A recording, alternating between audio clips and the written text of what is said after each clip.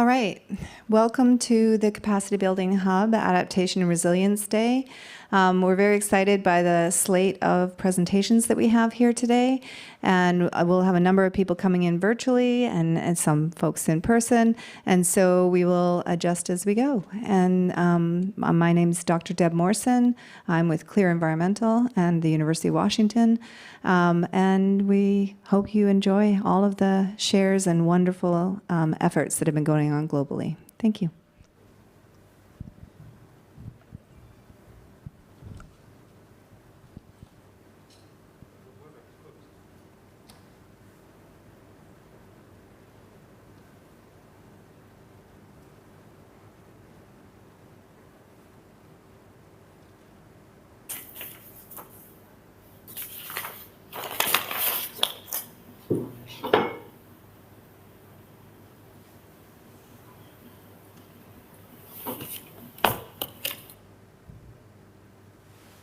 Afternoon and good evening, distinguished ladies and gentlemen.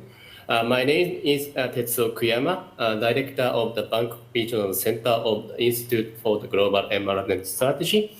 I'm very happy to invite all of you this event, namely the capacity building needs for the environmental resilience for all, key outcomes of the APAN Forum under the third capacity building hub.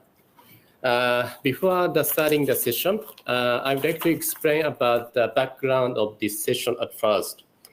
Asia Pacific Adaptation Network, we call the APAN, was developed and launched by the United Nations Environment Program, UNEP, in 2009 under the Global Adaptation Network. This is the first regional adaptation network. Under this network, the Asia Pacific Adaptation Forum, we call the APAN Forum, was organized as the primary regional platform for the adaptation participation to share their learning and experience and the learning from each other. The seventh Asia Pacific Climate Change Adaptation Forum was virtually organized from the 8 to 12 March 2020 first. Ministry of Environment Japan was the host of this event. Over 900 participants attended from over the 60 countries, including the representative from the government, intergovernmental organization, United Nations bodies, civil society organizations, and other entities. The forum concluded with a set of recommendations to advance and resilience for all. Under this session, under that kind of the background, we organized this session today to share the key outcomes of the seventh APAN Forum, especially focusing on the capacity building needs for the environmental resilience for all, and to share the ongoing and planned effort of APAN partners, including the host of the seventh Asia Pacific Adaptation Forum to support capacity building needs, including the generation of the knowledge, and finally to provide a space for the dialogue and understand needs of the wide range of the adaptation participants. For this purpose, at first, I'd like to invite two distinguished speakers for the opening remarks. At first, I'd like to invite Mr. Genichiro Tsukada from the Ministry of the Environment Japan, Director, Climate Change Adaptation Office. Tsukada-san, floor is yours. Can you hear me? Yes. Okay. Let me start. Distinguished speakers, moderators, and participants, good morning, good afternoon, and good evening, wherever you are. I'm Genichiro Tsukada from Ministry of the Environment Japan, and warm greetings from Tokyo. First of all, let me express my deepest appreciation to UNEP for organizing this event. It is my great honor to deliver opening remarks on behalf of the Ministry today, and I'd like to welcome all of you to this event. As you may be aware, Japan has supported the Asia Pacific Adaptation Network, or APAN, since its establishment in 2009. And I'm pleased to say that The APAN Forum now becomes the largest gathering of adaptation practitioners, with thousands of participants from governments, academia, and private sectors in the region. The 7th APAN Forum was held online in March this year, hosted by the Japanese Ministry of the Environment, together with the APAN Secretariat at UNEP's regional office in Bangkok. Actually, the conference was a great opportunity for everyone involved in adaptation to jointly discuss and share knowledge and goals, examples of various good practices, and international cooperation to promote adaptation. It's my great pleasure that we have this event to disseminate key outcomes of the forum at the Capacity Building Hub at COP26 today. Taking this opportunity, let me share with you the recent progress made in Japan's adaptation policy. In Japan, the Climate Change Adaptation Act, an independent law for the promotion of adaptation, was established in 2018. Japan promotes climate change adaptation measures in collaboration with various stakeholders under the Act. Additionally, I'm pleased to say that the new National Adaptation Plan, based on the latest scientific evidence, was approved by the Cabinet on 22nd October. Furthermore, based on the new plan, Japan submitted its adaptation communication to the UNFCCC on 26 October. Japan is also focusing on capacity building for policymakers in Asia-Pacific region. In June 2019, the Japanese Ministry of the Environment launched the Asia-Pacific Climate Change Adaptation Information Platform, or APPLAT, which provides necessary scientific knowledge such as climate change risk information and web-based tools, as well as assists in the development of skills needed to develop appropriate adaptation policies. Through the website of APPLAT, you can access prediction maps of climate change impacts, as well as information on laws and national adaptation plans. Finally, I'd like to emphasize that we continue to support countries in the region by sharing scientific knowledge and best practices on adaptation through the support to APAN, as well as relevant activities of APPLAT. Thank you for your kind attention. Thank you, Mr. Genichiro Tsukada. Next, welcome remarks from the Ms. Lauren Rigarda, Deputy House of the Representative Philippines and UNDRR Global Champion for the Resilience. Floor is yours.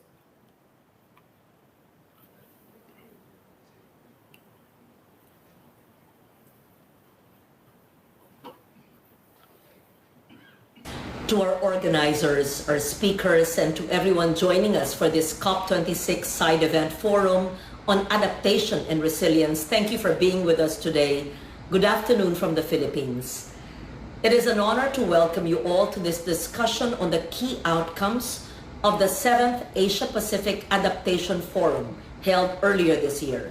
This forum has been our region's primary platform for bringing together a wide range of adaptation practitioners to share their learnings and experiences.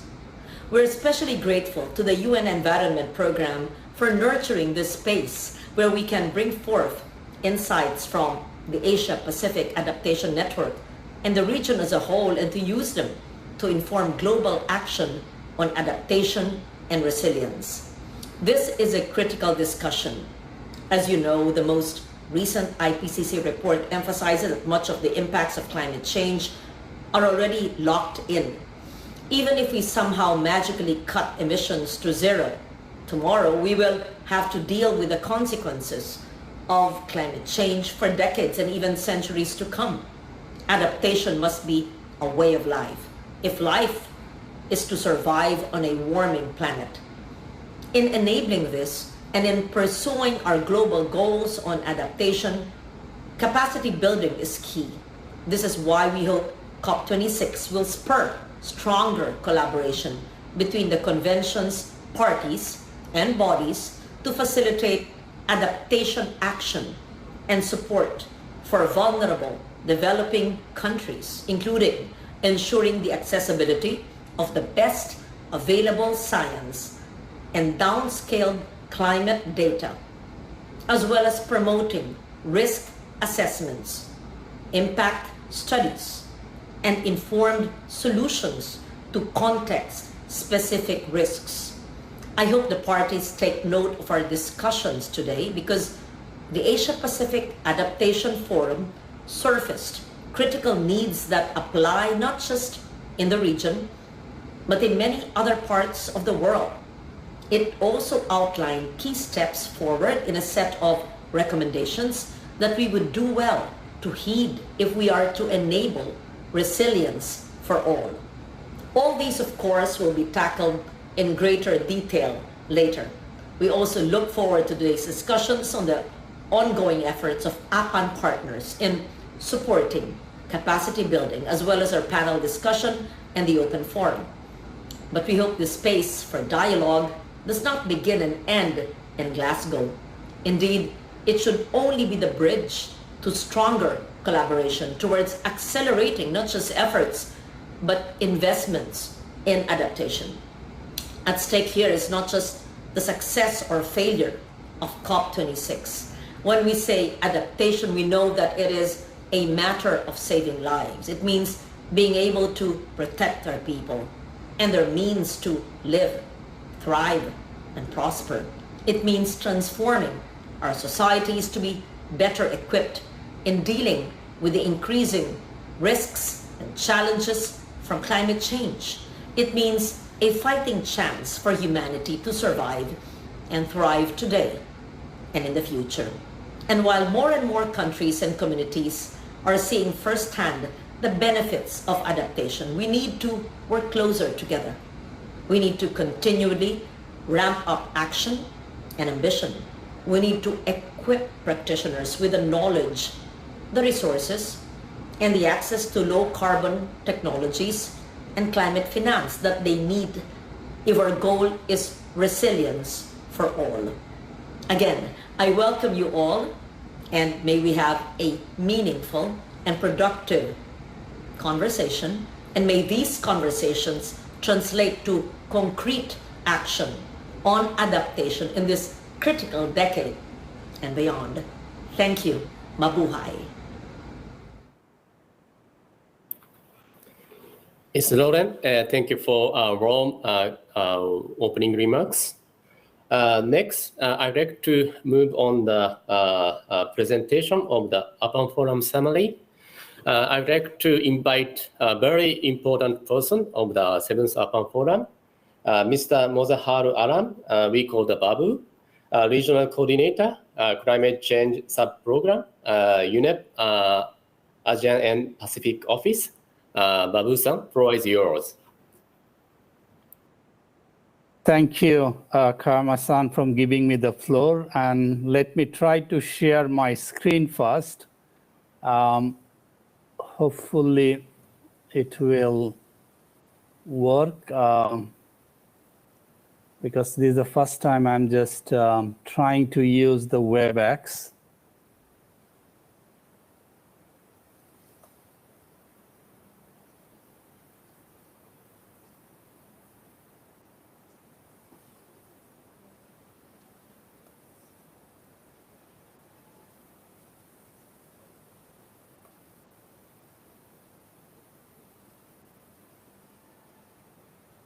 Does anyone know how to share? Sorry.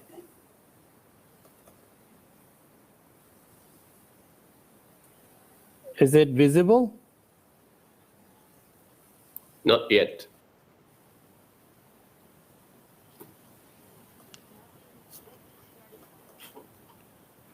You have to share your screen.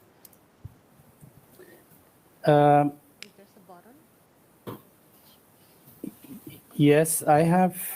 Yes, this is what I have clicked, and I'm seeing it's called the entire screen, the window, and Chrome tab.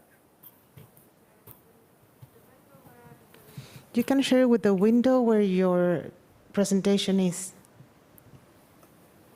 Okay. So you have to select the window where your presentation is. I'm not seeing it. because I have opened my presentation.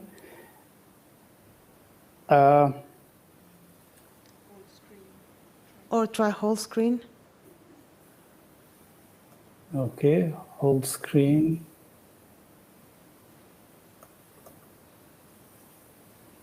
No. Can we just run that, because I have sent the recorded one instead of wasting the time? Is it possible just to run that then? Not at the same time. Because we have already.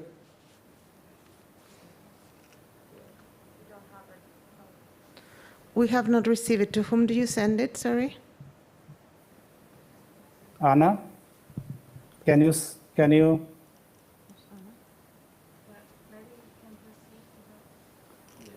We can send it and we go to another session. Yeah, we have sent it at the same time than with the other recordings. So we can receive the next speaker. They can present the next speaker. Anna is the moderator. She should jump in. Can I have a loud mic? Hi, Anna, if you want to go ahead and with our next speaker, and then we will come back and work out the recording. This is Deb. Okay. So Thank you. So before the Babu-san's presentation, I'd like to go to the panel intervention for the four sessions, thematic session in the 7th APAN Forum. At first, I'd like to ask Dr. Albert Salamanca, Senior Research Fellow at Stockholm Environment Institute. Your panel is focusing on the inclusive resilience. I'd like to ask you to what kind of output you got in your session. Yeah, Albert, floor is yours. Thanks, Tetsu-san. Good afternoon from Bangkok to everyone who's in Glasgow at the moment. Very pleased to be part of this session to present the results of the 7th APAN Forum, especially on the stream on inclusive resilience. So just to remind everyone that in the stream, standard across to all the streams, there were sessions on policy and climate governance, planning and processes, science and assessment, technologies and practices, and financing and investing. So these were the 5 elements in our conversation with regards to inclusive resilience. So the stream that we were responsible for was on inclusive resilience, and our partner in that particular stream was ICIMOD. And also we work with different partners in the different sessions. So the key, if I may just present 3 key points that came out of that discussion, is that in the sessions, the key ideas are that resilience is not possible without justice. Government should provide spaces for activism. Youth, women, indigenous peoples, people with disabilities are not risks. They are sources of resilience and they have capabilities. And then the second insight that was discussed was that governance is key. So when we talk about inclusive resilience, governance is key. So in other words, we need to look at the structural barriers that continue to exclude and marginalize women, indigenous peoples, people with disabilities, and other marginalized groups. So in other words, in the case, for example, of women, if patriarchy continues to undermine women's equality, we should address it in the way we act on climate change impacts. And then maybe, I'm not sure how much time do I have, but the last point I'd like to emphasize is that while we all agree that there is a strong need for adaptation finance, we need to find new ways to ensure that those most impacted by climate change are able to access the funds to facilitate their capacity building and ultimately provide them with opportunities to contribute to resilience building initiatives. So those were if you like, the 3 key messages that came out of the 5 sessions during the 7th Asia Pacific Adaptation Network Forum held early this year. And also it can be linked to the virtual dialogue that was held the previous year in October in 2019 to prepare for this session. So happy to engage with, if there are questions or comments on what happened in that particular stream, happy to respond to these questions. Thank you very much, Ms. Susan. Albert, thank you for your reporting of your lead sessions. Next speaker, I'd like to ask Mr. Arugya Shinha Roy from the ADB. Arugya, floor is yours. I think that you are now in the Glasgow, right? Yes, I am. Can you hear me? All right, great. Yes. Thank you so much, and good morning, everybody. So my name is Orguson Roy. I work with Asian Development Bank on adaptation and resilience. I'm very happy to participate in person today and give an update on the stream which we've led, which was the economic sector resilience. So we looked at sectors around agriculture, fisheries, tourism, SMEs, which are critical for businesses and the services. And we discussed at the APAN forum, how can the resilience of these sectors be strengthened? But I just want to emphasize before I talk about the 3 key messages is that while we are talking about economic sectors are largely dependent on the infrastructure around it because they need to deliver. At the same time, economic sectors serves the livelihoods of the people. So we just cannot see economic sectors in isolation without the infrastructure bit and the people angle of it. Now, the 3 key messages which came out of the 5 topics, as mentioned by Albert, my previous speaker, in our case, one was, if we want to strengthen resilience of economic sectors, we have to adopt a systems approach, which means we really need to understand how risk in one sector trickles down and impacts other sectors across the economy from national to local level, at the same time at a regional and international level. And the systemic understanding of risk is absolutely critical for ensuring resilience of the entire economy. Now, what does it mean in terms of capacity building? Which means one needs to translate this understanding across government systems. So working from macro fiscal planning processes to sector planning and budgeting processes to individual design of investment projects and implementation of such projects. It also means that this understanding of risk needs to be factored into decision making and preferably into longer term planning processes. Shorter term plannings are not sufficient enough for us to take decisions for adaptation and resilience.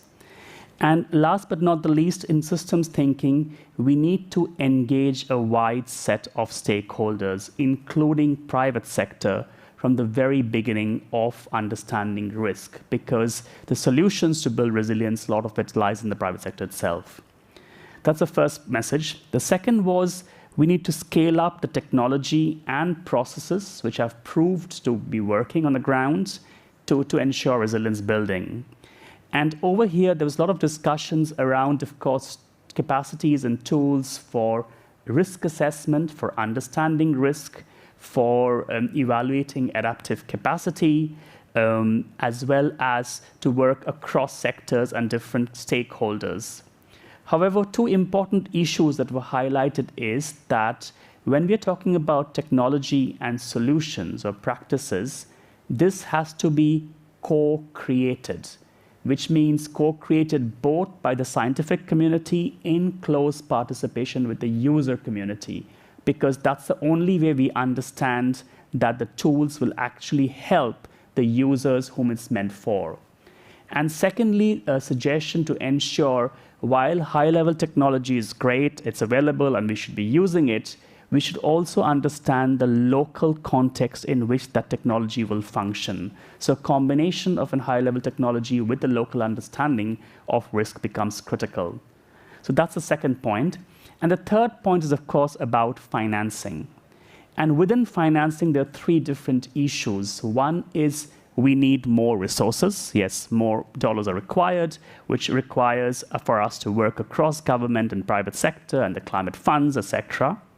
Secondly is we need different kind of financial products to make economic sectors resilience, which includes products like loans and grants, but equally products around insurance and other kind of mechanisms.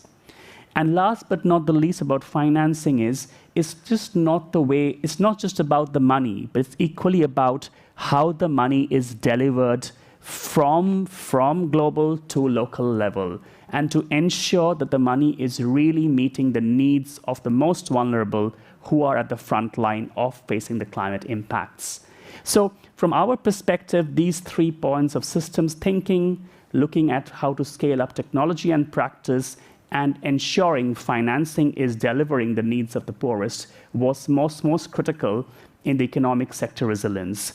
Before I end, just to emphasize from Asian Development Bank's perspective, how we are taking forward some of these initiatives is through a series of technical assistance projects in some countries like Indonesia, Mongolia, Armenia. We are working with ministries of finance to make them really understand how risk transmits through macro, meso, and micro level, and how can they ensure such risk understanding is factored in the decision-making processes, and how to generate revenue for adaptation solutions.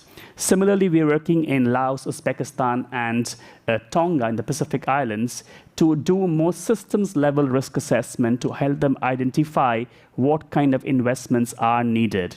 And last but not least, in the financial sectors, we're working across different kind of financial products like risk financing products, as well as we'll be signing up to the Task Force for Climate-Related Financial Disclosure to improve ADB's internal systems for disclosing climate risk. Lastly, just to one key point, I think a key emphasis from our sessions was that capacity building is a process. It's not a one-off exercise we do. As a result of which we need to be patient. It's a longer-term engagement. There should be availability of financing, and we need to have a spirit of co-creating solutions and commonly understanding the problems that stakeholders are collectively facing, so that the products we ultimately deliver are really meaningful and have an impact on the ground. So I'll stop here. Thank you.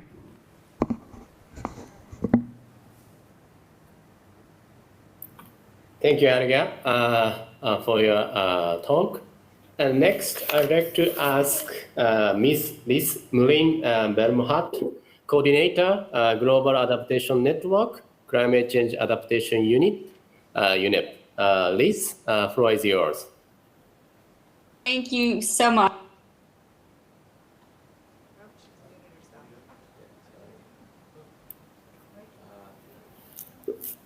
Liz, can you unmute? We cannot hear you.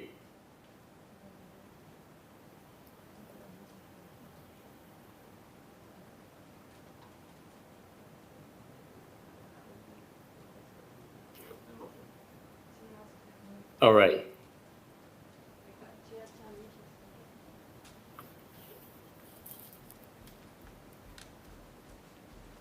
Sorry, you need to unmute yourself.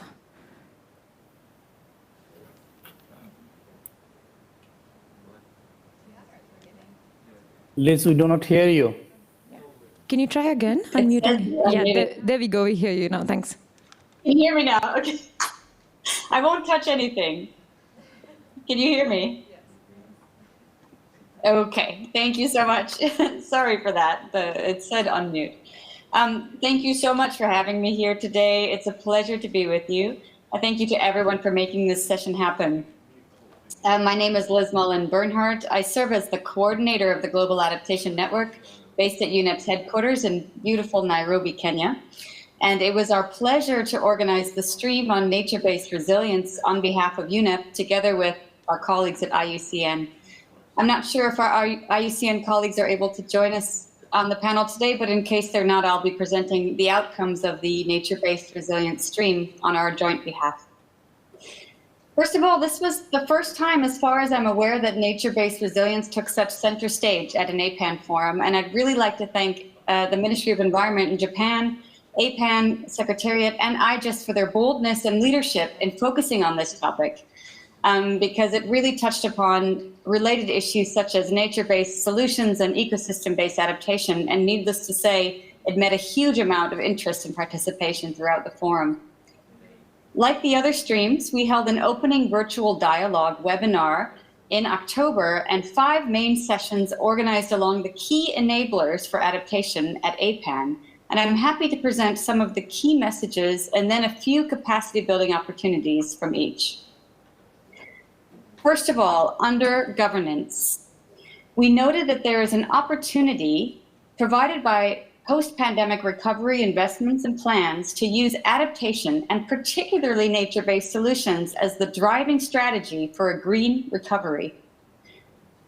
This was the key message, one of the key messages that came out of UNEP's Adaptation Gap Report 2021, which was launched yesterday for those who are able to see that.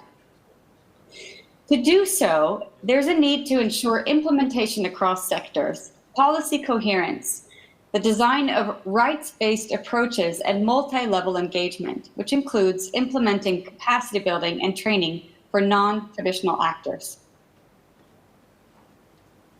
Under the area of planning and processes, we noted a key message was that climate change impacts and vulnerability of people and ecosystems are seriously under threat, with tremendous cost implications and socioeconomic problems. There is therefore a great interest and need to protect ecosystems so that they can protect people and economies from the impacts of climate change. To do so, it's key that multi-stakeholder processes and engagement at all stages of adaptation planning processes must be incorporated. This includes the participation of local and national populations and champions, and the inclusion of traditional knowledge on nature-based solutions. This must be incorporated together with scientific knowledge about adaptation and nature-based solutions in order to incorporate EBA solutions across the sectors.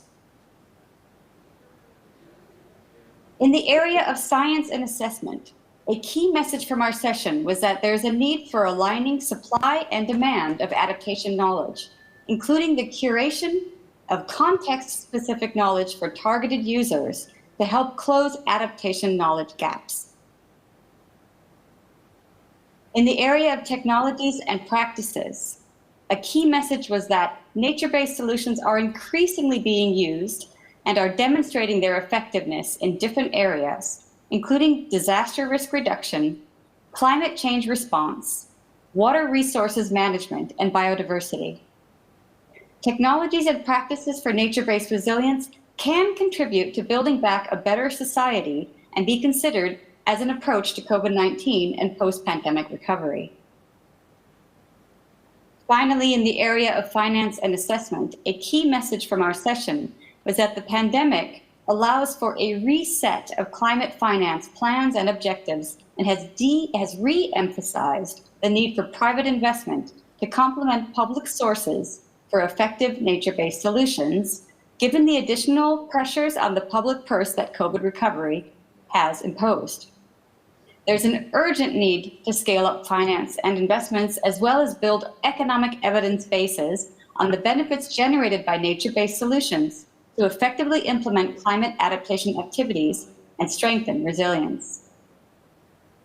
Now, in the context of these 5 streams, we also, of course, noted a number of important capacity building examples and opportunities. These include, in the area of finance, the new Global Fund on Ecosystem-Based Adaptation under Germany ICI, launched in March 2021 and co-implemented by IUCN and UNEP. The purpose of the Global EBA Fund is to support catalytic initiatives to help to overcome identified barriers to scaling up ecosystem-based adaptation, such as those related to governance challenges and contributing to policy upscaling of EBA. We have now just completed our 2nd call for the fund, and the 3rd call will open soon, ending in February. Another capacity building opportunity is in the area of training and training materials. The Global Support Program for NAPS otherwise known as the NAP GSP, which is co-implemented by UNEP and UNDP and coming to an end at this year, has been providing in-country and virtual support on stock taking of capacity gaps and needs, as well as ongoing adaptation plans and activities to identify entry points for NAP support. UNEP and UNDP, together with program partners, have been training on the NAP process for multi-stakeholder groups, economics of adaptation, and understanding of climate information in the context of development planning. One outcome of NAP GSP is a set of guidelines for integrating ecosystem-based adaptation into NAPs as a supplement to UNFCCC's NAP technical guidelines. We launched these recently at the IUCN World Congress and held a session earlier this week in UNITAR's Climate Classroom. Those guidelines are already available, and a new e-training course which we are producing with UNITAR will be launched in a matter of weeks. And finally, one final capacity building opportunity is in the area of overcoming adaptation knowledge gaps. This is being carried out in the context of the Lima Adaptation Knowledge Initiative, otherwise known as LAKI, where adaptation knowledge gaps are being identified and efforts sought to close them at the sub-regional level. LAKI is carried out through the UNFCCC Secretariat via its Nairobi Work Program in partnership with UNEP through GAN and its regional networks. Within the Asia-Pacific region, we collaborated with ICIMOD in the Hindu-Kush Himalayas and with SPREP in the Pacific subregions in order to address priority adaptation knowledge gaps in those regions, together with a related lack of capacity, and to overcome those gaps. I'll stop here and am very happy to provide further information on those initiatives or the outcomes of the stream. Thank you so much.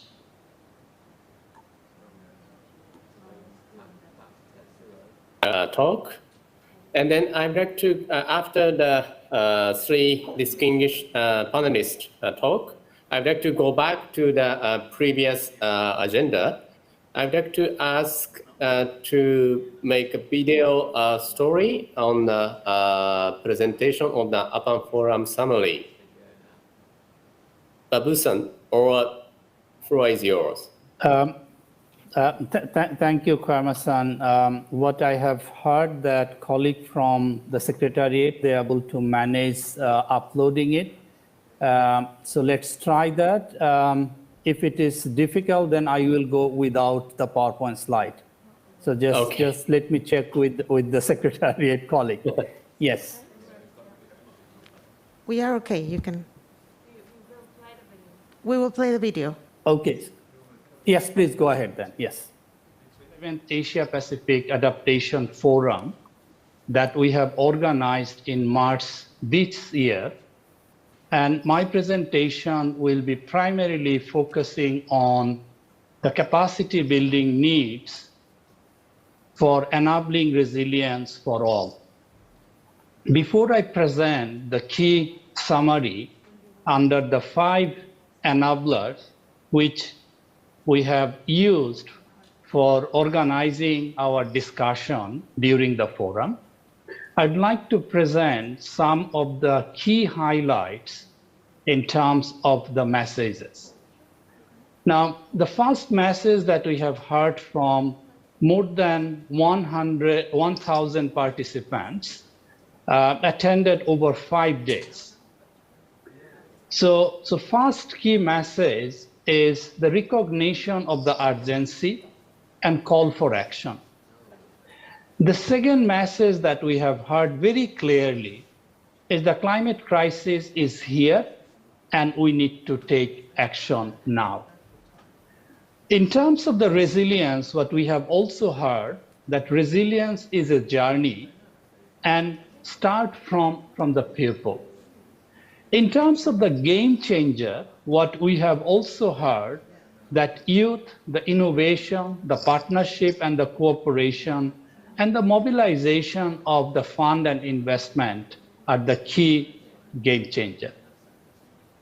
What we have also heard from our 8th, the Secretary General of the United Nations, that we need to bring the step changes and the incremental changes are not going to solve the problem and the climate crisis that we are facing and we are going to face in future. So the step change is required in terms of raising ambition, both in mitigation as well as in adaptation. What we have also heard that we also need to change the steps in mobilizing the climate finance. We also need to bring changes in terms of the partnership and the knowledge exchange. Now, the way we have organized the forum, starting with the high level, the plenary session, the openings before that, as well as we have also done the concluding session with the high level, the dignitaries in the forum. And then we have captured not only what we have heard in terms of writing, but we have also captured what we have heard through this artwork. And then we have captured, and particularly I would like to mention, in that capture, we have also talked about road to the COP26 and how do we move from empathy to empathy. So this is the way we have also captured the key messages. Now, as I mentioned that we have organized our session under the 5 enabling environment or the conditions or enablers, whatever we would like to call them. The first one was the policy and the climate governance. And the key messages that we have heard under the climate policy and the governance is that the climate governance is crucial, but what is important that we need to take a whole of society approach for building resilience. And in terms of the policies and the governance, it is very important that open up the political space in the vulnerability assessment as well as the decision making. And this open space is primarily not only the policymakers at the national level or the sectoral, but also bringing the whole sector of the society and creating that space so that everybody can participate. We have also heard that the resilience of one person, community, or a country is not built at the expense of the others. And this is where we have had a lot of conversation on the ill-planned the development, the maladaptation in the context of the climate change. But also what we have heard that the stronger and the uncompromised commitment is necessary for successful implementation of the Paris Agreement. Now, when we moved into the step changes that I have mentioned, so we have heard about that we need to change in terms of our thinking, and we need to go for a system thinking, which will be very inclusive. We have also heard that the step changes is required when we are targeted the intervention across the sectors. It is not only focusing on the one sectors, but we need to bring the multiple sectors. Also engaging the private sector very strongly, and also the institutional capacity building, which is also necessary. In terms of the capacity building, as we are having the discussion today in the capacity building hub under the climate change adaptation and the resilience. So in terms of the capacity building, particularly focusing on the policy and the climate governance, what we have heard that we need to improve the procedure, the processes, and the system, and bringing about a culture of change within the organization. But we have also heard that we need to empower the women-led organization to drive the resilience agenda on the ground, because they are one of the most vulnerable, but also often neglected when the policy making happens. But also not to bring or build the capacity of the non-traditional actors and the local government and the communities. As I have already mentioned that it is important to bring the institutional capacity as well. Now let me move to also the second area, but before that, this is the common what we have also done, capturing the messages visually. Now, the second area, as I have mentioned, the planning and the processes. And what are the key messages that we have heard over the 5 days of the discussion is the resilience is a journey and we need to put the people. So putting the people-centric became a very central piece of the conversation and the need. The opportunity and the leadership is also important in terms of the planning processes, and that provide the opportunity to work together and bringing all stakeholders to the table. And without the political will and the leadership, the changes in the current planning and the allocation of the resources is not going to happen. So this is very important in the leadership aspect. Again, if we look into the step changes, we need to break silos. We need to have a coordinated adaptation planning processes and the mainstreaming. We need to adopt a people-centric, the context-specific approach, as the climate change adaptation is very much context-specific. And we need to move beyond the short-term development planning and budgeting to a longer-term development planning and the budgeting to address the climate change. And this is where the whole aspect of the mainstreaming, the integration of the climate change also came very strongly. In terms of the capacity building, focusing on the policy and the procedure is again that the support required for a systemic changes at the country level to carry out the risk assessment and adopt the risk-informed planning. We have also heard that need to provide support mainstreaming adaptation planning and budgeting and the investment, and also develop appropriate guidelines to avoid the maladaptation practices. Similarly, we have captured those messages also through the artwork, and these are all available in the Asia Pacific Adaptation Forum website.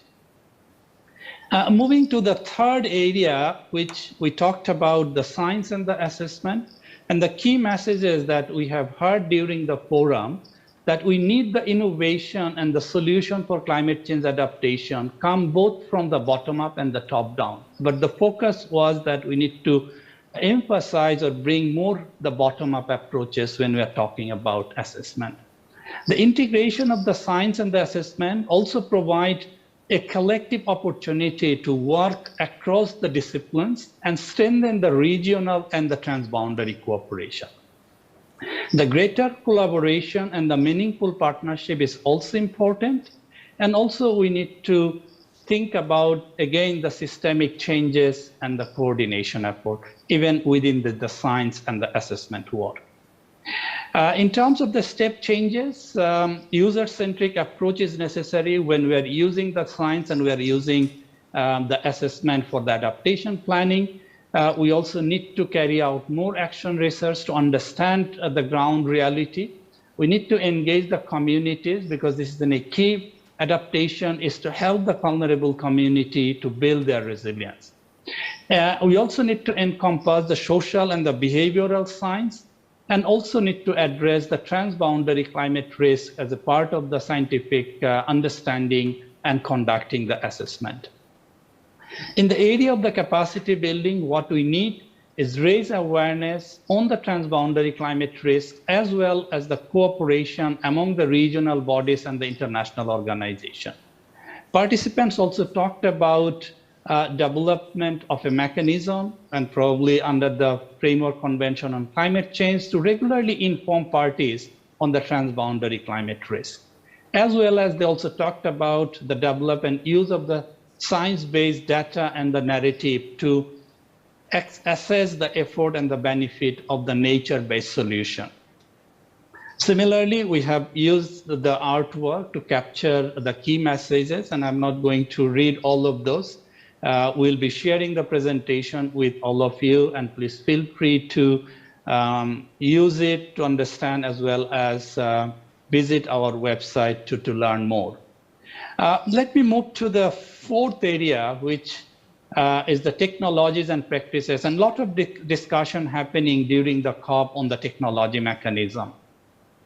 Now, what we have heard in terms of the key messages that we need to nurture and value the capital in all its dimension. It's physical, the financial, the natural, and the human capital. We also need to adopt the technologies that embrace the innovation for the disruptive technology. It has also been recognized that the one does not fit for all, and we need to engage all actors, as well as we need to focus on the future generation. It's not only think about the current generation. Promote the cross-disciplinary learning in the technology and the practices. In terms of the step changes, use a bottom-up approach, apply the user-centric and the context-specific technologies, strengthen the innovation and the cooperation. Moving to the key capacity building needs, strengthen and build the capacities of the communities to act and adapt to the adverse impact of climate change. Increase the capacity among women, particularly the renewable energy technology, and particularly within the community is the indigenous communities. We have also heard that we need to do the transforming the data into an understandable information through producing the different product, provide the guidance through the customized training too. Similarly, I'm not going to read this, the visual graphics we have done for all the 5 enablers. Now let me move into the last area of the enabler, which is finance. And the finance is another key area of the discussion happening during the COP. Now the climate change is happening, but much happening faster than the fund flow. So this is what has been talked a lot. And I think what we are hearing in the COP is the similar things. We have also heard that the fund, when it is flowing but reaching the vulnerable communities, is extremely low. So we need to also emphasize how the vulnerable community can receive the more money. A scale-up must focus both on the quality and the quantity of the outcomes. And what we have heard, which is many of you have heard before, that the good development is a good adaptation and investment in the long-term resilience. We have also heard about, when we talked about the finance, that the COVID-19 is an opportunity to transform the system and revitalize the partnership and cooperation. In terms of the step changes, what we have heard, that integrate climate change into the development finance and the private sector investment. Shift to the long-term horizon of the project and the planning. Provide the upfront, the technical assistance. Increase the understanding on the incremental cost and the benefit. And we have heard in the COP that many private sector is basically coming forward, particularly to protecting their investment as well as making their investment carbon neutral, which is very encouraging. In terms of the capacity building needs, what we have heard that we need to enhance the upfront capacity to identify adaptation investment and mainstreaming the sustainable finance in the national budgeting processes. The national research and the general and the knowledge generation by the local expert, because the local expert, they have the more knowledge about the local context and how the different, the finance and the technology will help them or benefit them most. Strengthening the national adaptive capacity is also came very strongly, particularly asking for investing in the local capacity building, research, and education. Before I end, I would like to mention that this was a whole partnership among many organizations, and I'd like to thank all the organizations who have contributed for advancing the climate change adaptation and the knowledge exchange. And the partnership is a key for capacity building and enabling the inclusive resilience. Thank you very much once again. And these are the organizations who were behind the 7th Asia Pacific Adaptation Forum and then help us to bring, as I mentioned, more than 1,000 people in the forum, and we have heard from them over 5 days. Thank you very much once again for allowing UNEP to present on behalf of all the partners the summary and particularly the capacity building that we need for building and on enabling the resilience for all. Thank you very much. Thank you, Babu-san, for your summary of the 7th APAN Forum. Originally, from now on, I'd like to ask all panelists to do the question and answer session. But unfortunately, we don't have any time to do such kind of the question and answer. So I have to conclude this session today. As Babu-san mentioned in his talk, we have to understand that so we are now facing the urgent climate issues. And so we need to implement the adaptation action right now. So under these understandings, there were diverse discussions at the 7th APAN Forum. Our 3 distinguished panelists pointed out in their talk. I'd like to pick up some main issues from the panelists. At first, we need to understand the diverse, the social and economical background behind the climate change adaptation issue from the regional level to the local level. Second one is the capacity development of the wide range of the stakeholder is needed. And also the climate finance is very important issue, so we have to emphasize these issues. I think we have other issues they pointed out, but I'd like to finalize that. So I hope that many actions of the capacity development of adaptation has already been studied based on the discussion there. And then also we have to monitor the progress of these actions at the next opportunity somewhere in the international conference after the COP26 now. So finally, I'd like to thank all speakers and panelists and audience to your contribution to the session. Thank you again, and then have a nice day. Thank you. Thank you so much for being here. Thank you. Thanks. Okay. Bye. Bye. Thank you. Bye-bye.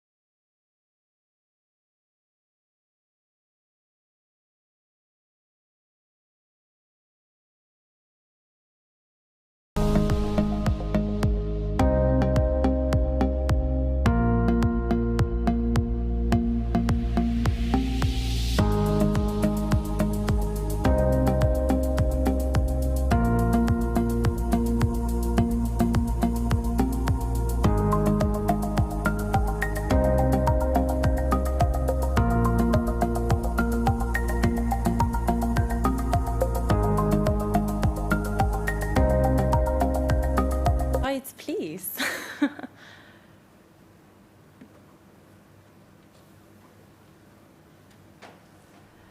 Okay, well, welcome everybody. Thank you so much for joining this session today on no climate justice without gender justice. It's a peer-to-peer learning session, so the objective is that we can learn from each other. I really encourage you all to speak up, comment and engage so that we can all learn from each other about the interlinkages and the interlinkages between climate justice and and gender justice. So without further ado, I'll make sure this is working properly. Just going to introduce ourselves. So I'm Hayley Capp from CARE International. I'm a climate justice advisor and I coordinate the CARE Climate and Resilience Academy. And I'm joined today with my colleagues Marlene and Shakondi and also Joy, who hopefully is going to be able to connect virtually. There have been a few issues. But I will hand over to Marlene to introduce herself. Thank you very much, Hayley. Good morning, everyone. My name is Marlene Achoki. I work with CARE at the Global Policy Co-Lead, Climate Change and Resilience, and welcome to the Learning Hub. Good morning, everyone. My name is Chikondi Chavuta. I am the Regional Advocacy Advisor for CARE, and I'm based in Lilongwe, Malawi. I'll be your moderator today, so please feel free, as Hayley has said, to raise your hand so that we learn and share together. Thank you. And Joy, I'm just sorry if I look at my phone, it's because we set up an alternative where he messages me on WhatsApp, if you can hear. But Joy, as it says on the slide, is a senior program coordinator for humanitarian and resilience work, and he's based in CARE Bangladesh. And hopefully we will get to hear from him soon. So just a short overview of the structure of the session today. So a quick welcome exercise. We want to get to know all of you a little bit better, to know who we have in the room. We will then move on to a quick quiz. So I hope you've got either laptop or phone ready so you can participate in this quiz, where we will learn more about why gender justice is crucial to building a climate resilience for all. And then the very final section of the session, we're going to look a little bit more into how to integrate gender into community-based adaptation programming. So we're going to hear from Joy at CARE Bangladesh, a case study, and luckily we had a video done beforehand in case there were any technical issues, so we will still be able to hear that. And we will also talk a little bit about the CARE climate vulnerability and capacity analysis tool and how we integrate gender into that. So let's move on to the first sort of welcome, getting to know each other. So optional if you want to participate, but put your hand up or keep it down if you prefer not to say. But who in the room identifies as a woman or is female? Okay, great. I didn't put my hand up, but Shakonda, you can see sort of the numbers that we've got compared to those who identify as men, male or man. Okay, so we've got a few. I think we've got a few more female than men, and those that identify other. Excellent. So we've got representation across, various different gender groups. That's fantastic to see. Next, getting to know each other question is, what is your level of expertise on climate change? So raise your hand if you consider yourself a newbie. Okay, 1, 2, 3, 4, 5, 6. Right. Yeah. Okay. So please help me, colleagues. I'm counting the numbers. And what about those who feel they're somewhere in between? Okay, is that more? I think there's a few more there, isn't there? 10. Yeah. And an expert. Great. Okay, a few less experts. However, I'm really glad we've got a mix of everyone, so you can really add to this discussion. And then the final question here is, what is your level of expertise on gender? So who considers themselves a newbie? Okay, 2 people.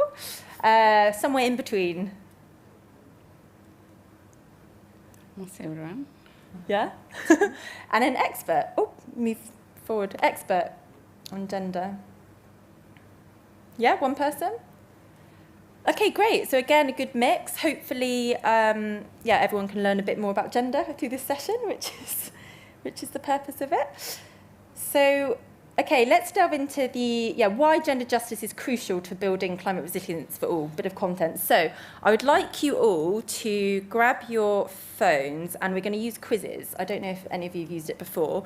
So I'm going to now, if Tech can kindly switch me over to my screen so that I can start the live quiz and you can see what the login code is.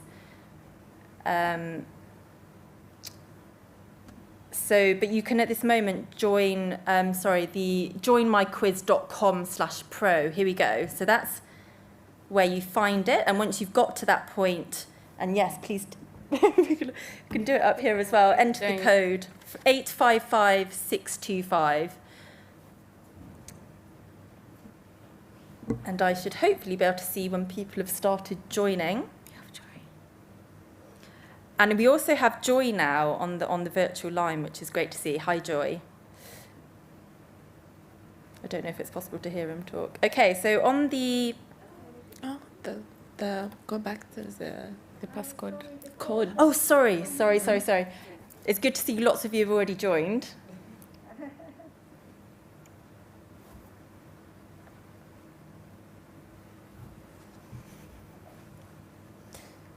Anyone else still need the code?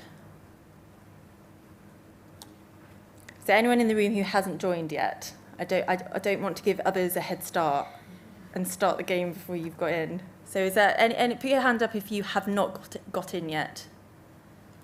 Okay, excellent. So I'm going to start the quiz. Good luck.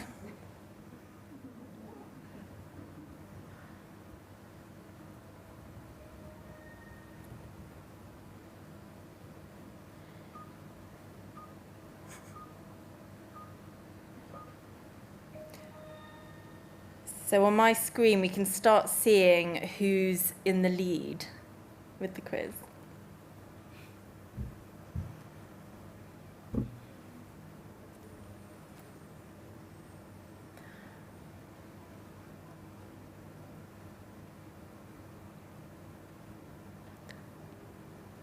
Oh, okay, we have E has just jumped into the lead.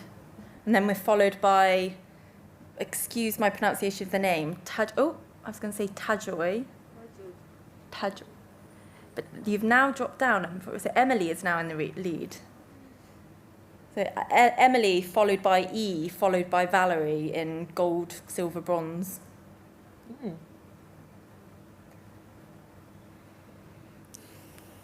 So I think the faster you answer the question, you get more points as well.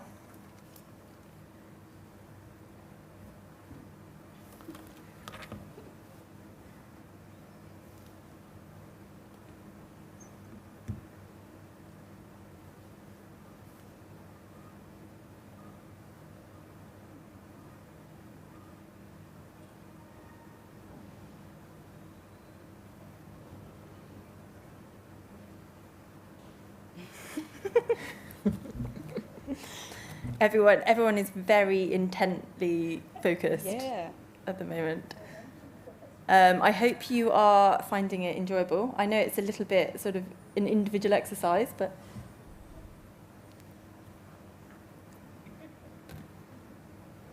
just while you're finishing off, I just want to see Joy, are you on the line? Can you hear us, Joy?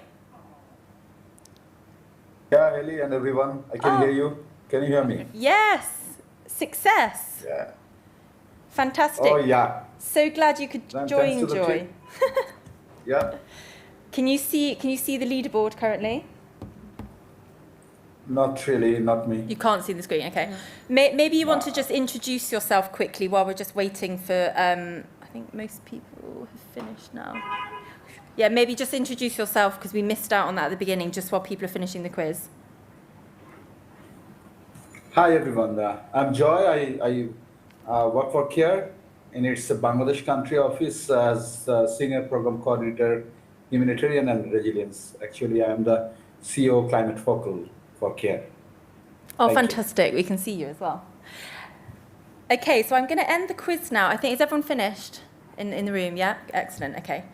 So we can see that Emily, Nia and Vet, I don't know if you want to raise your hands, here have scored in the top 3 spots, so congratulations.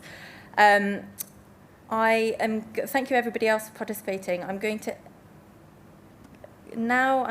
go to the questions quickly. Just going to see if we can. Look, so we're going to switch over to my slides in a minute and go and talk through the questions in more detail. But for the first question, 21 people got the what was the proportion of women and children among the fatalities during the 2004 Asian tsunami. So 22 got that correct, and 6 incorrect. Quite a lot of people got this question here incorrect about what is the out-migration of men likely, how is the out-migration of men likely to impact women? most people got the question correct on how much of the time spent on household food preparation is women's time. And I'm going to show you what the answers are to these in a minute. And then which is gender equality, most people got that one right. So if I can switch back to the slides now, that'd be great, thank you.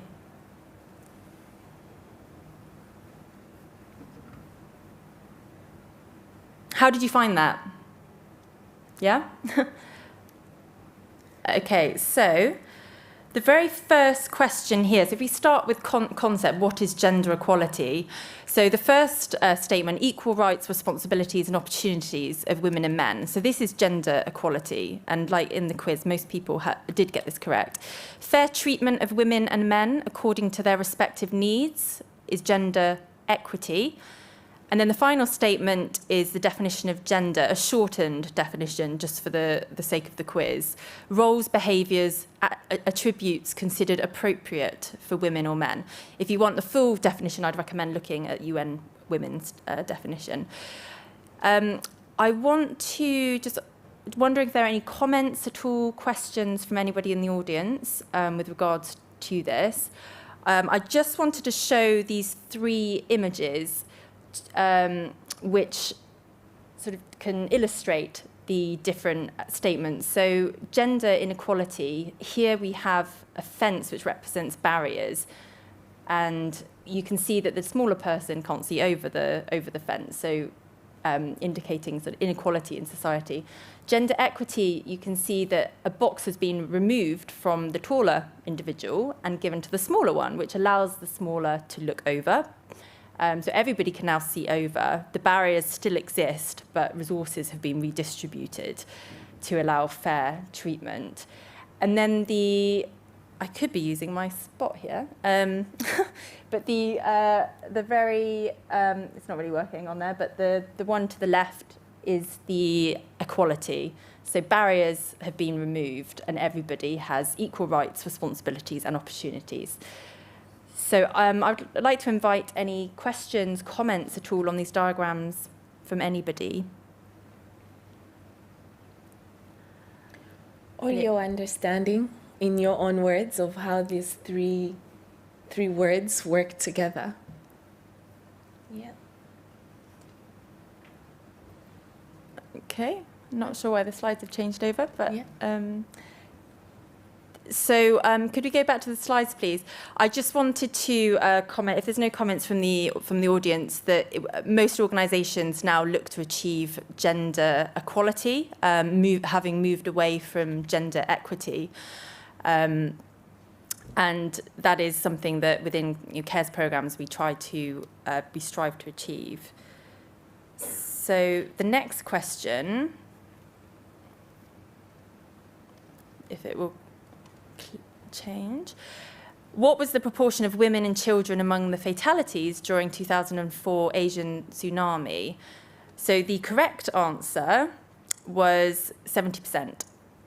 And I believe that in the quiz, most people got that one right. 22 people got that right. Joy, if you can hear us on the line, I was wondering if you wanted to just give any sort of comments from your own experience in the Bangladesh context with regards to this, the differentiated impacts here that we see on male and men and women at time of disasters. Well, thank you, Haley. I mean, not from my own experience, but from the history of Bangladesh, because in the event I'm talking about is 1991 cyclone, when I was like maybe 10, 11 years old, yeah. So I can't remember the event, but what happened, you know?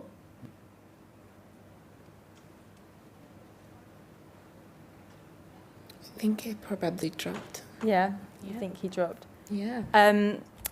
Well, I know because Joy's spoken about this before, so I could just add. I hope it's the example he was going to give. But there was it was a long time ago. I think it was in 1991. But there was an instance when a father during a cyclone was holding on to two of his children, one female, one male, and when he lost his strength, he had to make, he made a decision in which one to let go, and he let go of the female. Now, this was a long time ago, and situation has changed now from that time, but it's still inherent that there are these inequalities that exist, and sometimes mobility of women to be able to Malawi and Zimbabwe. So during that cyclone, when the water levels were rising, obviously the men had more strength and they were able to quickly move to higher ground. And when the helicopters were moving, most of the people that were found on top of roofs or trees were women with children. And also those who were sort of carried away more with the water were women. It was easy to see those differentiated access to run when a sudden disaster of that nature took place in that context. Yeah, thank you. And often socially, women may not learn how to swim or have sort of access to early warnings. Yes, please. Can we hear, if you want to speak in the mic, you can walk, yeah. Yeah, please, we welcome your experiences here. Okay, I just want to share my experience just briefly. I'm Lovetta from Freetown, Sierra Leone. In 2017, we had a mudslide early in the morning, around 5 to 6 a.m. And there is this notion that the women and kids wake up first in the morning to prepare breakfast. So the mudslide, we had up to 70% casualty on women and children than men, because they were out very early in the morning preparing breakfast when it happened. So by the time the men who were strong had to run away, the women and the kids, most of them died. I just wanted to share that. Thank you. Thank you so much for sharing. We're very keen to hear other experiences. Any comments? Yeah.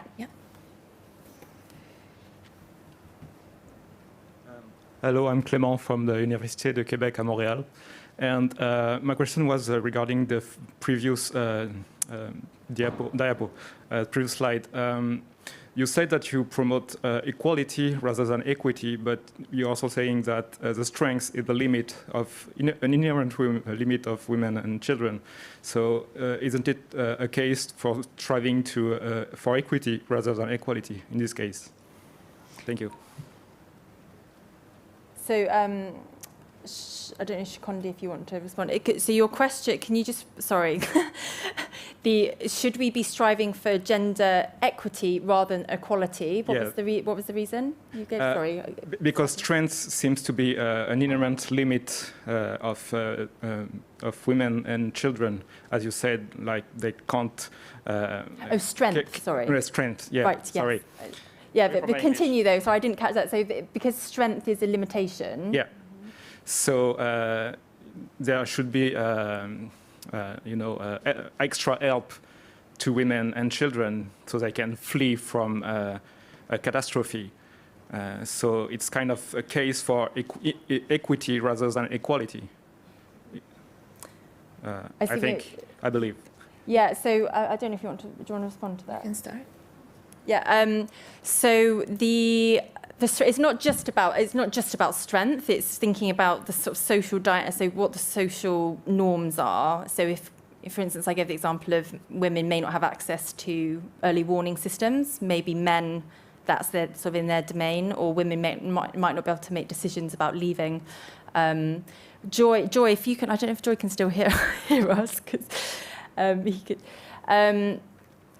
But the point here with these diagrams is that gender equity is about sort of making things fair, but you're sort of taking things away potentially from somebody else to level the playing field. Whereas, isn't it better to achieve equality where there aren't any barriers to anybody?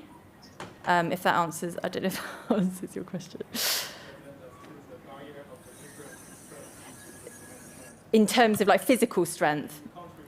And you can't remove, that's like innate, isn't it? That's just, so what can we do instead? So I guess it's balancing up and thinking, okay, what are the needs of different individuals and making sure that different needs are known and different provisions are in place to support. There is actually another, I won't spend too much longer on here because we've got more to get through, but another diagram, it's a tree diagram, where it talks about gender inequality, equality, and there is also a gender justice sort of element, which looks at making sure that you, as you were saying, in certain situations, you address the gender equality, but also the sort of gender equity.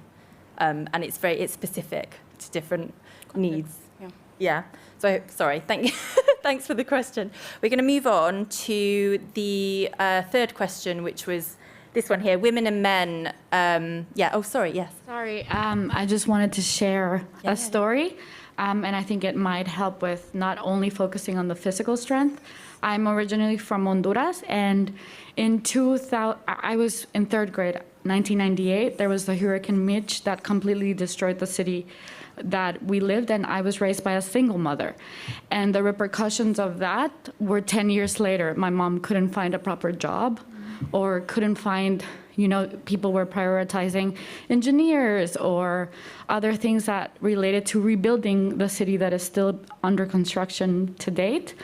But the repercussions of having something like climate effect in what socially means affected me even, and the opportunities I had and what school I had to go to, my brother, what school he could go to. So I think that's what you were trying to say. Like, the examples were not only on the event of the emergency that, of course, we had to call my uncles, I remember, so they could help us out, or they could be. Fortunately, we were all physically okay. But the repercussions of employment, of education, what this means, I think still impact our lives today. Thank you. Yeah, thank you very much. Are there any other comments from anybody else on this? Please do keep putting your hand up and coming and speaking, so it's not just us talking. So this question here: how is the outmigration of men likely to impact women? So the correct answers here were the sort of increased workload, also increased risk of sexual violence and expulsion, and increased autonomy and decision making. Anybody got any comments on this? Any sort of experience they want to share? Yes, go ahead. Not a comment, but just can you clarify what you mean by outmigration of men in what context? So yeah, is Joy on the line? No. Okay. So so the outmigration of men is leaving, say, a rural setting, so their family home. Joy, please. You can hear me now. Oh, great. Yeah, please jump in to any of these questions as well. Sorry, can you just repeat the question? We have to make sure everybody's mic'd when they ask a question. So if we can just have the question repeated.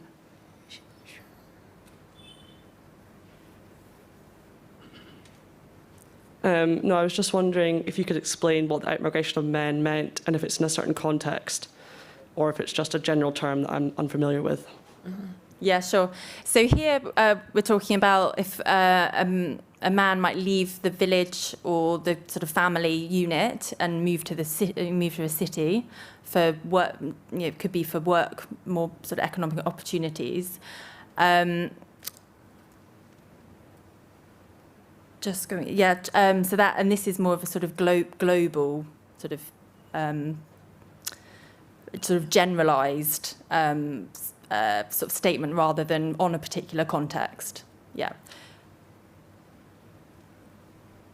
Okay, I'm going to move on now. Don't know if Joy has anything he wants to say on this.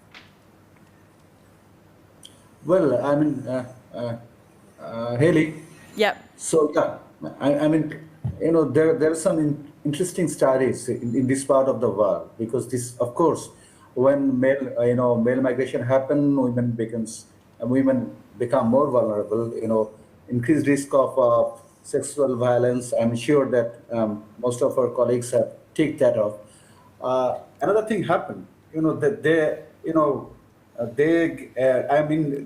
fourth option, that increased autonomy and decision-making power.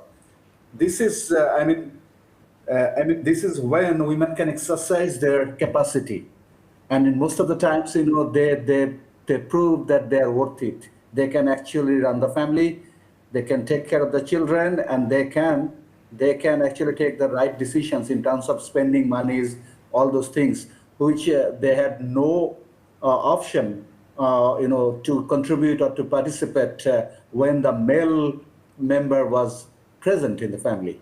So this in a way, this is actually providing women an opportunity to exercise their potential.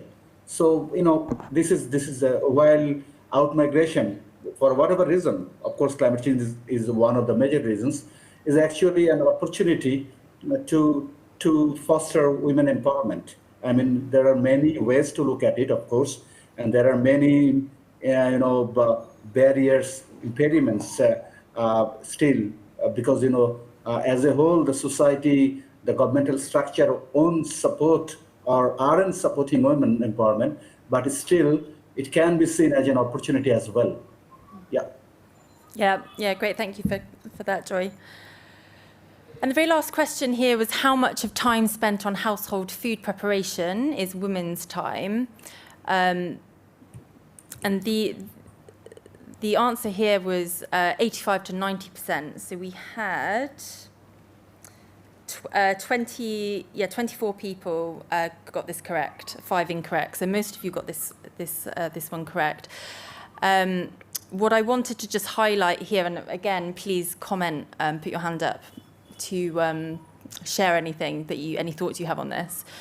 But the barriers to women's ability to participate in climate change adaptation work, attending training, or even thinking about adaptation is limited by the fact that a lot of their time is spent on household chores. There are also other barriers, and I'm going to hand over to Marlene to talk through some other barriers that women face when trying to sort of engage in adaptation work. But before I pass to Marlene, are there any other comments or questions from anyone in the audience? Okay, let's proceed. Thank you, Hayley, for that exercise. So we've already seen the different inequalities and how women do different activities, and also the injustices and the inequality in doing in moving on in terms of disasters and doing household chores and other activities. So basically what we have in our screen is women's barriers to adaptation, and this is globally. So globally, we can see that only between 10 and 20% of all landholders are women, and this is because most of this is driven by culture and traditions. Most women do not own land, and they do not have access to title deeds, but this is basically men-led, and this is traditionally, we know that it is men who are custodians of land. And if we move to the next, is that women only receive around 5% of agricultural extension services worldwide. And this is because, of course, we know that women are around 75% of women contribute to the production of agricultural activities. And when it comes to getting the money, it is the men who most of the time who have their details for payment and all that. So they get a very little percentage from all that extension services that they have actually contributed to. And also we know that in rural sub-Saharan Africa, women in smallholder agriculture have less access to 10% of land. I cannot see that bit down there, but basically, this is describing as well. Credit, sorry. Credit. Basically, it is related to land. This is credit to getting different subsidies and also the materials and land products that needed in terms of improving agriculture. So this is getting pesticides, buying fertilizers and all those, the manpower in the farm and all that. So we know that women are also disadvantaged when it comes to this sector. So if we move to the next slide, we know that we cannot deliver sustainable development goals without tackling climate change. And we can also cannot tackle climate change without tackling causes of poverty. So on the screen, we have the double injustices, and we will be talking about why gender justice is crucial to building climate resilience for all. And this is basically looking at the Sustainable Development Goal number 6 and ensuring that we do not leave anyone behind. So we have the climate injustice already. whereby we know that people living in poverty are most affected by climate change, and they do not contribute to, they have contributed very little in terms of global warming and the greenhouse gases. And we also have, and they do not have the resources and the capacity to get back to their feet when they are facing the impacts of climate change in terms of floods, droughts, earthquakes, cyclones, and all that. We already have what from the previous exercises that we were doing, we've seen the gender inequalities that we have in the society. And this is basically the opportunities and the resources differences between women, men, and girls and boys, which still exist worldwide. We know there's progress that is being done to actually be able to bridge the gender inequalities gap that we have right now, but we are not yet there. And in different countries, I know we are in different levels, and also we know the attitude change with different communities where we're coming from. So this is also another injustice that is there with us in our society, and we are hoping that with time we will basically be able to bridge this gap.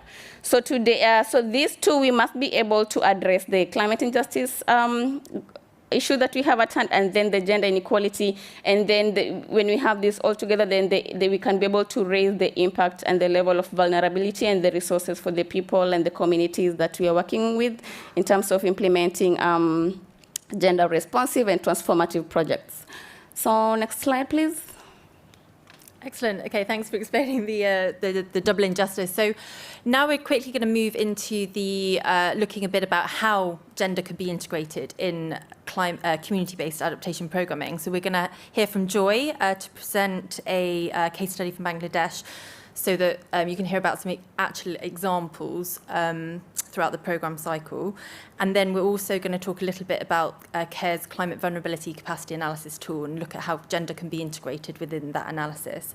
So just very quickly, I just want everybody again to grab their phones, and on Mentimeter, there's a question. So if you can scan the barcode, that can work, or you can look for www.menti.com and enter the code that's on the screen. And when you've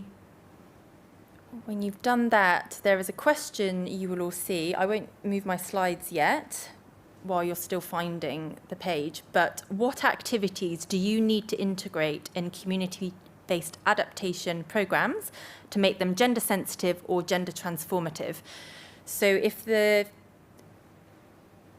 please put your hand up if you still need the code. So in a minute, I will ask the tech team if they can switch over to my screen again.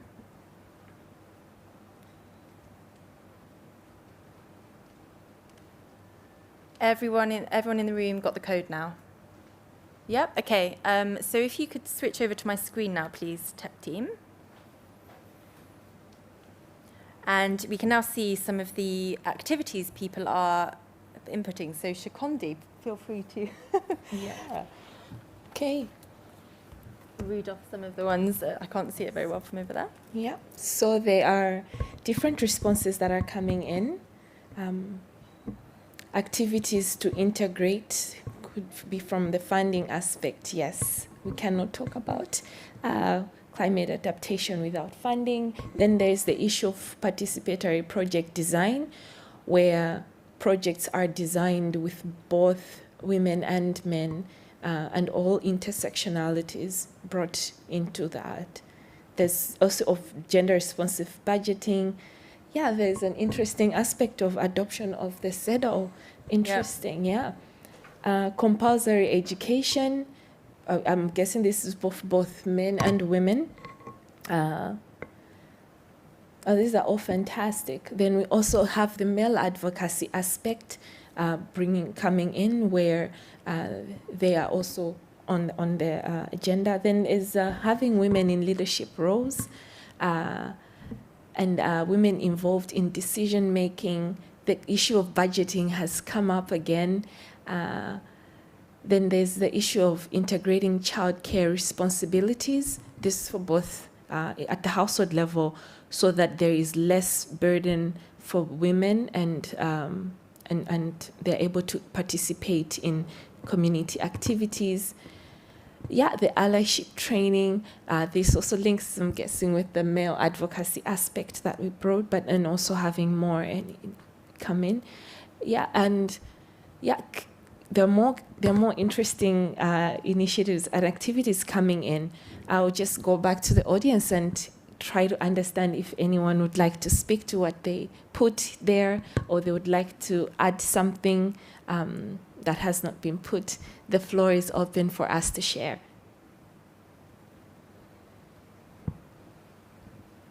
Yeah, go ahead.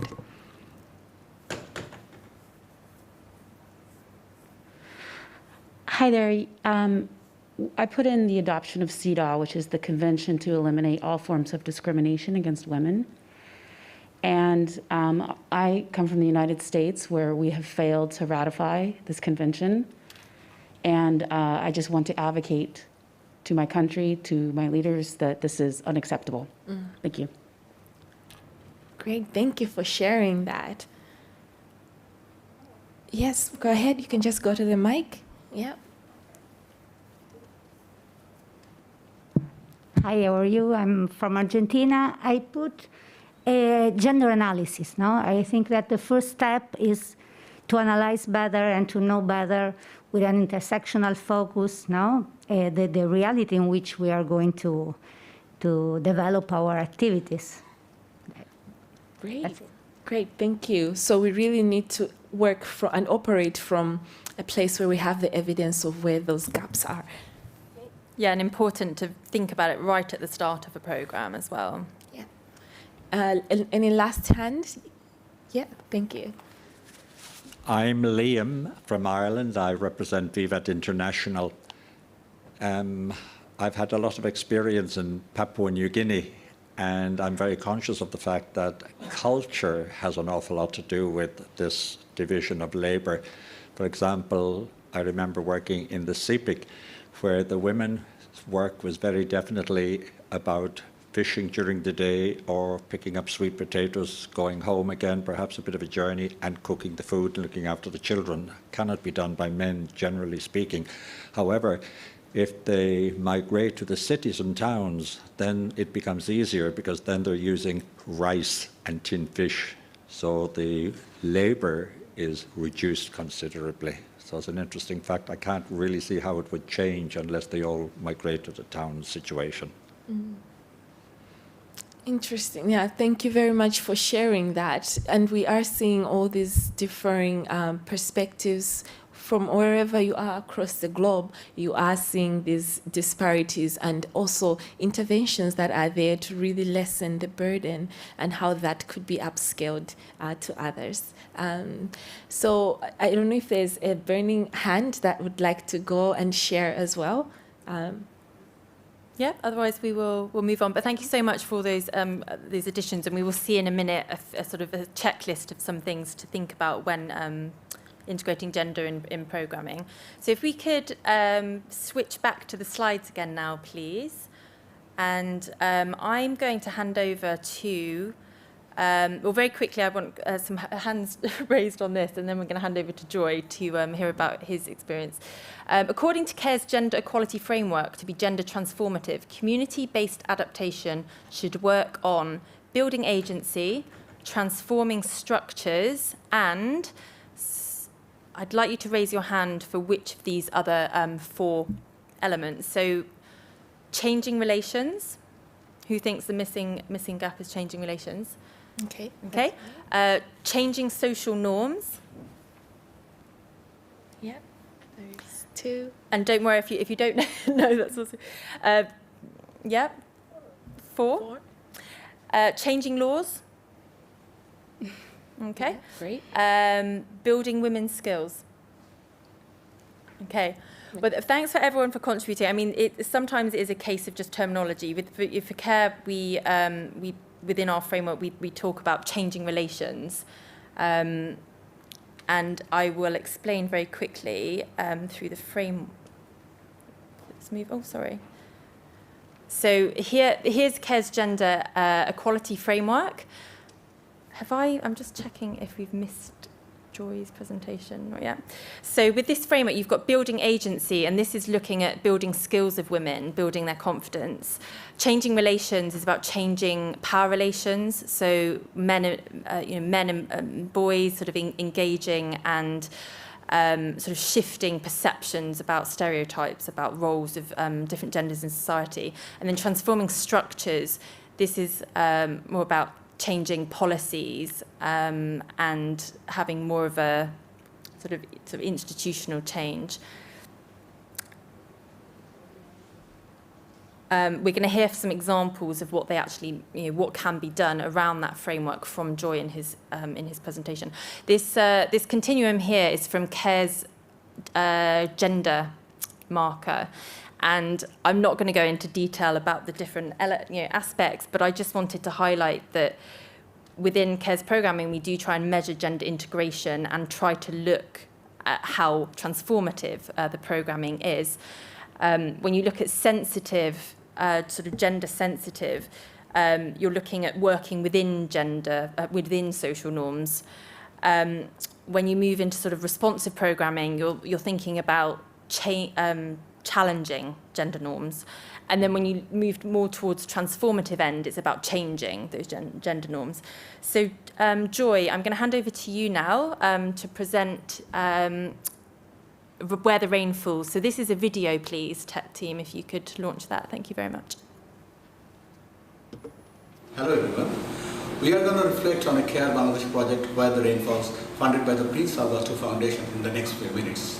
The project helped to increase resilience of around 6,500 rural households against increasing variability of rainfall, one of the major impacts of climate change in Bangladesh, which is hampering the lives and livelihood of the farmers. CARE followed its SUPER approach, which stands for Sustainable, Profitable, Resilient, and Equitable Practices. So while promoting SUPER approach, we had an explicit focus on women's economic empowerment. In Bangladesh, nearly half of the farming population is women, toiling alongside men in their own farms or in other farms as paid laborers. Yet, only male are considered as farmers and focus of the policymakers and service providers, while women are only considered as their helpers. So CARE had to address power relations, agency, and structure to deal with this issue. Bangladeshi rural women give nearly 8.5 hours of unpaid labor a day and has 1.5 hour less free time than men because of their daily household chores and caregiving roles. These women are not regarded as economically active and has an effective ownership of only 4% of wealth. Because of that, firstly, they are excluded from cooperative groups and decision-making process. Secondly, agricultural extension services are mostly geared towards men. Thirdly, women have no access to credit because most of the service providers or creditors want land as collateral. Bangladesh has a climate change gender action plan, but it is a long way to be integrated because of formal and informal structural barriers. In terms of building agency, the Where the Rain Falls project followed Farmers Field Schools and Farmers Field Day approach to engage with both women and men. It provided specific leadership training to women so that they are confident to raise their concerns and needs. Women farmers increase their resilience to climate shocks and stresses by transforming existing cropping pattern with a third crop and by adopting transformative and green agricultural practices like flight-tolerant varieties and vermicompost instead of chemical fertilizer. In Where the Rain Falls project, as the women became more involved in agriculture, the traditional gender roles had to be redefined. It was done in 3 steps. Firstly, a gender analysis was done. Secondly, a community gender action plan was produced where men and women involved together to identify 12 specific activities where they are confident that the spouse could take more responsibilities by reducing women's traditional gender roles. Women and men engaged regularly to shift gender roles. In 9 months, equitable distribution of labor rose from 22% to 67%. Thanks to the sharing of responsibilities, women in the Where the Rain Falls projects got 2 to 4 hours a day, which they committed to homestead gardening and other farming activities, increasing household resilience. where the rainfalls transformed local power relations and structures in a number of ways. Firstly, women are able to participate in farming activities and household decision-making process. Secondly, it established functional relationship with women, especially with the agroclimate service providers. Thirdly, women got recognition as farmers and received farmer ID cards from government authorities. So, CARE recommends that policies and strategies must recognize gender discrimination and explicitly address women farmers' needs. Gender shouldn't be just an addendum to policy documents. Extension and climate information services like Department of Agriculture, MED departments must explicitly address women's needs by recruiting more female staff, by bringing customized services to meet the specific needs of women farmers. And finally, CARE believes that men and women must be engaged together to influence and transform traditional gender roles in family, agricultural practices, and decision-making process. Thank you. I wish COP26 yields additional and renewed actions on adaptation, mitigation, as well as a formidable financing mechanism to deal with loss and damage.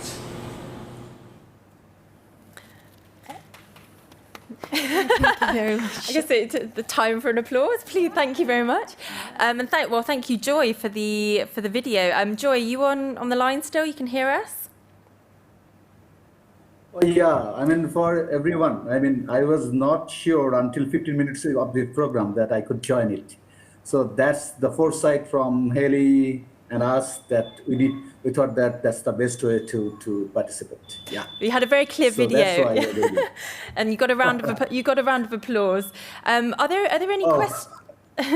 Are there any questions? So now's opportunity we have some minutes for questions and answers. Directed at Joy. So anyone got a question, please stand up at the mic. So questions coming your way, Joy. Yeah. Hi. Thanks for the video. It's really great to see programs like that taking place. It's really inspiring, I think. I was just wondering, we all know that social norms are super hard to change, and I think it's really important that men are involved in this process, like capacity building, as well as women. But kind of what happens when societal norms kind of just, people are resistant to them, and have you kind of had any experience of that? Okay, so Joy, the question is, changing societal norms are difficult and challenging, and sometimes there's resistance. Any examples, and also anyone in the audience, if you have any responses to this. Joy, do you want to respond to that question? Yeah. Let me take that. Yeah. So yeah, I mean, I don't know your name. Sorry. I mean, Miss. Yeah. Thank you for the question. I mean, yeah, it's very hard to change societal norms. But one thing we can say from our experience that it's like when you have say third-party negotiator in a dispute between two countries, it becomes a little bit easier. When the two parties agrees, it becomes a little bit easier. So that happens in the society, and yeah, of course, male, they're usually very, very reserved. They don't want to take, those women roles, what they think. But when you have us between men and women, us means the development workers, you can actually facilitate this change because for a fact, in the back of their mind, they know that the changes are happening and changes have to happen. And one way to convince men, I can tell you in short that if you bring the question of their daughters or grandchildren or girl grandchildren, they become emotional. They think, well, then this needs to be changed. Whatever we have done to our female cannot happen to the next generation. So that's one of the way. I mean, you have to bring all those cards possible to bring them on board. So it happens, when we engage them and regularly and actually ask them to participate in a transformation process. They feel that they are doing something. They're also having a part, and they don't think. Usually what happens. Sometimes we talk about women empowerment, and male becomes very skeptical about it because that what will happen to us. But when you engage with them, make them understand that this is how you can actually improve your family condition, your economic condition, your societal condition, it really helps to, get them on board. Yeah. Thanks, Joy. And Marlene, I think you have... Yeah. Just to add on what Joy is saying, that attitude change is really, it takes time. You can imagine wanting to change our grandfather with 70 years to change to what we are talking about right now. It really takes time. So it needs patience, and sometimes it has to be targeted. You have to do like sessions for men, sessions for women, sessions for girls, sessions for boys, and sessions for all of us together. So it takes time. There are different strategies that we can use to actually do this. It doesn't happen in 1 year, 2 years, 5 years, but there's usually progress slowly as we proceed. Right now in my village, if I would give an example, is that I also come from a very traditional family society setup. And you find that most girls have actually gone to school, and most girls are the ones building homes for their parents.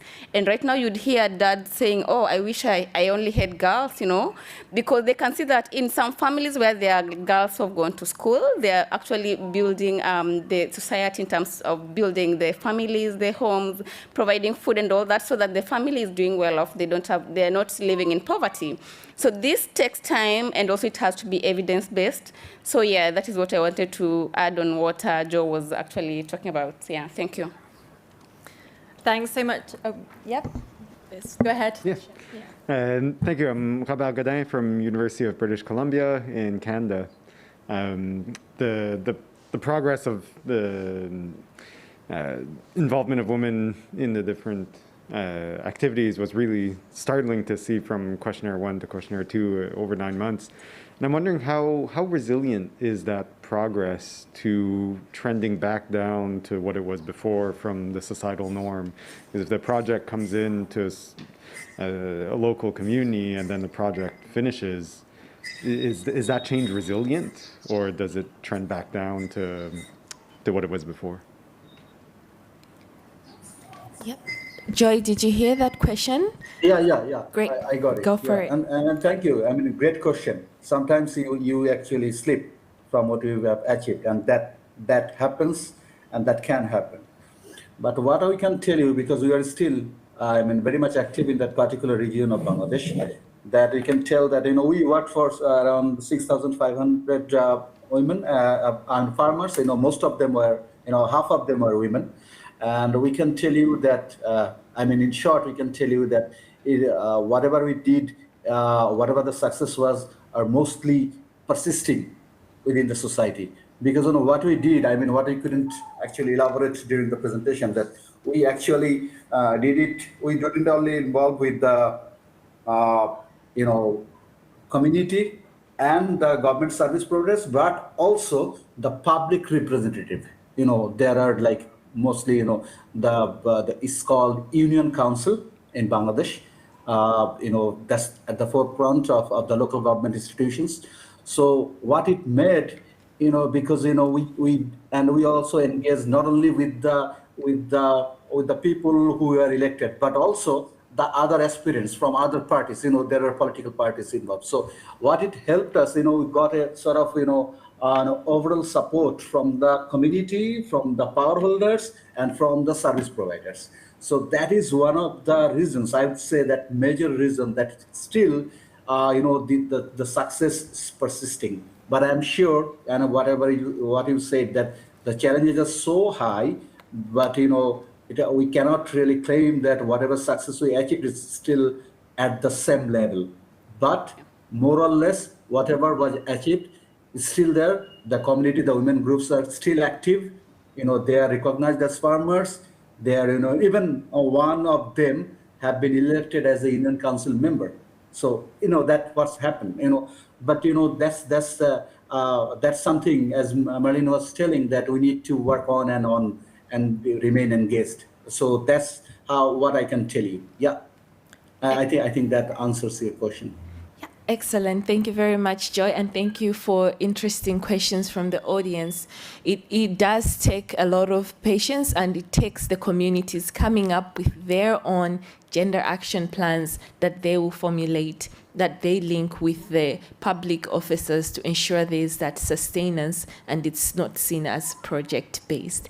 So thank you very much, and I will hand over to you, Hayley. Yeah, thank you. So we're now just got a few more minutes left, which is fine. I just wanted to switch back to the slides quickly. It won't take more than sort of 2 minutes. I was just going to highlight the climate vulnerability capacity analysis tool, which CARE, CARE uses, and it's a participatory climate vulnerability and capacity analysis tool. It was developed in 2009, but it was revised recently in 2019 to integrate gender. And you can find, if you want to read more, please have a look online. But there are just a few sort of ways that gender is integrated within this. Gender-sensitive facilitation is important. So when facilitating sort of a session, trying to do this analysis, making sure that the skills of the facilitation team are they're trained in doing this. You might have men and women available because some women may want to speak to women, men may want to speak to men. Making sure that it's a safe space, that all views are valued and nobody is going to criticise someone for their views. So it's very important to make sure that safe space is there. And then also making sure that the session is delivered at a time which is appropriate for women and fits their schedule, because as we saw, workload is high and they have a schedule during the day, so you don't want to be holding a session when it's food preparation time, for instance. And I believe the bottom one, is about visuals and language. So being aware that some of the individuals in the session may be illiterate, or some of the language in the analysis tool may not translate effectively into the local language. And with regards to collecting data as part of the analysis, there are two different tools here. One, daily clock. So the exercise would involve the group identifying a schedule for men and women in normal times, and then also thinking about what that schedule looks like during sort of crisis times. And then also pile sorting, an exercise at looking at decision making, where important decisions fall. So does it fall with within a man's decision making, or a woman? Is she sort of responsible for that? So these tools really are just an idea of what could be used to start a conversation, maybe about workload, for instance. So I'm just going to quickly move through just the final slide here on making sure that within the analysis specific questions are asked, which, for instance, look at what specific impacts climate risks and changes have on women or men. Do women and men respond differently to climate risks? What specific capacities do women and men have that enable them to respond to climate risks? How does gender inequality create barriers to people's different responses to climate risks? And also what options are available to support adaptation while advancing gender equality? So it's important to sort of have these in mind when, to make sure that with the options for adaptation that are recommended at the end, then they're not going to be adding an extra burden onto women. And that is the end. I'm just going to show you this quick summary diagram, which comes from a CARE publication, a guidance note for practitioners on integrating sort of gender within resilience programming. And you'll see here 6 different gender actions which could be considered in programs. So within this session, we haven't had that much time, but we spoke a little bit about context-specific analysis, doing a gender analysis. But also within the project cycle, you could consider developing a gendered theory of change, making sure that objectives set you can be measured, so you can measure the extent of gender integration in your program. Monitoring changes, as I said, planning and budgeting. So I know that we had quite a few of you mentioned budgeting for gender when we did that exercise at the beginning. and making sure that gender training is conducted right at the beginning. We're at time, that's fine, so you can check. Sorry, we have to do cleaning in between. Yeah, so, that's fine. Yeah. I know we started a few minutes late with Joy joining. So that is, just making sure that those implementing the project are aware of their own stereotypes and biases with regards to gender to make sure that it doesn't carry through in the project that's being delivered. So thank you very much. I just wanted to let you know, if you are interested in learning more, Care, Climate and Resilience Academy is a resource that Care offers online. There are courses with regards to all different elements of climate change, gender and climate change. And if you want to sign up and receive any information about these courses when they launch, please do sign up with the QR code that's there, or you can speak to me after the session. So thank you very much for your time. And I wish you a very good and successful rest of COP. Thank you so much for being here, and thanks everyone for making the time today. Thank you. So we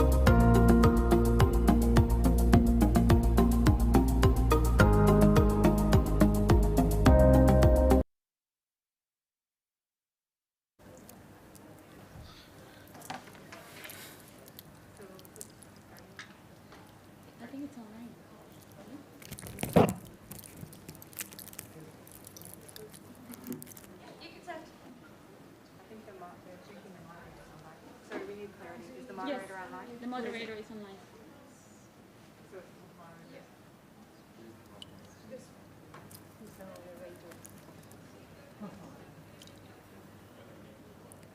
Binaya Wash? Binaya? Yeah. Bring it.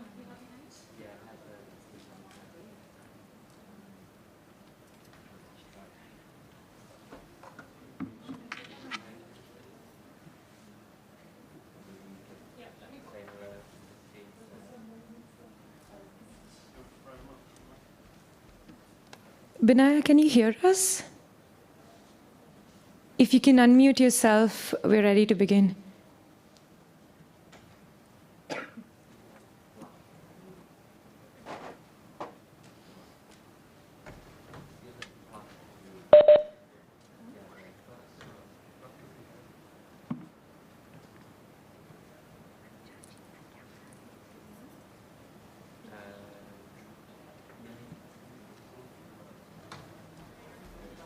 Binaya, we can't hear you. Could you unmute yourself, Shall please? I start? I was thinking somebody speak. Yeah. Can we Okay. start now? Yeah, we can start now. Perfect.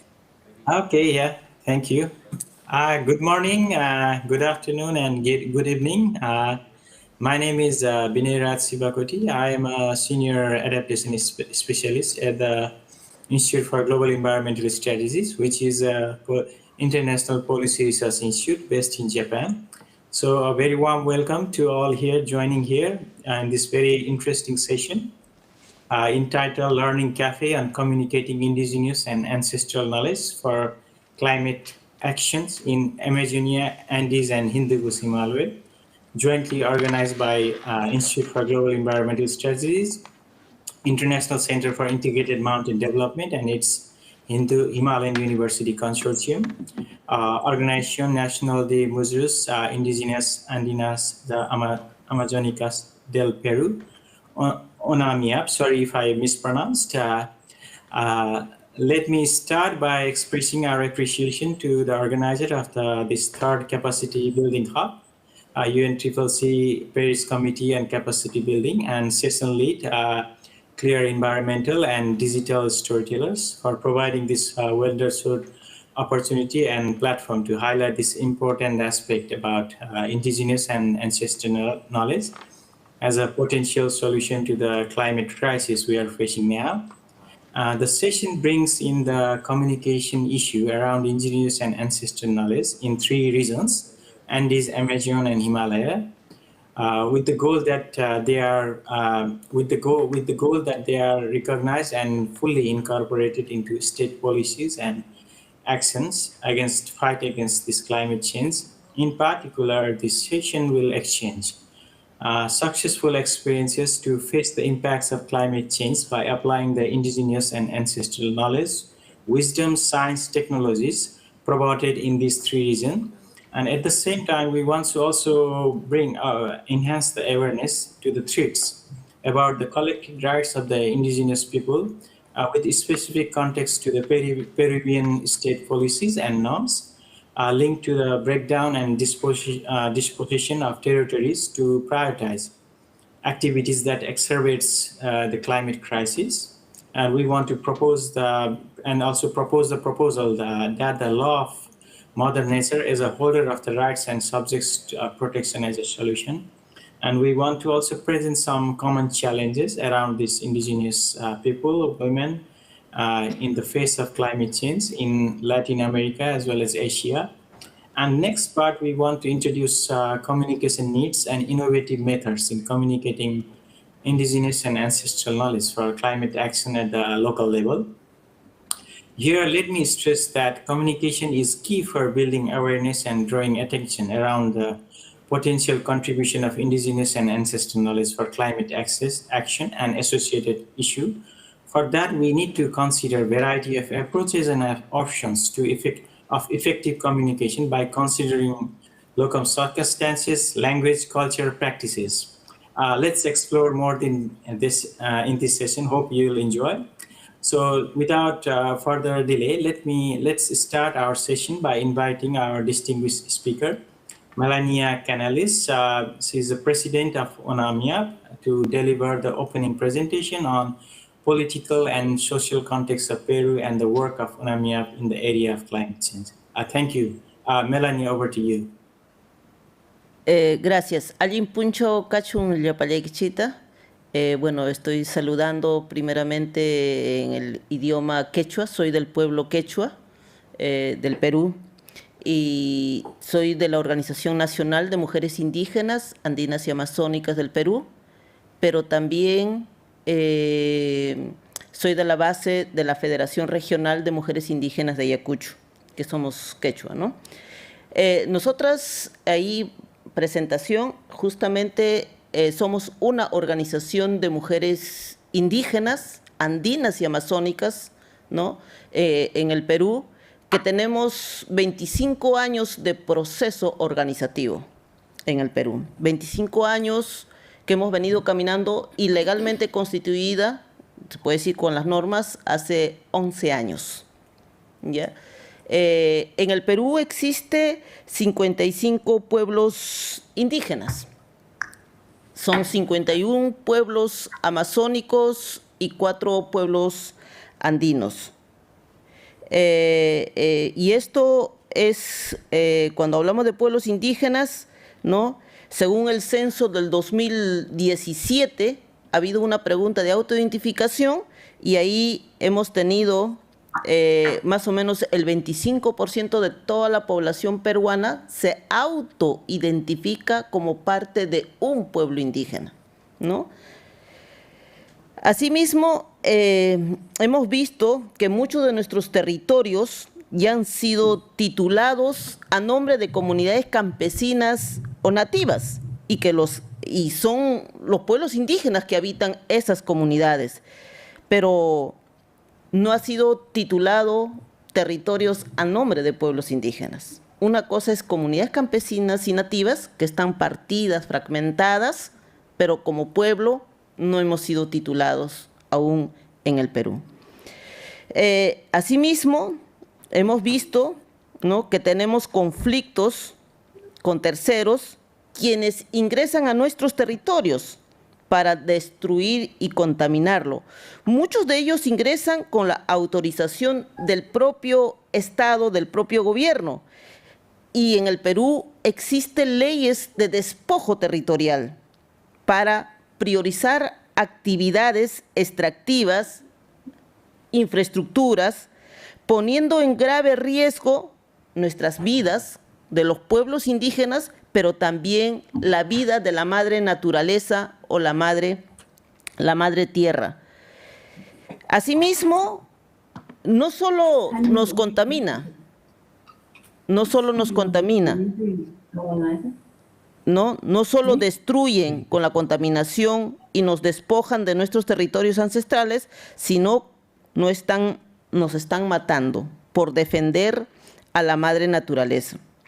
Lamentablemente, el Estado peruano no solo es responsable por no garantizar la seguridad jurídica de nuestros territorios ancestrales, sino también por promover leyes internas de despojo territorial. Y asimismo, en el Perú, el Congreso está negándose a ratificar el Acuerdo de Escazú, ¿no? El Acuerdo de Escazú, que es justamente una norma para defender a los defensores ambientales o territoriales. Y asimismo también nosotras hemos promovido una ley, el derecho de la madre naturaleza, y que se la reconozca como un ente vivo, que también ha sido, como se dice, negado, o hasta ahora no se aprueba esa norma. Conocemos que en el Perú es considerado uno de los países más vulnerables del mundo frente al cambio climático, debido a la diversidad biológica, diversidad de climas, microclimas, que producen muchos ecosistemas frágiles de cambio climático. Existen nevados, existen los ríos, existen los bosques, ¿no? Los ojos de agua se están secando, o sea, tenemos el mar, ¿no?, también que está siendo afectado. O sea, nosotras estamos hablando de un territorio prácticamente integral. Conocemos también que esta diversidad de vidas del planeta está presente en los territorios indígenas, porque a lo largo de los siglos, desde nuestros ancestros se ha sabido cuidar, proteger, ¿no? Preservar para las futuras generaciones, no solamente pensando en el hoy, en el individualismo y en la codicia humana, ¿no? Que quieren, por supuesto, desaparecer a los pueblos indígenas, ¿no? Y desde ONAMIAP, como organización de mujeres indígenas, venimos trabajando en visibilizar los principales impactos del cambio climático en las regiones donde se ubican nuestras bases organizativas. Ahora, con mayor fuerza, porque la crisis sanitaria nos ha demostrado, ¿no? Nos ha demostrado que no podemos continuar con este modelo económico destructor y depredador que solo busca el beneficio individual y no el colectivo. Asimismo, esa normalidad que muchos reclaman, regresemos a la normalidad, no es lo mismo la normalidad de los pueblos indígenas del mundo, porque nuestra normalidad es privilegiar la vida colectiva por encima del individualismo.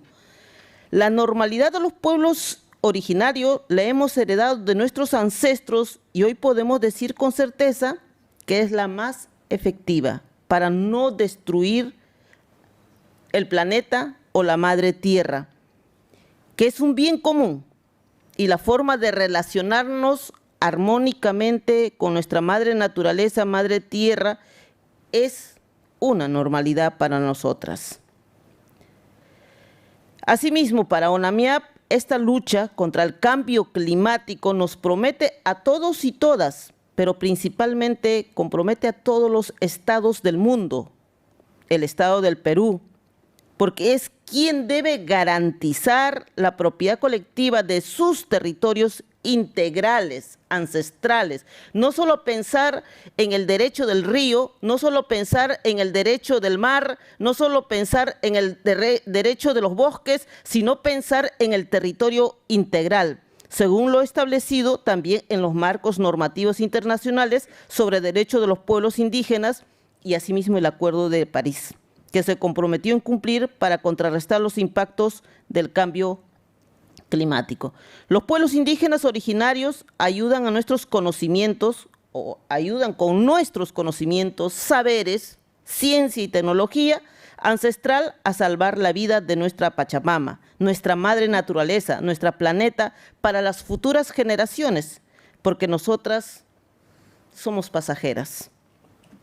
Muchas gracias.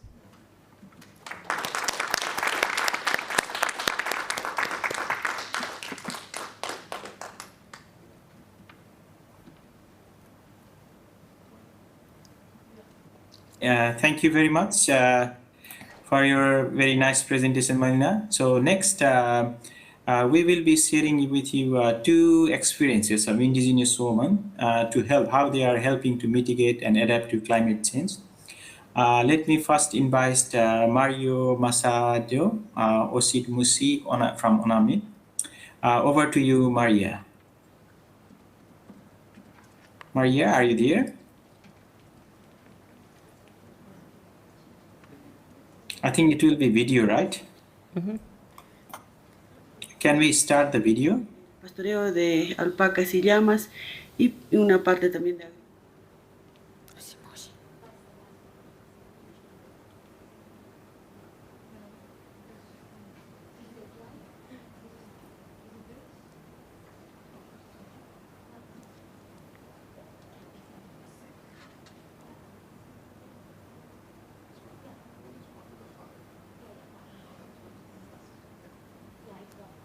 Aquí ha sido bastante afectado, ¿no? Con el cambio climático, con este cambio muy brusco de la temperatura. Mi nombre es Mayra Macedo, soy del pueblo Xihuilo, de la región Loreto de la Amazonía peruana. Tengo 32 años, soy presidenta de la Organización de Comunidades Indígenas de Mujeres Xihuilo, o SIDMUSHI, base de la ONAMIAP.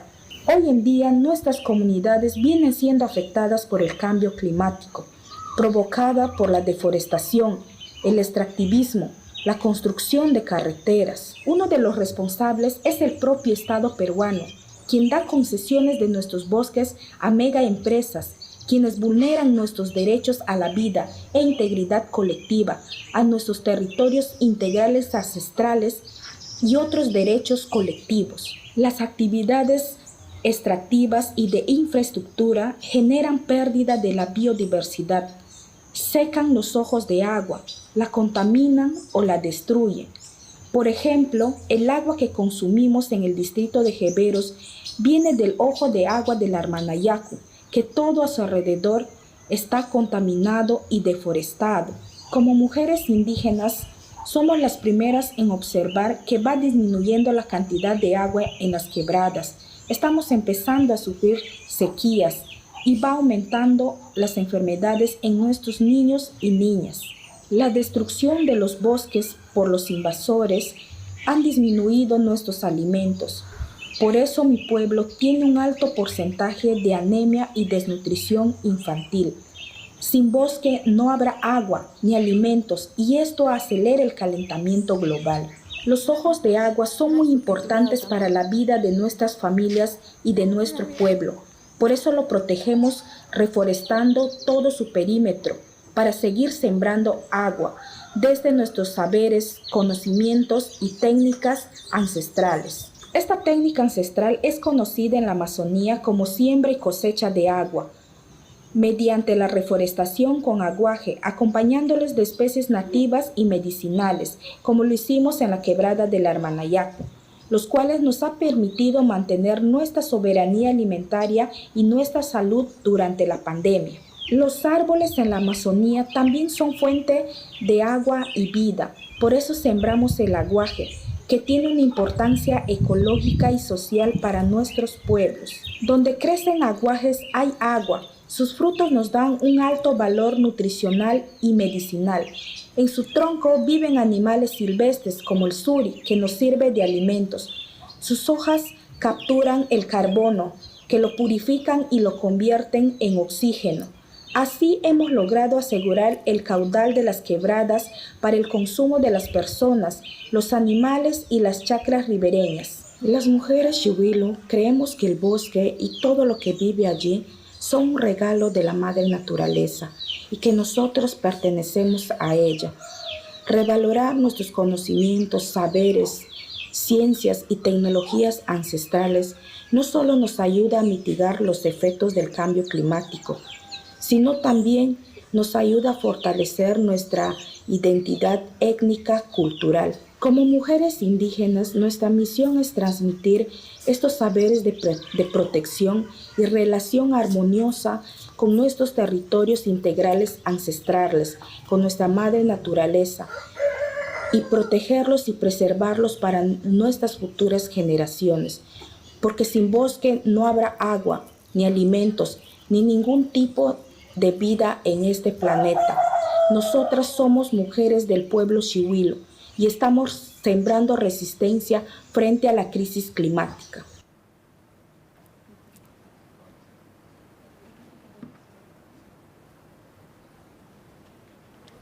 Hi, I'm Harlem. I'm part of ONAMIAP, and we're sorry this video was supposed to have subtitles, but what was said mainly by Mayra, who is an Indigenous women leader in lideresa, how we say it in Spanish. She is from Loreto in the northern part of Peru, and she's from the Xiuhilo Indigenous peoples, and she was talking about the value of protecting their forests and their territory, which is something that it's part of ONAMIAP's agenda, which is not only to have land titled for agricultural purposes, which is usually the main purpose they get titled, but title the whole of the territory, which includes what's in Mother Nature, which is the forests, the rivers, and everything that it's in there and that's part of Indigenous people's livelihoods and that has been their territory for centuries and millennia. So in like a small, in a few words, that's what Mayra told us today, and we'll be talking more about it too. Now we have Karen, and our moderator will introduce her. She's also a leader from the Amazon, a young leader who is part of ONAMIAP's organization as well. Pasonki, Ari Kametsatake. Bueno, les hablo en mi lengua yánica. In the wars, en el mundo, no va a haber tranquilidad mientras no se protege la vida ancestral de los pueblos indígenas. Next 50, slide.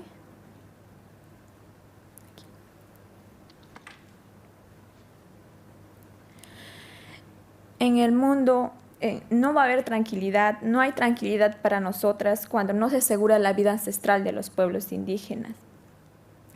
Mi nombre es Karen Hueres, soy del pueblo indígena Xánicas, un pueblo desde la Amazonía, un pueblo que vivimos cerca a los ríos, en este caso en el río Apurímac, el río N, el río Tambos, hasta llegando al sector Alto Ucayali. Tengo 22 años de edad.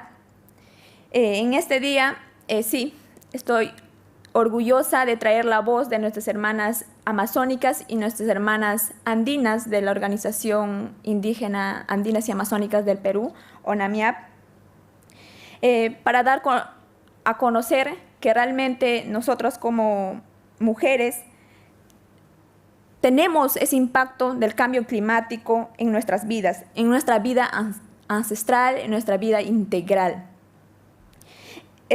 Y también qué estamos haciendo para contrarrestar nosotras. Next.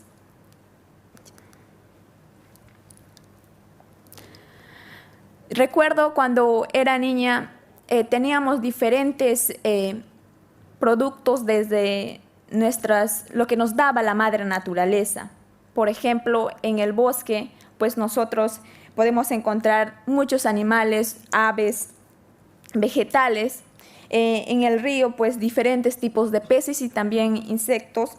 Y pues en la tierra que nos da la madre naturaleza, los frutos silvestres.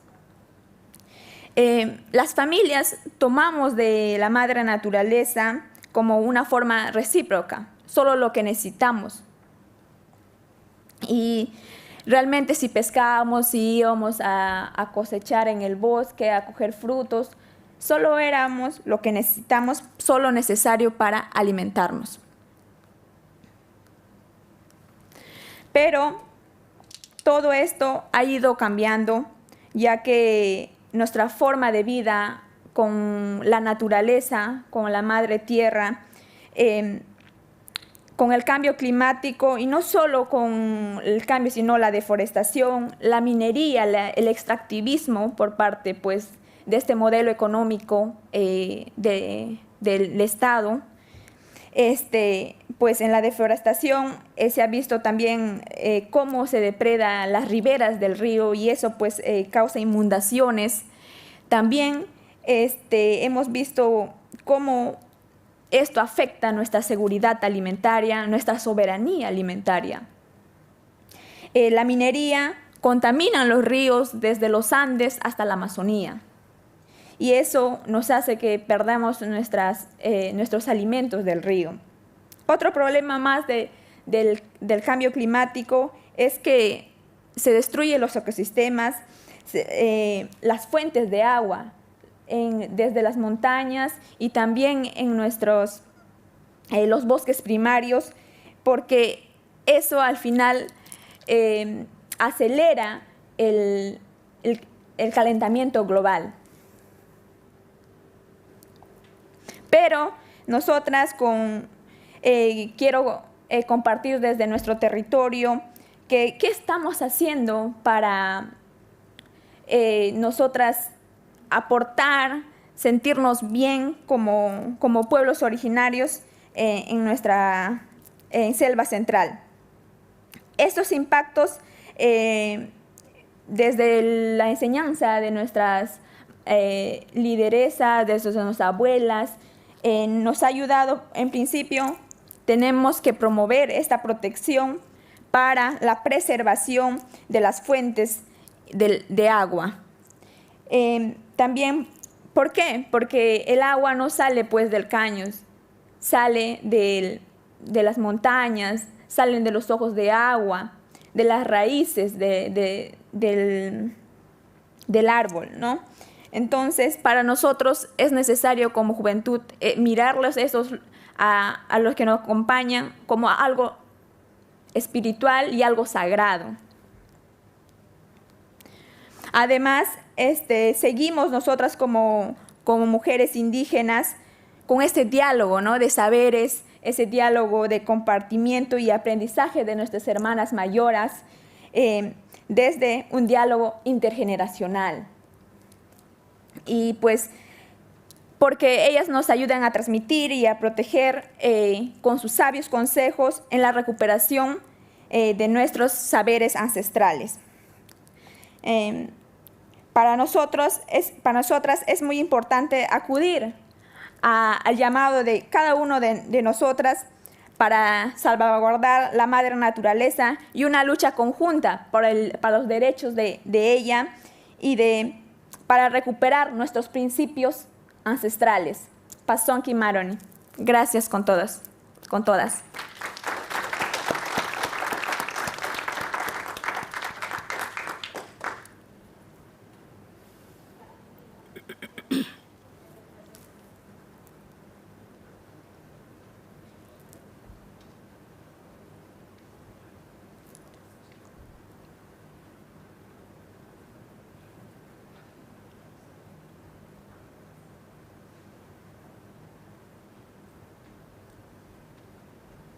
Vinaya, could you unmute yourself? We can't hear you.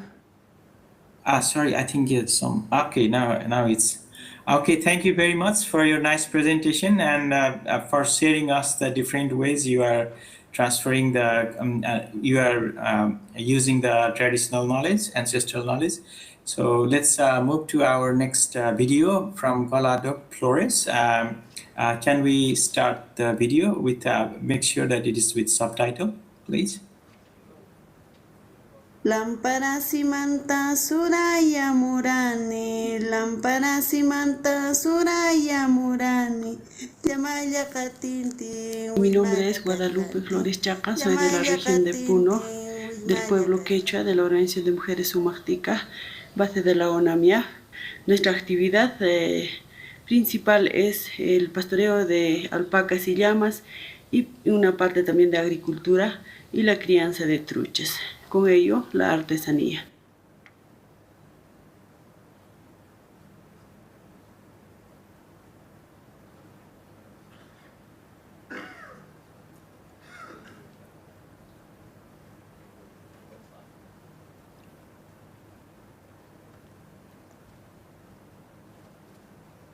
Aquí ha sido bastante afectado, ¿no?, con el cambio climático, con este cambio muy brusco de la temperatura, que ya no es como antes. Nosotros guardábamos bien enero, febrero, marzo, la temporada de lluvia. Ya después venía la temporada de helada, pero ahora es muy variante. Hay en días que está helando, granizando, de pronto se viene la lluvia, ya no hay un tiempo que se podría asegurar el tiempo del clima. Con ello también viene el sol fuerte, ¿no? Está quemando bastante. Y con ello está secando los ojos de agua, los puquiales, nuestros lagos, nuestras cabeceras de cuenca. Y también se vienen las enfermedades para los ganados, para nuestras alpacas, ¿no? La neumonía, bastantes, ¿no?, infecciones vienen junto con el cambio climático, enfermedades hasta desconocidas.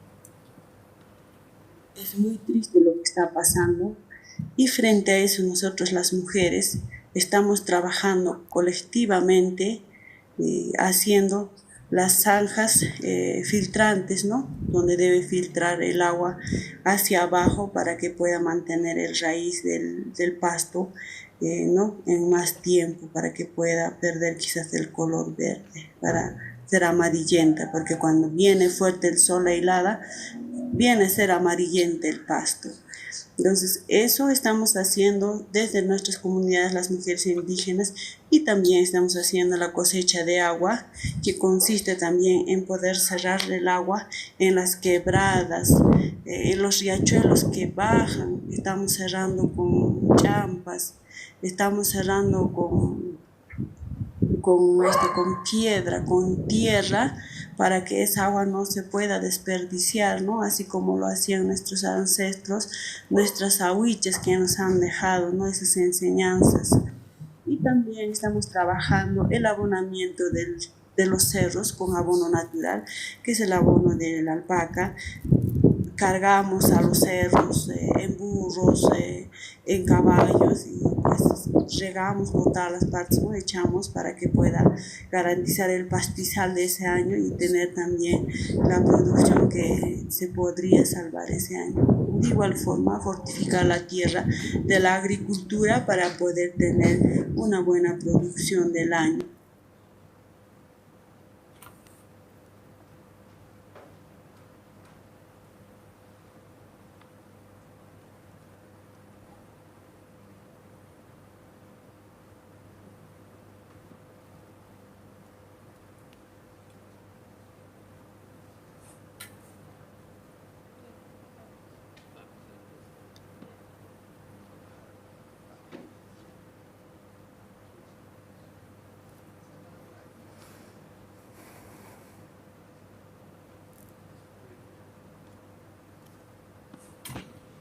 Maya catintin, Wilmaya cargante. Yamaya catintin, Wilmaya cargante.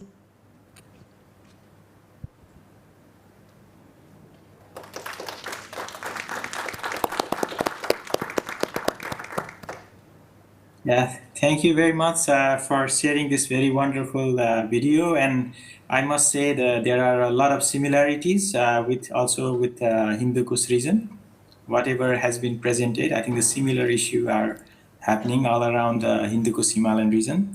So now I think you see a different interesting video and different mode of communication. Now let's take this discussion forward. By delving into more on how we could communicate, what is another approach. So for that, I would like to invite Mr. Suman Basnit. He's a regional director of AMRAC Asia Pacific, and to introduce us about the creative methods for communicating indigenous and ancestral knowledge through community radios as one of the medium that helps to communicate within localities. Yeah. Over to you, Mr. Suman Basnit. Thank you, Vinayji. Thank you very much for having me here. Am I audible? Yes. Can you will you be displaying my slide, or somebody will be doing that? Yeah, I think. Can we have his slide, please? Can you please put on the title slide?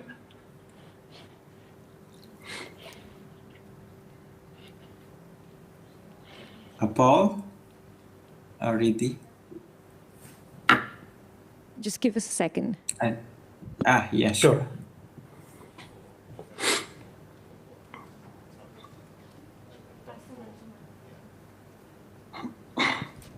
Is that the correct one? I can't see it yet.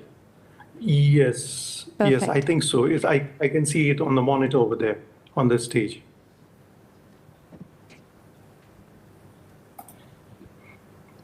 Yes, that's the right one. Thank you very much. Please keep the title slide for a while. Thank you. So thank you very much, ladies and gentlemen. Greetings and namaste. My name is Suman, and I'm speaking to you from Kathmandu, Nepal. It's my pleasure to be in this August gathering, to be able to share my views with you all in this very important event. As you can see there, my presentation is entitled Community Radios to Promote Indigenous and Ancestral Knowledge for Climate Change Adaptation. Next slide, please.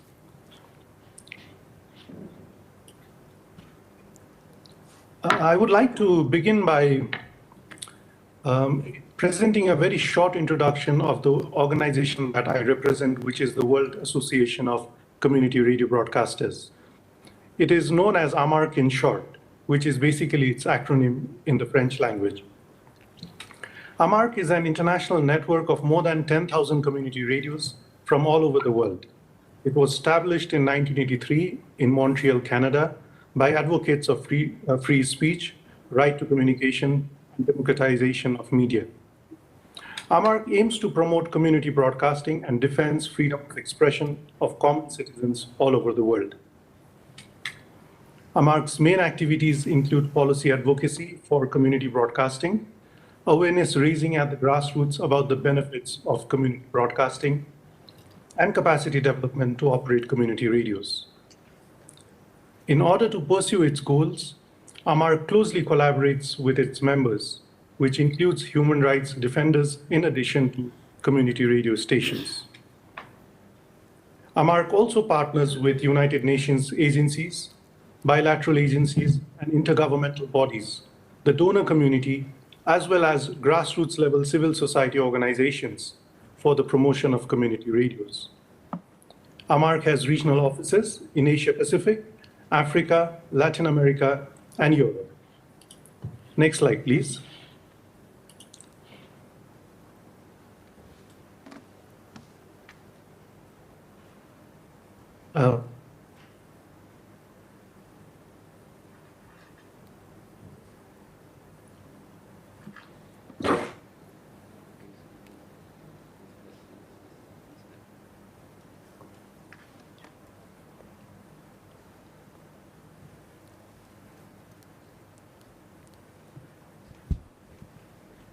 Hi, sorry, we lost you. Are you still there?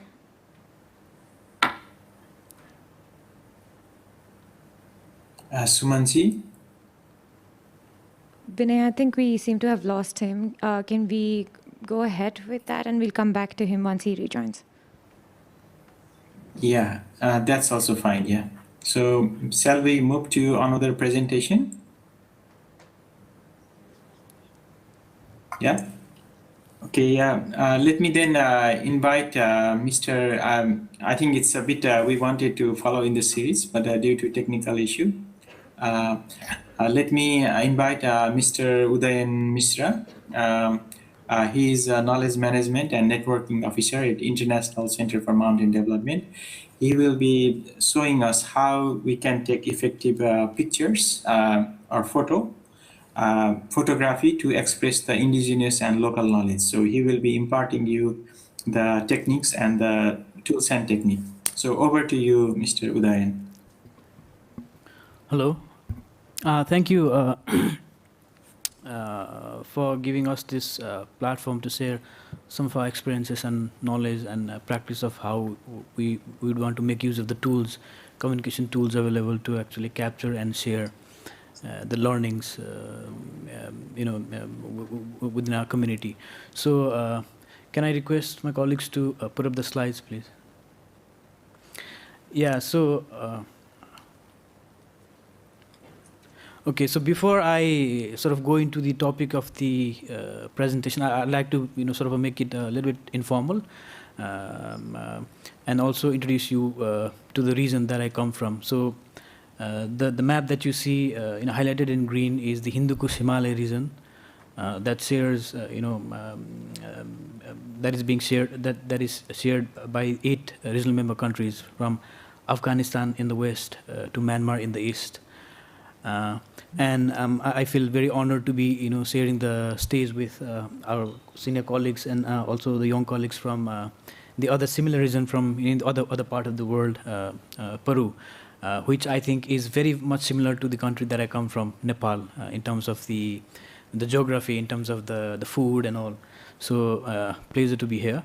And the other thing is, I come from the organization called International Center for Integrated Mountain Development that was established in 1980 to 83. So it's close to 40 years now, and we've been the major focus of our work is to understand the impacts of climate change on the mountains and the people living in the mountains of those 8 regional member countries extended from Myanmar in the east to Afghanistan in the west. And one of the challenges for the region, for the people of the region, is that in the recent extensive research that our organization produced in 2019, the IGES assessment report that says that even 1.5 degree temperature rise is too hot for the region, for the mountain region, because of the elevation dependent warming. So that's the sort of a background of where we come from and the similar challenges that we face across the different regions in the mountain context. And taking this the time, I would also like to already inform that we will be having a series of events around different issues of the IGES region, the Hindu-Kush Himalaya region, on Cryosphere Pavilion on 9th of November. So you're more than welcome to join that if you want to learn more about our region.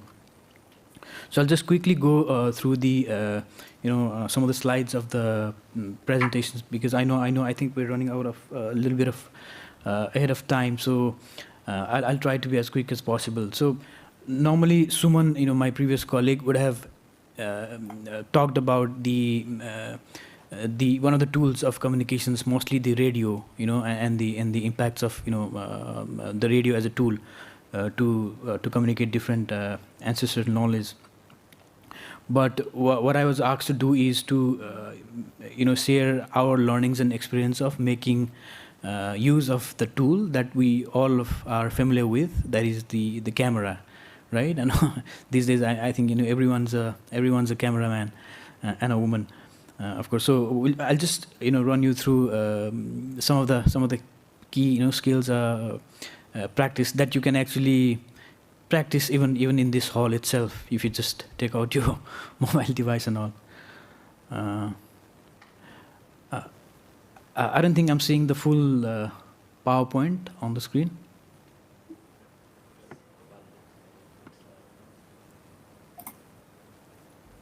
Okay. Yeah, so there's this statement by Ansel Adams, who is a very well-known landscape photographer and environmentalist. He says, our photograph is not just an accident, it's a concept. So what we normally do is, these days, we end up taking photos here and there, right? And we think, okay, some of the photos might turn up good, but then most of the photos that we take doesn't come really good compared to the photographers. So what's the reason? So the reason is, it's an concept, it's an idea behind taking the photographs, putting the subjects in the frame and all. So this is the mantra that we all should be aware of while making use of the tools like this.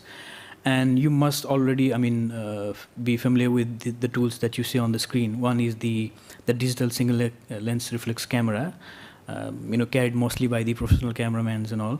The other one is the simple handheld device, a simple phone. And most of us, I'm sure, there have been thousands of images that have come out of these devices, out of this COP conference itself. So you can actually see the impact of, see the power of the impact that it can actually bring to the audience, outside the COP hall as well. So the advantages of this digital, camera is that better image resolution.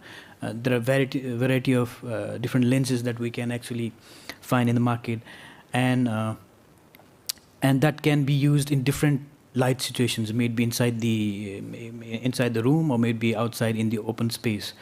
But the limitation is that it's expensive, and it takes a lot of effort to actually learn how to actually be professional in taking photos with that professional camera. And the other disadvantage is it's not portable like phone. Now with the smartphone or handheld camera devices, it's very compact, it's always with you in your pocket and performs well in daylight, easy to use, but it has limited zoom capabilities and also challenges with the lights. Now I'll just run through a few slides. I'll try to be as quick as possible. How to take good photos with your even the camera phone that the mobile phones that you're carrying. You can even, if you feel like, you can take out your camera now and try to put some of the subjects on the stage and see how it comes. So there's this feature in all of our cameras. You see the grid lines, two horizontal and two vertical, and across those grid lines are those 4 points that defines the rule of thirds. So normally you would want to put your subject on one of those points for the image to be effective. And could you slightly speed up? I think all we right. don't have much time. Yes, sure. I'll try to be as quick as possible. I'll just run through some of the slides, and these are very basic slides that we all know.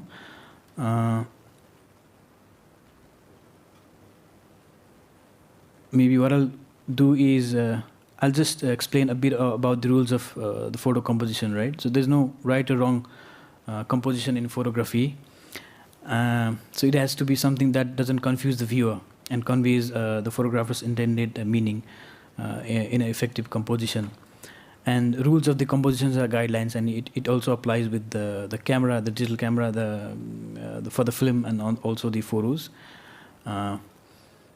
So this photo uses the principle of rules of third. So if you see the focus of this photo is that the eye of that person, which is actually at the cross section of those two lines on the right side of the third. And the other is the leading lines. So that also gives a sort of powerful perspective of the person working down in the well. And these are other examples of different kinds of shots that you can think of. Geometric shapes, and there's an idea of creating frames within the frames as well, and filling the frame with the full subject itself,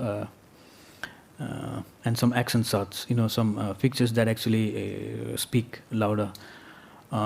So these are just freely available tools and resources that you can use, and these are a few of the applications that you can use in your mobile phones itself to beautify the images.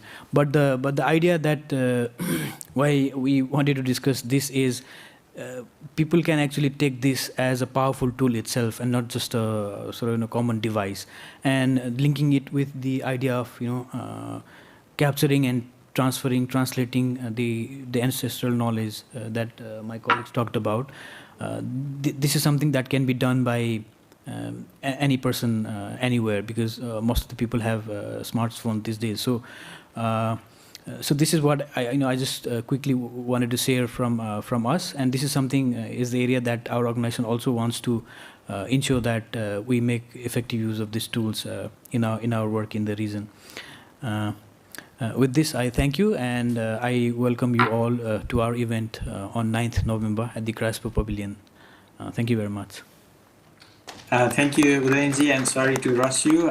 So now we have Mr. Suman Basted back. So given the time, we want to keep like 3 to 4 minutes for wrapping. So I'm very sorry, but I would like to request Sumanji to share your only key points within 3 to 4 minutes. But it's a very huge undertaking, I understand. Yeah, over to you, Sumanji. Thank you, Vinayji. I'll try to do my best. Ladies and gentlemen, from the world of a very glamorous world of photography, let me bring you back to the grassroots, to community radios. And I request the organizer to please switch on slide number 5, which basically talks about the interlinkage between community radios and indigenous people. And while the slides are coming up, let me just quickly read through my points so that we don't lose much time. I would just like to point out that community radio in many parts of the world is very popularly also known as indigenous radio. It is so because the history of community radio is very closely linked with indigenous communities, and it continues to remain so as of today. Let me give you an example. A very important example from the history of community radio is of the Miners Radio of Bolivia, which was started in 1947 by miners belonging to the indigenous Aymara and Quechua population. And they are generally considered to be the genesis of the current forms of community broadcasting that we see in the world today. The miners' radio stations served the cultural needs of the miners and their families.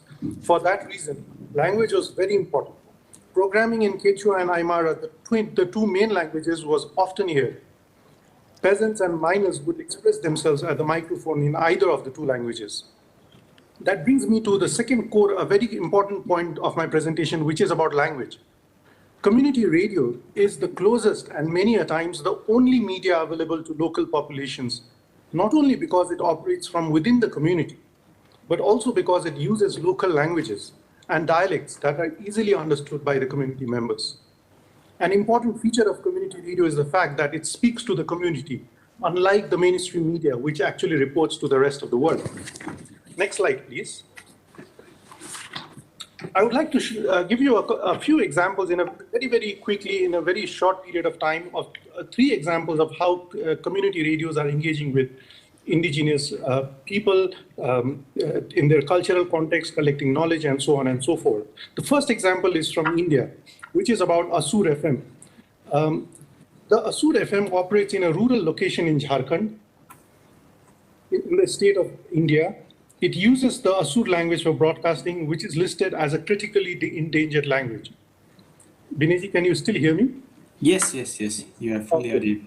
Needless to say, when languages disappear, ancestral and indigenous knowledges also disappear. Asuras are known as ancient metallurgists who had the indigenous skill of iron making centuries ago, and few of them can still do it. Asur FM is working very closely with the elder knowledge keepers of the tribal community to ensure that the valuable knowledge is recorded, preserved, and promoted for the benefit of the current and future generations. Next slide, slide number 7. This is an example from Nepal. Community radio Guru Baba is situated in western Nepal. It is owned and operated by the local Tharu community, which is also an indigenous community. This station has made it a point to seek out elderly community members to record in their own languages and voices, knowledge and information from the bygone times about the ways in which community dealt with different kinds of challenging situations and conditions.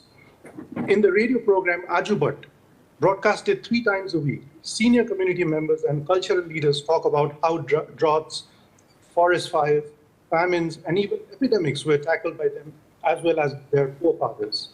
They often talk about creative ways of protecting community water sources, identifying herbs from nearby forests to treat diseases, collecting locally available fruits and forest produce against hunger, etc. The station has already collected tens of hours of audio content, which is an invaluable wealth for the present as well as future generations. The next slide, please. And that is the last example I have about the engagement community radios have with indigenous people. And this one is from Latin America. A local indigenous women's NGO in Guatemala is working to preserve Mayan history, identify identity and culture, and fight for their rights by documenting and popularizing ancestral Mayan ecological knowledge and climate change resilience and mitigation. According to the women leaders of that NGO, the project will contribute to the strengthening of the legitimacy and validity of ancestral Mayan knowledge as an alternative towards building more equitable societies free of violence and that mitigates climate changes. Bineji, do I still have any further? Yeah, I think it may be better to stop if you have already shared most of the important point. I think Sachi. Yes. Thank you so much. Thank you, ladies and gentlemen. Sorry for this. I think Ross. I think because we are very strict timeline. So maybe we wish to invite some question, but due to time, so I would like to invite our colleague Dr. Chi Huyen Trong Sachi for providing her insight on the overall today's message.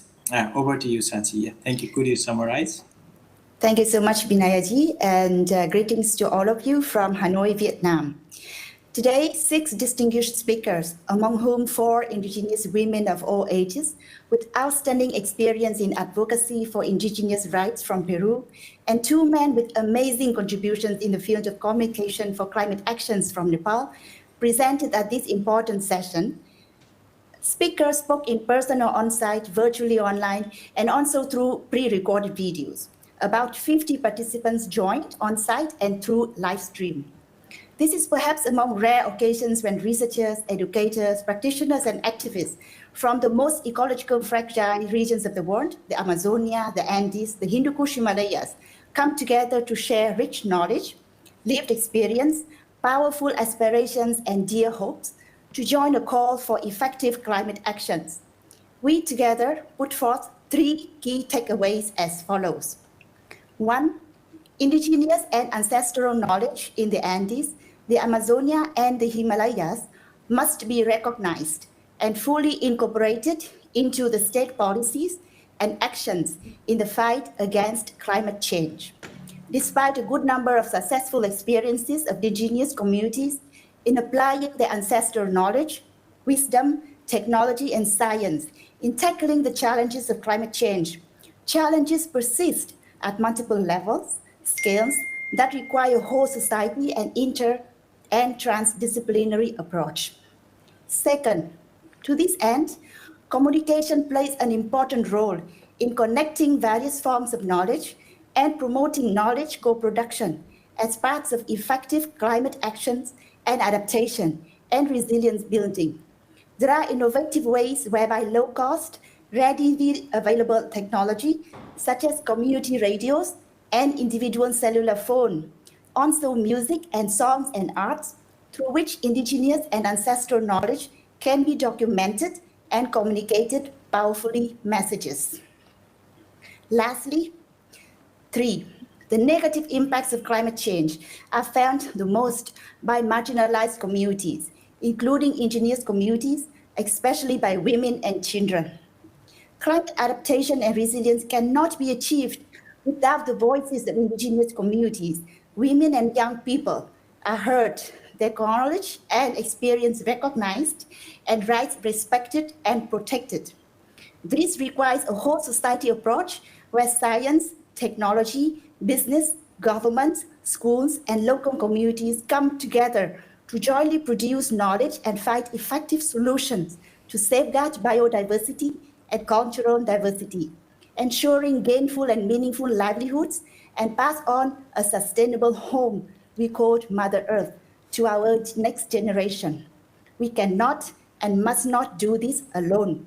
We must do this together, and for which we need a strong global partnership based on mutual respect, wisdom, and trust. Thank you, Binaya.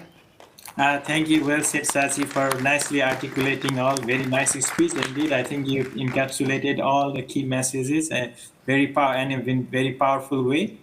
So I think we are rightly on the time for the allocated time, and we apologize that we could not take any questions. Hope all of the participants could get the key message that why the importance of indigenous and local knowledge in fighting climate adaptation and the role of communication. So with that, I would like to pass the mic to the organizer for closing. Thank you very much. Thank you so much. A big round of applause. Thank you. And thank you very much for handling all the technical challenges. I know that we have a lot of different things, but as your last speaker mentioned, it is really about being able to bring the voices of so many into community, into conversation. One last thought. Bear with me. Gracias por estar aquí a persona y virtualmente, y gracias por compartirnos su conocimiento. Thank you. Yeah, Harleen, if you have something, last word, please feel free.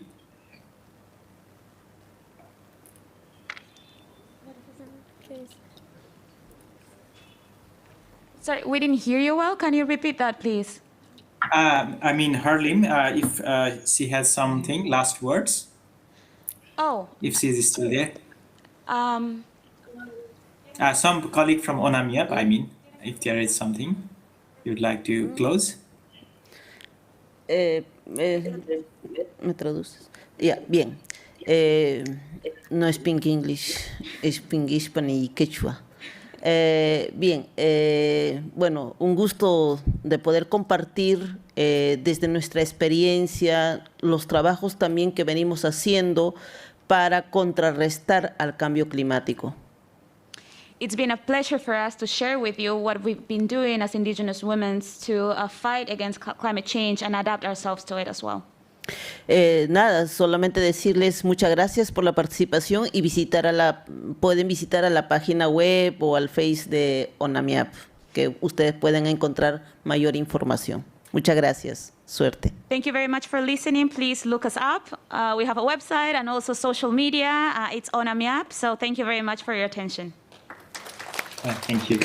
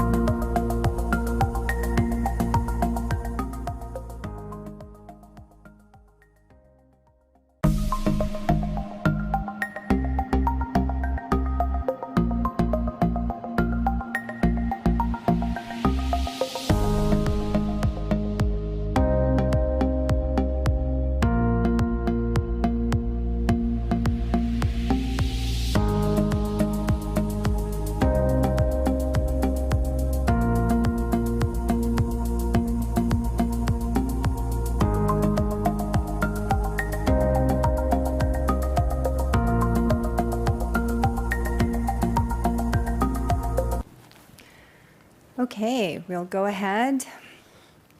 Welcome to Digital Storytellers. We are Clear Environmental, myself and my colleague over at the end there, Chris Cameron. My name is Dr. Deb Morrison. I am from the traditional territories of the Wasanich people out in the Salish Sea of Canada. And if we can get the slides up, we'll share a little bit with you about our digital story or our climate storytellers collective. We're going to bring in a few people from around the world here today, and we're going to hear from some others, a number of different stories. So we had our first part of this session on Wednesday, where our colleagues from Australia shared some of their videos that they created in collaboration with us. And today we're going to share a little bit with you about some of the pieces of the learning design, some of the workshops that we built together, and also the tools that you can access. All of the work that we have done is open, free, and accessible. Please use it. Please share it. Please modify it. It's all about expanding the reach of how we understand and share story. All right. When we think about the work that we're doing, we always want to ground it in issues of justice, in the way that we interact, in the way of our relationship, and in community with each other. So we do want to do an Indigenous acknowledgement. We feel this is challenging, given that we are in all different locations around the world. So in this context, instead of doing a land acknowledgement, what we would like to do is actually share with you some resources if you're not yet familiar with them. So for instance, the UNDRIP, the UN Declaration on the Rights of Indigenous People, which many people in this context are hopefully familiar with, but also resources like Reclaiming Native Truth, which is practical guides for people working in community about how to think and work and be properly, authentically in relationship with Indigenous folks in different places. And the last resource that we would like to share with you is something called Becoming Visible. And Becoming Visible is about stopping the erasure of knowledge, practices, and histories that has gone on for a long time with Indigenous peoples. So we wanted to share that. We also want to share with you issues of intersectional justice. Justice is a complicated topic. It requires us to change the way that we are, the way that we act, and our expectations and values about our shared future. And so we want to acknowledge that there are lots of intersectional issues: racial justice, gender justice, issues of ability justice. And so we acknowledge that these things are in the world today and have been for hundreds of years, and that it is our responsibility, knowing this, to do something about it. All right, so I'm gonna give a little bit of framing, and then as we unfold our stories today, we're gonna introduce our different folks here with us and some of the folks that are gonna come in. So I'm Dr. Deb Morrison, and I grew up in rural Canada. I grew up in what many people think of as redneck, like very hick kind of background. But I grew up really with people who love nature, who just are in the world, in the environment a lot. And I worked for years as a biogeochemist, a forester, and ecologist. And in doing that, I learned that work at the feet of my father, walking in the forest, understanding and working. And when we think about issues of climate justice learning, we have to understand that every single person we work with brings with them a lived experience in the world, right? They have family and place connections, and they bring that into the space. That is a treasure. It is a gift that we give each other, and we need to understand when we're designing learning about climate change that one experience, one knowledge system is always going to be partial. We need to learn how to listen and how to hear each other deeply. And so when we're thinking about climate justice learning, we have to think about what we teach, who's learning, who's teaching, and maybe more even important than all of that is who's making the decisions about all these things, right? Who's at the table deciding what these things look like? In thinking about doing that, like how do we do that, right? Like we're historically and I would argue very intentionally divided in many ways, socially and politically, historically. And so one of the things we need to do is we need to actually think about something called not working. And not working is this awesome dude in Finland who's Engerström, who really talked about the idea that to do social movement, to do change in the world, what we need to do is we basically need to make lots of knots between different communities and peoples so that we can learn from each other. And coming from my own background here, actually on my own ancestral territories, I think about weaving. How do we take the brightest fabrics and ideas in the world and weave them together so that we can see them all clearly, but that they actually produce something even more substantial and more beautiful? So I've done some of this work inside the Washington State Climb Time Initiative, and this is an example. This two-pager that's up on the screen right now, it actually is a two-page narrative of how we not worked in the state of Washington in an educational system. It's available online, and we have a lot of other narratives about the community to school-based learning efforts that we're doing in the state around climate science. And so you can find all of those and a lot more resources on climbtime.org. I'm all about building networks. The other thing that as you start to knot people together, you start to realize that there are big differences, right? We don't all agree. We don't all have the same value system, and nor should we.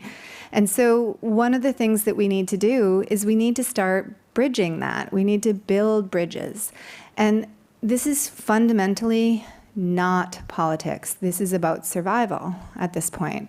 So when we're thinking about building bridges, we're actually trying to take the conversation out of politics and make it much more about everyday realities and connected to the local. I am very much concerned about the local and how we spread innovations in the local to another local, okay?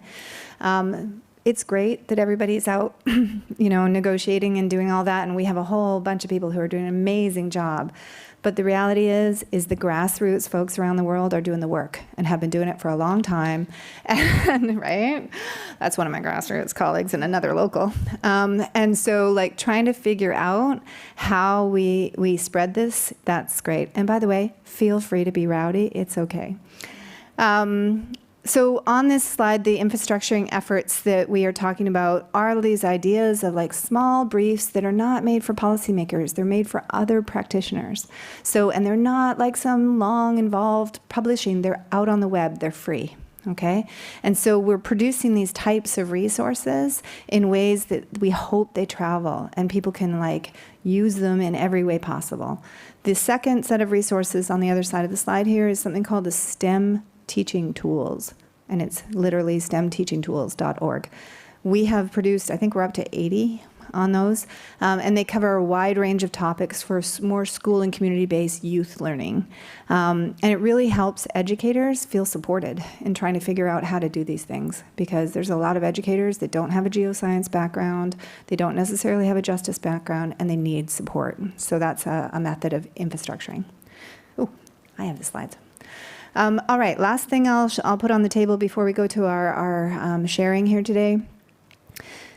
Why am I talking about learning in a storytelling thing? Well, there's this thing called Article 6 of the framework and Article 12 of the Paris Agreement, and most of it has been renegotiated as of yesterday, and I think the announcement was this morning. I haven't heard. Satis will be here shortly, and she can update us on that. But there's been an enormous group of international collaborators building and working around ACE. It's called the Action for Climate Empowerment Program. And it matters. It's deeply connected with the capacity building inside Article 11 of the Paris Agreement. And it's about how we learn, not just education. Education is one small part of it. It's education, training, public awareness, public participation, public access to information, and international collaboration. And if we're doing it well, we are having justice in the middle. All right, so everything about how we're designing any of those pieces fundamentally has people involved that are the stakeholders in that effort. All right. Oh, one last thing about that. There is a tiny URL. I do encourage you to explore that tiny URL because I was able to write a brief in the spring this year, which we're putting into a climate policy paper. that was with Dene Espinoza from Mexico, Isati Sintron, he'll be here in a second, from Puerto Rico, and Pasang Sherpa from Nepal. And that brief really helped pull together all of the different UN declarations into ACE and thinking about what it should look like. All right, so we did this thing called Climate Storytellers, and we used everything I just told you to design it. All right, so we thought about, like, how do we actually help people build capacity, not work and infrastructure folks, so that they can actually tell their own stories and help others they know tell their stories, and so on, and pay it forward in a way that is communicating what they want to who they want to talk to, because not everything is about, like, COP and sharing your story at COP. Sometimes it's about sharing your story with local others so that we can share and learn and grow. And so we created a set of 4 workshops. 2 of them we facilitated and developed, and 2 of them digital storytelling from Australia did and developed. And so you can see them all on our site, Climate Storytellers Collective. And if you want to contribute your story, there's a Google form. You can submit a story, and we will post your story on it too. If you have resources to build stories, we will also post those. We will only post things that are free and openly accessible. All right, we also want to talk a little bit and introduce you to a few folks who have some resources as well, another infrastructuring piece. So go ahead and introduce yourself. Remember, the camera's over there. Yeah. Hi, everyone. My name is Josh. I'm a PhD student at Oxford University. And I'm Alexis McGivern. I'm also a graduate student at Oxford. Yeah, and thanks so much to Deb and the panel for allowing us to just do the quickest presentation you will hear all week, I promise. So I'll ask you a question. How many of you can confidently say that your family and friends back home understand what COP is and why it's important? We all know there is this environmental bubble, and we all know, since you're in this room, that climate storytelling is really important. But who has the opportunity to tell their stories, and who has the opportunity to be heard? This was the conversation that Alexis and I had about a year ago, which led us to our idea for the Talk Climate Change project. Great. So we were basically very inspired with this idea that we should all be having lots of conversations about climate inside of our communities, but also outside of the kind of traditional environmental communities, and making sure we kind of break out of the climate echo chamber. And so knowing that there are lots of different struggles that are related to the climate crisis, and that they should all be interlinked and kind of cooperating with one another. I really like this idea of the locals all communicating with one another. And so our website, which is talkclimatechange.org, we're kind of encouraging and logging conversations about climate change, 26,000 to be specific, in honor of COP26. And we are sure that you've had a number of very interesting conversations over this week. And so we'd love for you to come see us after the presentation, and we'll log your entry on our website. And the idea really behind this is to have, we have an interactive map on our website, and we're trying to make stories a lot more visible from around the world, and making sure that those voices are elevated on this platform. So thank you so much for having us. That's talkclimatechange.org, and we'll be here after the session if you want to have a chat. Thanks. Thank you so much for joining us. All right, so we are going to, if I could have the next slide, sorry. Thanks. So we are the hosts as well. We wanted to name that we're summarizing the day today for the Capacity Building Hub, Clear Environmental and Digital Storytellers. Digital Storytellers had challenges being here in person, so they apologize for that. They live in Australia, and it was very challenging to leave Australia right now. So we will have Pete in here in a little bit later after we hear some stories, and he'll share a little bit of his work as well. So we'll go ahead. I think I'm going to introduce the perfect. The panel. Thanks, Chris. Yeah, I'm coming. No worries. And I'll introduce myself as well. My name is Chris Cameron, and I'm here with Clear Environmental. I'm here as a scientist. I'm here as a COI youth representative for Canada, as a civil society member. But what does that mean at the UN? Like, what is my actual story? I see everyone that are having different badges with different colors. What does that actually mean? I'm here today because I believe in justice and demonstrative action for climate empowerment. I believe that our generation is the next generation to hold the solutions to adapt to this collapsing climate. And I believe that we are the planet's last chance because we are the resilient generation. I'm so grateful to be here and to be on stage with these people, with these peers and friends. And I implore you to listen to their stories because they speak on their action to mitigate climate change, and they'll share with you. And you have to share these stories to your friends, to your state leaders, because adaptation is not a choice for us. This is our only option. And the stuff out there in the pavilions, the tech and the finance, that's not action. It's not justice. I saw recently they had EV batteries, and I have a science background, and I know that EV batteries require nickel to be created. So the nickel has to be mined from indigenous lands. So you're destroying environments to create like a green solution. It's not a just solution. On top of that, I've seen states have pavilions like Australia or Russia, and what they're doing is they're showcasing like fossil fuel green solutions. But what they're really doing is they're just putting money and resources back into the same hands that have always had them. So I urge you to go speak to the people in these pavilions and ask them, how are they centering justice? Have a conversation and tell your story. Because it's time to change this. We work in relationality to build trust and collaborations and share experiences. And storytelling is a big part of this. We learn from each other, and so that our work and our values are shared. And we're all here for the same reasons. So today, I'm honored to introduce these panelists, and we will hear from 4 youth leaders who hold actual equitable solutions to change the world. So the first panelist is Julieta Rodrigo, and she is the program manager at the Clio Institute and a member of the Climate Generation Window into COP26 delegation. So please tell us your story, Julieta. Thank you. Thank you, Chris. How's the audio? Great. Great. I'm looking there. Great. My name is Julieta. I was born in Buenos Aires, Argentina, and when I was 5, my family decided to emigrate to the United States. And particularly, we moved to a city called Miami in the state of Florida.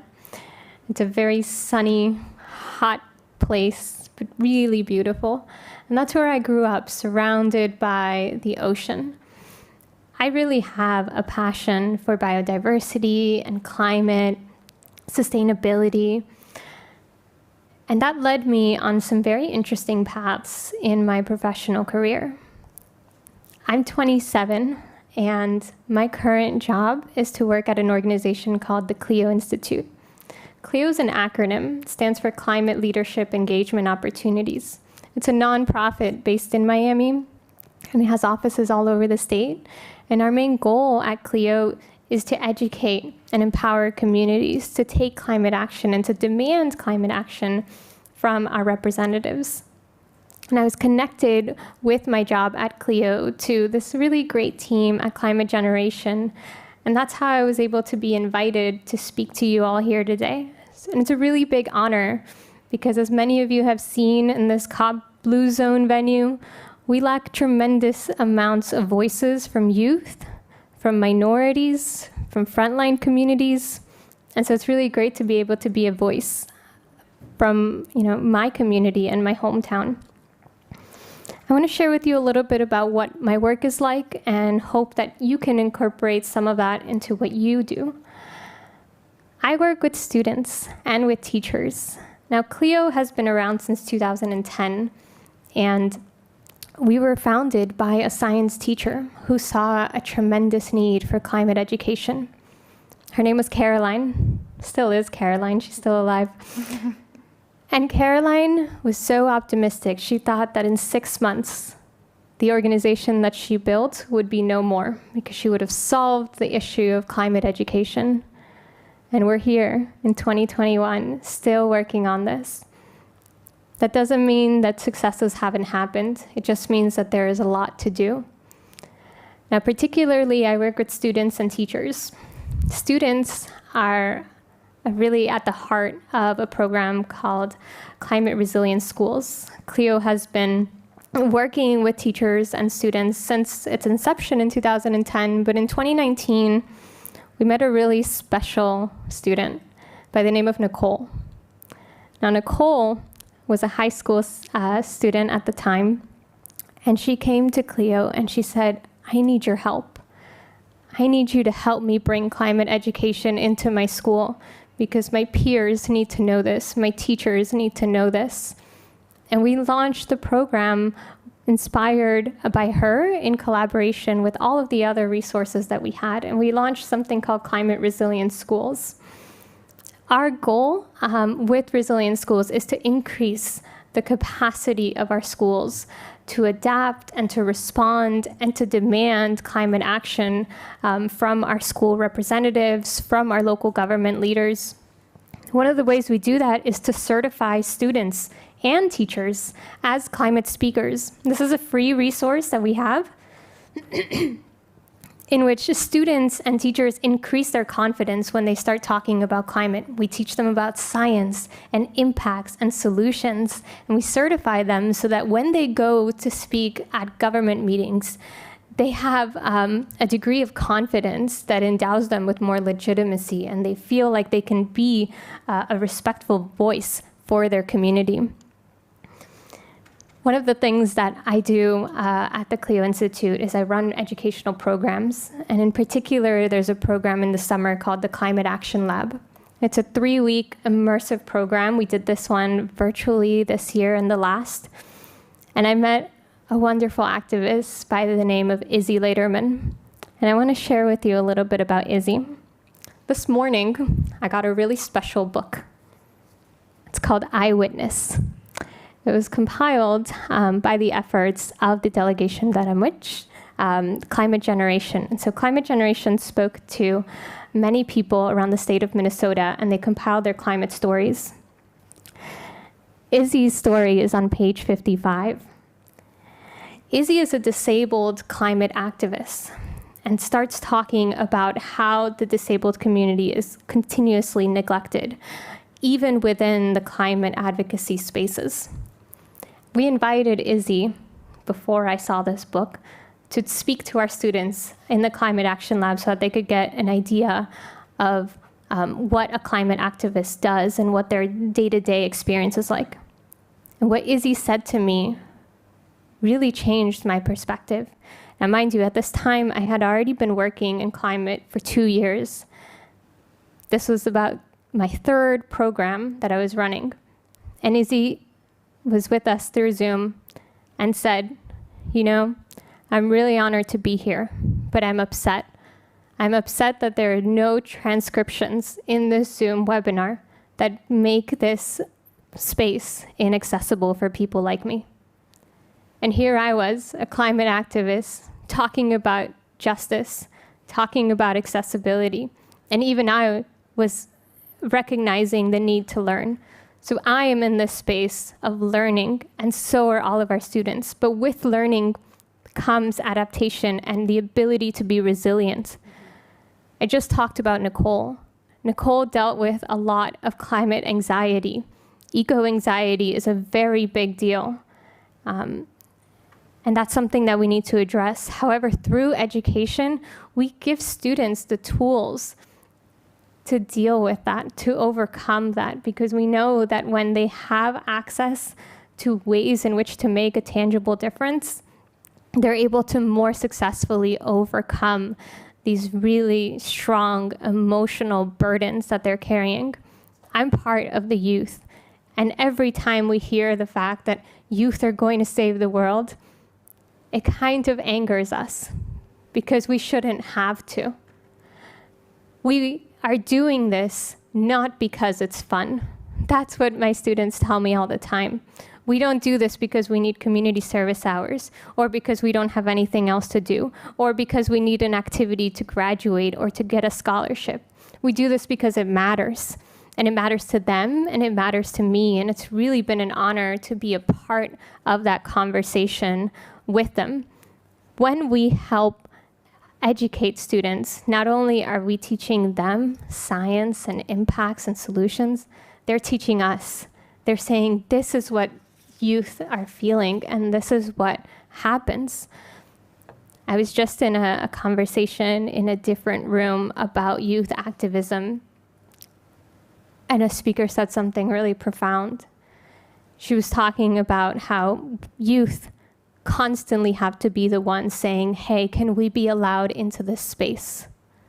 Why is that happening? Why isn't it the standard for youth to be invited already into the spaces? We need to create a social structure and a revolution in the way that we approach youth. It is not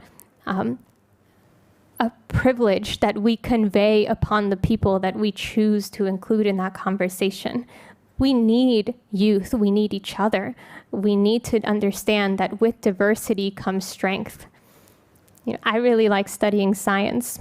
I studied politics in university, but I've learned a lot of science along the way.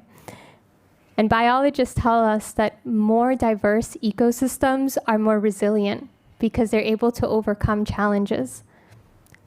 We can apply that same thing to our communities because we know when our communities are different colors, when they're composed of people from different backgrounds and different ages and different stories, they can teach us and we can teach them. And in the process, we can learn how to be stronger. Climate change is going to impact us in ways that we can't even imagine. For example, in Florida, it's hot. Naturally, it's hot. It's getting so much hotter. For those of you who use Fahrenheit, like we do in the States, we had a heat index of 115 degrees Fahrenheit for several days in South Florida. Now, I don't drive, I take the bus. Do you know what it's like to wait for a bus in an underfunded public transit system with 115 degrees of heat index? That's just one of my stories. But there are agricultural workers that do that for 10 hours a day. There are construction workers who do that for 10 hours a day. There are human lives at stake, and there are student lives at stake. I'm really honored to be a part of this delegation and to help raise awareness for the way that when we educate students, we allow the community to have a much better chance at being successful and being safe and healthy for the next generations. Thank you so much for listening. Thank you. Thank you. Great. Thank you so much. That was amazing. So our second panelist is Desmond Alunoa, and he is the co-founder of the Green Africa Youth Organization and the Africa Program Coordinator for the Global Alliance for Incinerator Alternatives. He is a youth leader with focus on community empowerment and rural innovation, and his work focuses on building movements to provide youth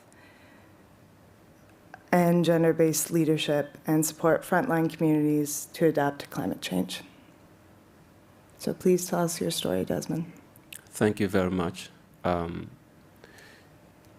I come from the extreme north of Ghana, and those of you who do not know, the northern part of Ghana received one rainfall in a year, and it's fast approaching to become a desert because we have extreme drought and other environmental conditions that are really unfavorable.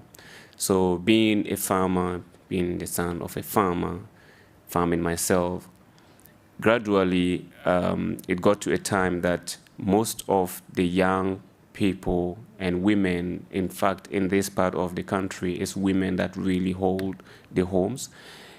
So it got to a time that most of us have to run to the south, where it receives 2 rainfalls a year, where there are more job opportunities, where the conditions are quite better. But then when I got to the south, I also realized that we were facing much more problems, because we got there and you see that a lot of us, especially the women, are going into waste picking, where they try to scavenge some recyclables at dump sites and other ones from homes and street and other things, just to earn a living, because you do not have the capacity to get a job or to even compete with those who are from the other places. And so when I was in my university studying my bachelor's, this was actually something that I felt that maybe there is a possibility to actually make a change, or to try making a change. So I did a research, went from dump site to dump site, questioning people, conducting surveys, trying to know the linkages between climate change and waste management, the linkages between climate change, migration, and issues like that. And I was privileged to have colleagues in my class who were also very proactive and forward-thinking. So at a point, together with another colleague of mine, we founded the Green Africa Youth Organization, which I'm here for, and to get also here for my other job, which is with Gaia.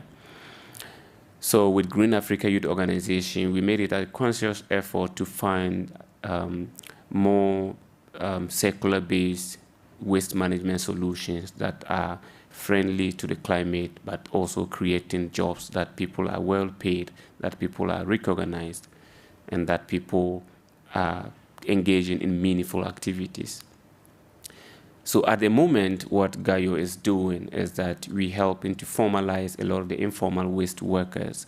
We bring them under the umbrella of the government system to make sure that government see the figures that are associated with the work of these informal waste pickers, how much waste these people are diverting from the landfills, how much support these people are helping by just helping communities to segregate, helping communities to divert a lot of these waste that would have ended up in the landfill, the dump site, emitting so much methane, which is a very strong gas that also affects our climate. We are also making sure that these government then go further to sign memorandum of understanding with some of these waste workers. We unionize them, give them a voice, and make sure that they are able to mainstream their activities into government policies, into the national adaptation planning processes, as well as the national determined contributions, so that they are no more seen as a nuisance, as a lot of governments in Africa have done, trying to always push them back, using task force against them. But therefore, they are now becoming key stakeholders that are recognized for the work they are doing and the help they are rendering to society. But then even with this, we also recognize that still we have a lot of flooding issues, we have a lot of other forms of disasters happening, especially in the cities. And these people coming from these areas definitely do not have the ability to live in the conditions or to live under the shelters that are protective enough. And so therefore, these flooding, these heat waves go back and further threaten their lives. And so we came up with another unit of the organization, which is disaster risk reduction. So we engage in capacity building, educating them, providing them certain amenities that help them to actually protect themselves and also protect their children during these disasters. And also we engage as young as people in primary and junior high schools to understand what you are supposed to do when there's a disaster of that kind, when it's raining heavily, when there are thunderstorms, and also, of course, what you are supposed to not do when you see these things happening around you, or when you see weather warnings, what you are supposed to take into consideration. We've run a lot of disaster risk reduction workshops across the country and also at different administrative levels. But we also make sure that in Ghana and in many African countries, the problem is also the disconnect between society and leadership, or political leadership to be precise. So we also make sure that we do not do these things just as a civil society organization and a collective of civil society organization, but we also make sure that every government department that is responsible, that should have been responsible, we make sure that we also help build the capacity of people working in these places and make sure that they recognize this as something they need to take forward, whether it is now or the next time. But then the last part that also became very prominent and we needed to tackle is the fact that even with this, we needed to provide alternatives for the waste sector, because we are trying to actually make a case for the waste pickers because they are diverting a lot. But then there are a lot of waste that are remaining as residual, and the system does not allow them to actually use their models to operate. So we went into actually organizing and training both municipalities and also their homes on how to actually tackle waste management, how to actually convert a lot of the waste stuff into something usable. So at the moment we produce raincoats, we produce school bags, and charcoal briquette from other agricultural waste, from the waste that these waste pickers are unable to handle. We recently, on the 28th, before coming here, produced and launched the Zero Waste Strategy document for the city of Accra, which is a document that we've brought all waste management, transporters, collectors, and the various government ministries that are related to the same room and 15 different consultative meetings to produce a document that tells you who is at where, what's the capacity of the person, what kind of waste the person works with. So as a home, as a community, as a hospital, or as a bank, when you generate your waste, you know where to send it to, where you can get a value for it.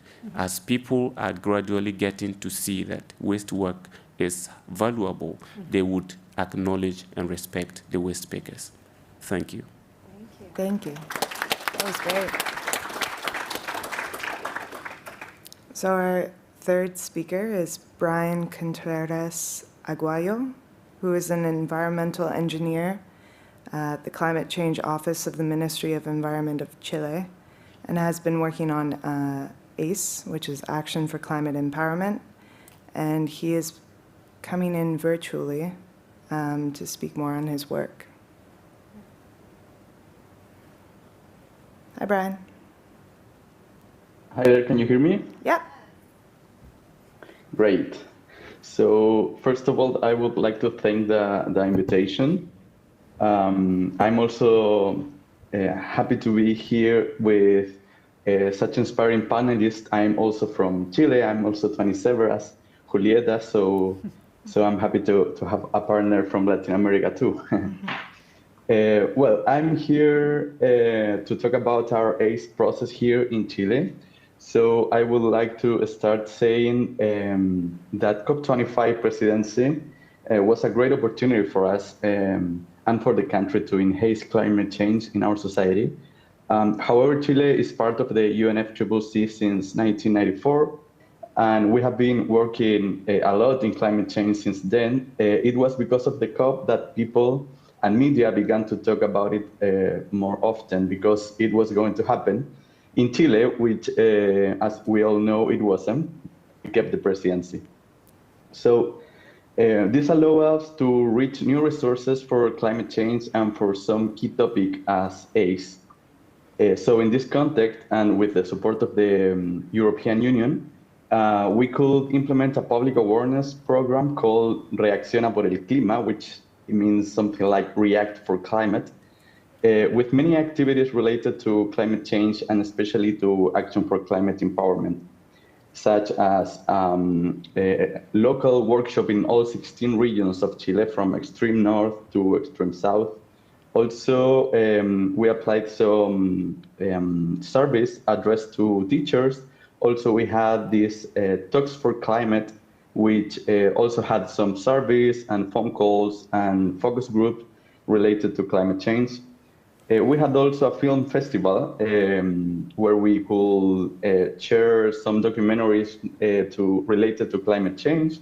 And even we had a TV show in the CNN here in Chile. So all this process gave us the input we need from the people to develop our first capacity building and climate empowerment strategy, which is also a commitment of our NDC.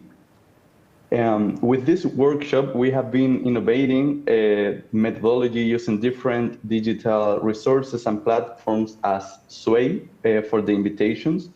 And also the pandemic was an opportunity because we could reach a national level easily. You know, via Zoom, we could have this workshop in all the country. And also had this. Also, we had the support of a participatory team expert in participatory. The next one, please. No, back. One more back. Oh no, I think no. The next one. Sorry. Yes, that's one. I think there's a small delay. Sorry. Yes, about our ACE process in Chile, we already have a draft which was written between the Climate Change Office of the Environment and the Environmental Education Department of the Ministry of the Ministry, and also with the support of all public institutions that work with us in climate change.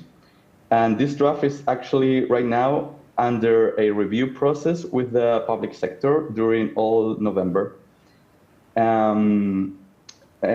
This draft is a reflection of all 6 elements of ACE, and we add a new one about science and research.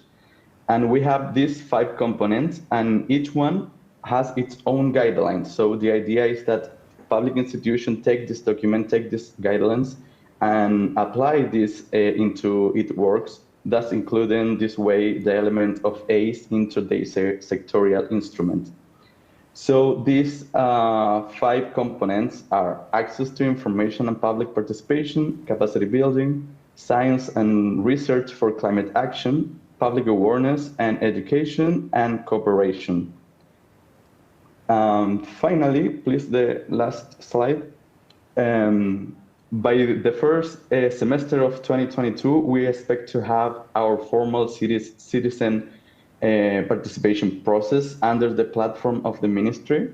Nice. We are designing this process to be so broad and innovative as possible, also complemented by participatory workshop where people can dig into the document and share their proposal.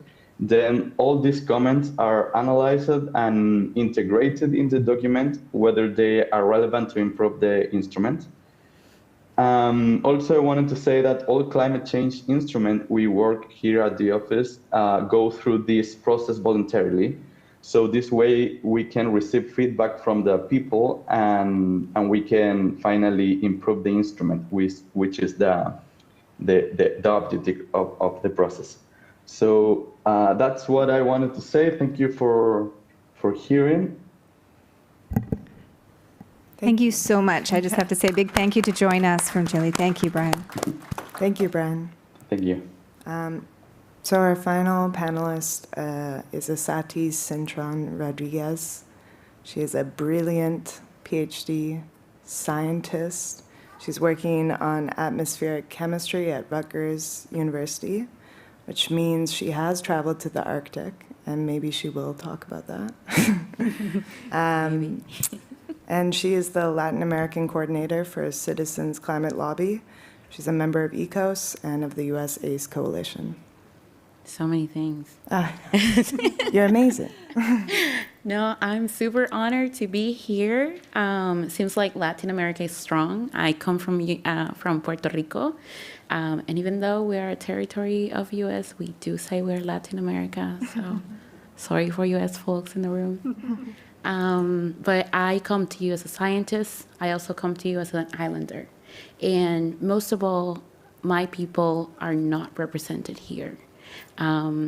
So that is something that's very important to me. I grew up in a very small neighborhood in Puerto Rico. It's called Caimito. It's part of the capital, San Juan, but it's in the outskirts, so it's still rural.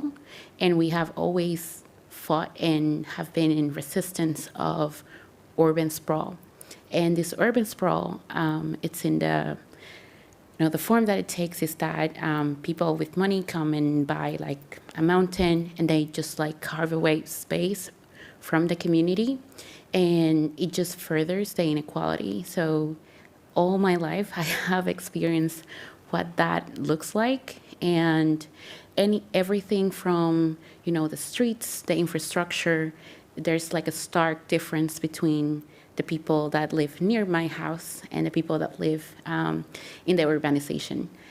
So whenever we had electricity outages, they will always get the electricity first, maybe some days before, and with Hurricane Maria, maybe months before. I wasn't in the island when Hurricane Maria hit, but my family was, and we had 4,645 deaths that could have been avoided with better planning and more competence from the government. So this is an unnatural disaster that gets perpetuated by both the disenfranchisement and disinvestment in our communities, but also the colonial status of the island. So with that in mind, I have always been super interested in climate engagement with communities, and some of the things, I have not been to the Arctic yet. I have been to Antarctica. I'm sorry, I'm jealous about the Antarctica. So they always ask me, okay, like what is like a tropical girl doing here? And I think everything starts with ice and ends with water. And our island is surrounded by water, and the way that we relate to the land is very different. And I think that's one of the main differences in how we see and how we act on climate and how we understand it, that is different from the population in mainland US. So with that in mind, so I study glacier, I study the pollution and how they transport there, and I could talk to you and bore you with like atmospheric chemistry. But I think it's much more important to talk to you about an initiative that we have about citizen participation. And we just launched the second citizen assembly on climate action. So in the context of 2019, we just had outed the governor, and in that context, we decided to create this assembly with the idea that we will have different instances of this assembly by region, but COVID had a very different plan. So we had just put like the second piece of it in March, and it's running right now parallel to this COP. And the idea is that we come together to create our own NDC. And this NDC is hoping to collect collective wisdom and what are the contributions from the communities to climate action in the island. Because even though we don't see that we have so many years after Maria, we don't have a plan for mitigating, adapting, and increasing resilience in the island. Communities are doing a lot of things, whether that is on restoring coral reefs, restoring dunes, or expanding renewables, etc. There's so many things that our communities are doing that should be elevated and mainstream into policy, but also they should be the one telling us what the future of Puerto Rico should look like. So with that in mind, so we just launched it, and it's interesting because they're not part of this conversation, which is a shame, and we also don't participate into regional dialogues with our friends from Latin America. So they don't know anything of the technological or the technical language that we use here. So they don't know anything about ACE, which I'm all for. But I didn't even present it there. You know, I invited Chile and Dominican Republic so that they would tell us how were their processes for the NDCs. But when we ended that first meeting that was supposed to tell us what are the principles or like the main things that we should do on climate change, the pillars were public participation, access to information, public awareness, and then it goes more into justice and transformation, but then also transparency.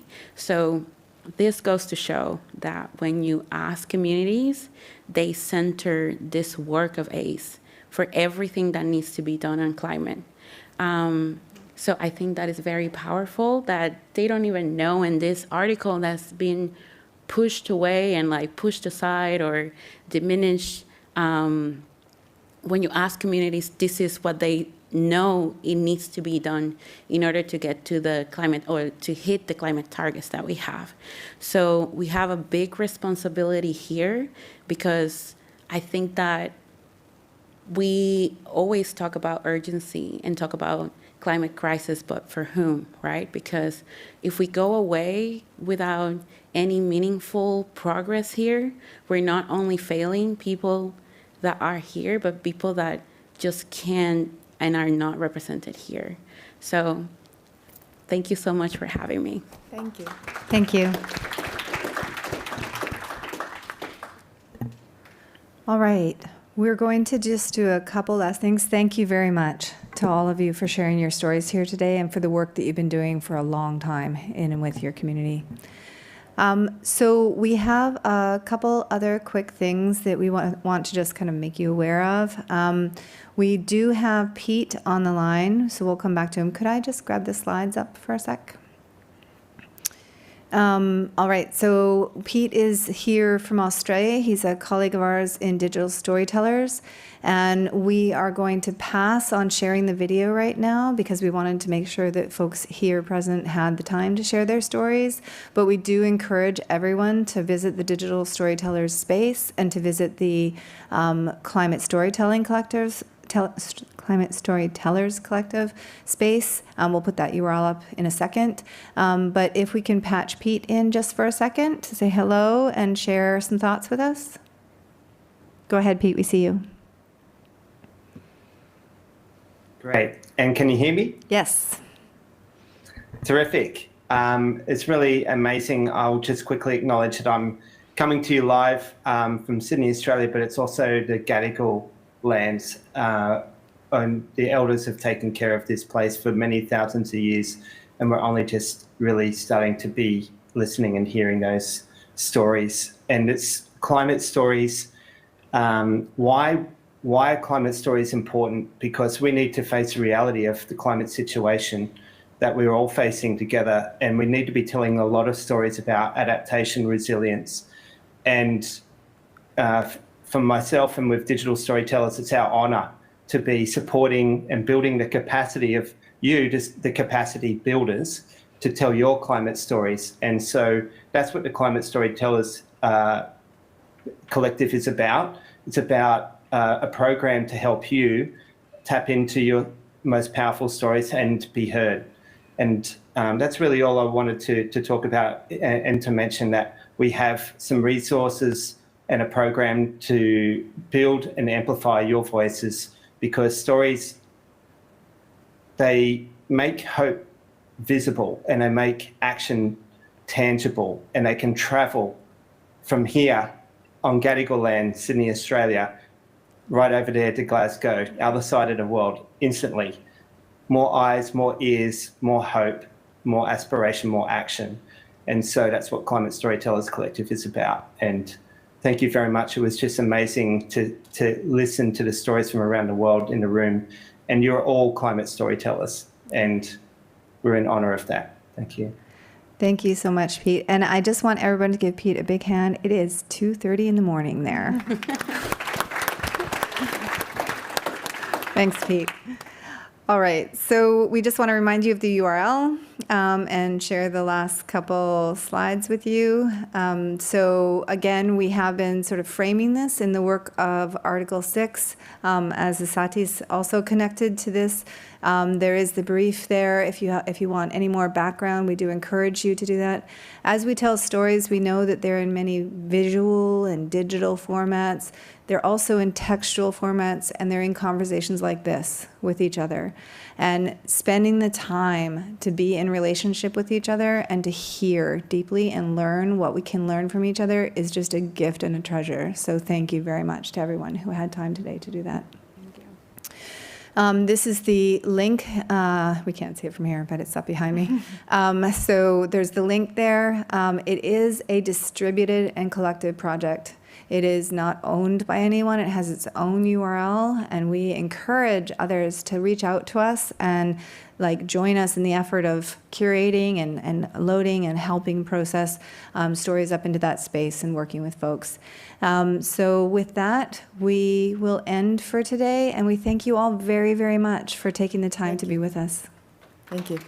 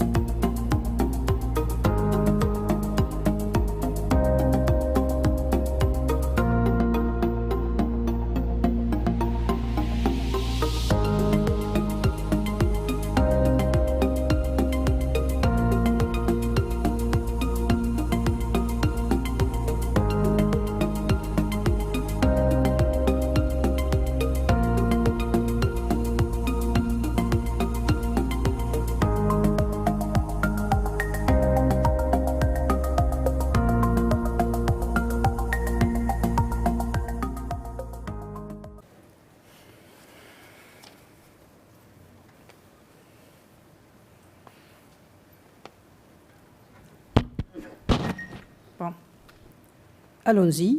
Donc,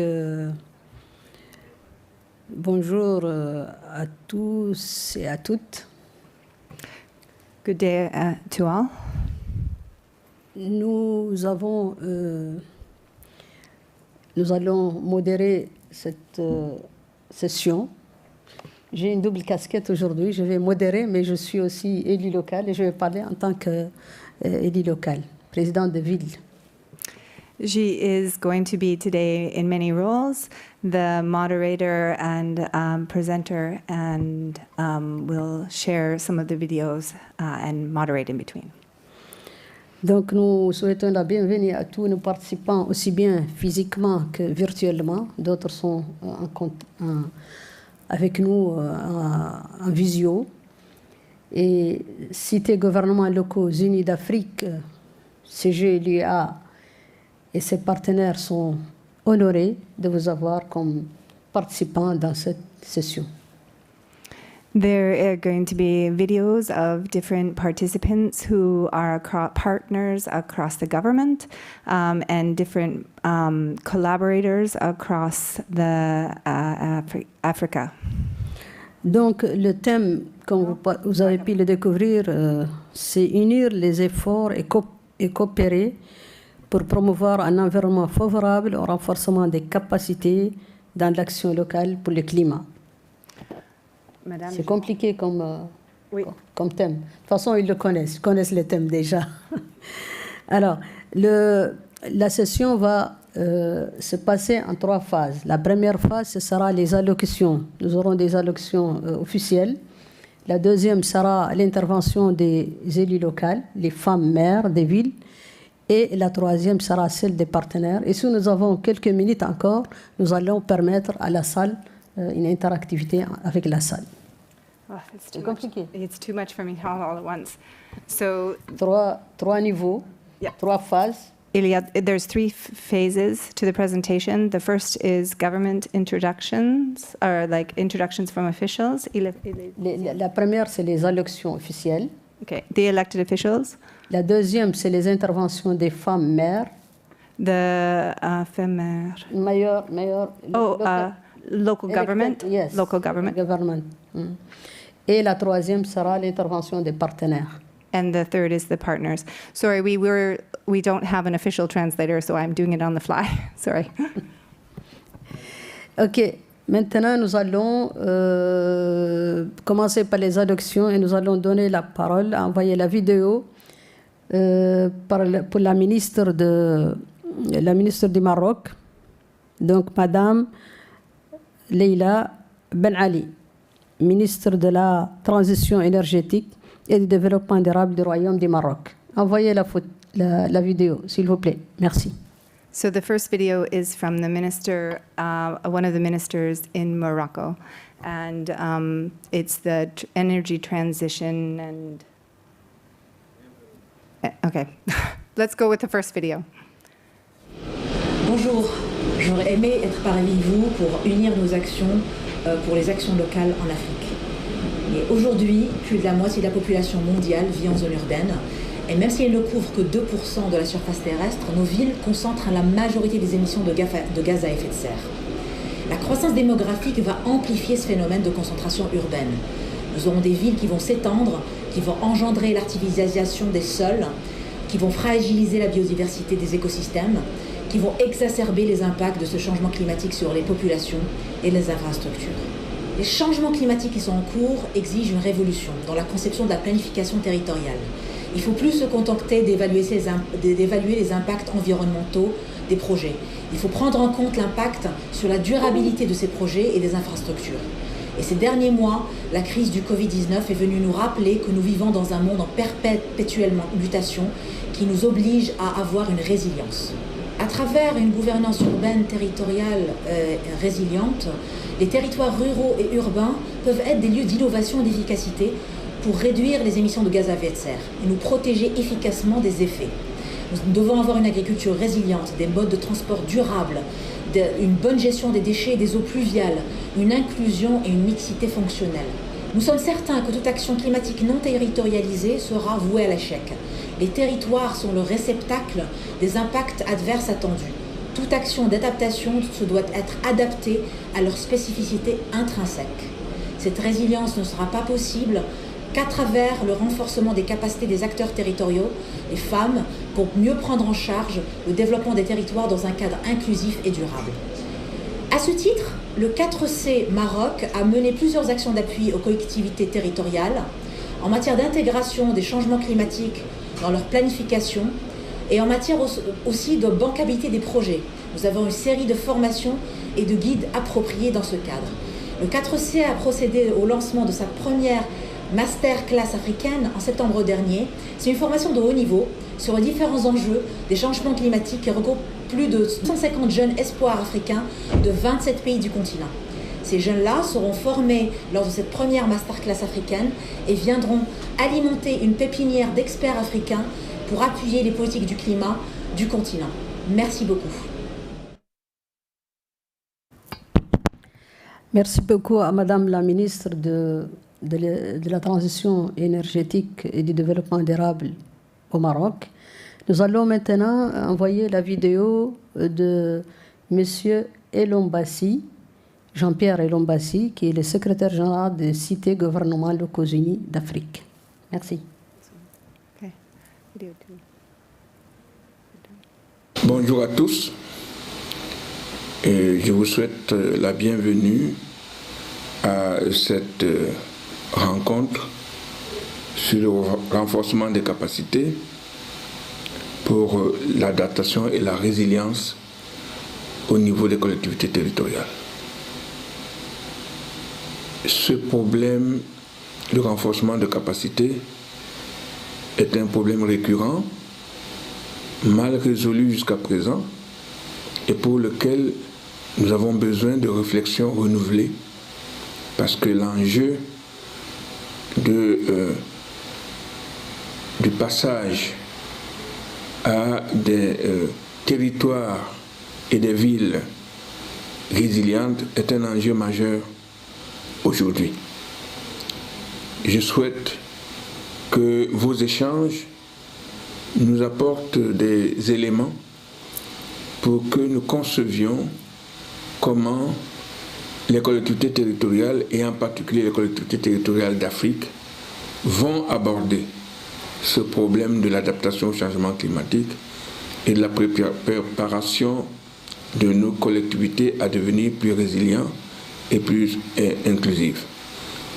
Je vous souhaite de fructueux échanges et j'espère que nous serons destinataires de vos conclusions et recommandations.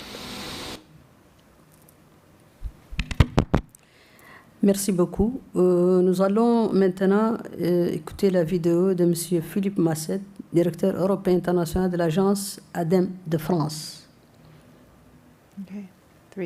Merci Non, CGLU Afrique c'est pas la bonne. D'avoir organisé. C'est pas la bonne vidéo, s'il vous plaît. Au nom de Madame le Président.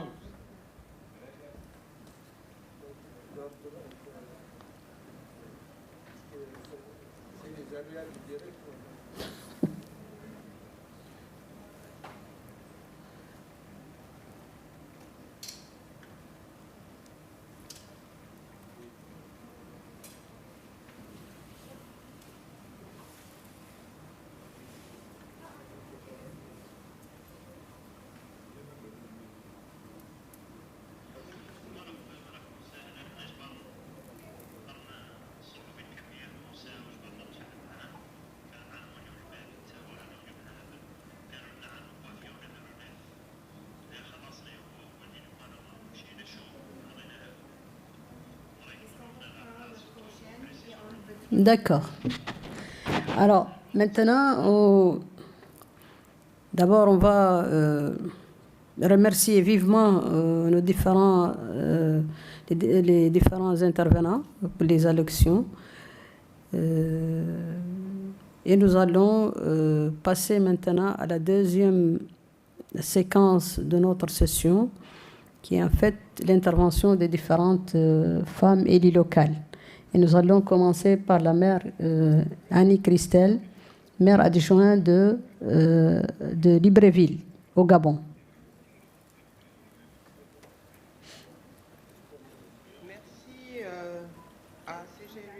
Oui, c'est la bonne.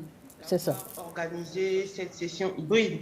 Au nom de Madame le Président du COP26-Afrique, Son Excellence Madame Christine Bandoutou, je voudrais donc intervenir sur cette importante rencontre de la COP26. Alors, je voudrais d'abord, au nom de Madame le Président, remercier tous les organisateurs, particulièrement le Royaume du Maroc, qui est représenté à un très haut niveau, et ainsi que tous les partenaires qui ont cru en cette activité du COP26-Afrique. Cette activité qui lance donc une nouvelle visibilité de l'action locale au niveau africain, continental et dans le monde. Nous voulons donc, à travers cette session, dire que Libreville est tout à fait satisfait de cette activité parce qu'elle, comme nous le disions, augure d'une nouvelle ère, celui du leadership des femmes dans le combat pour les changements climatiques.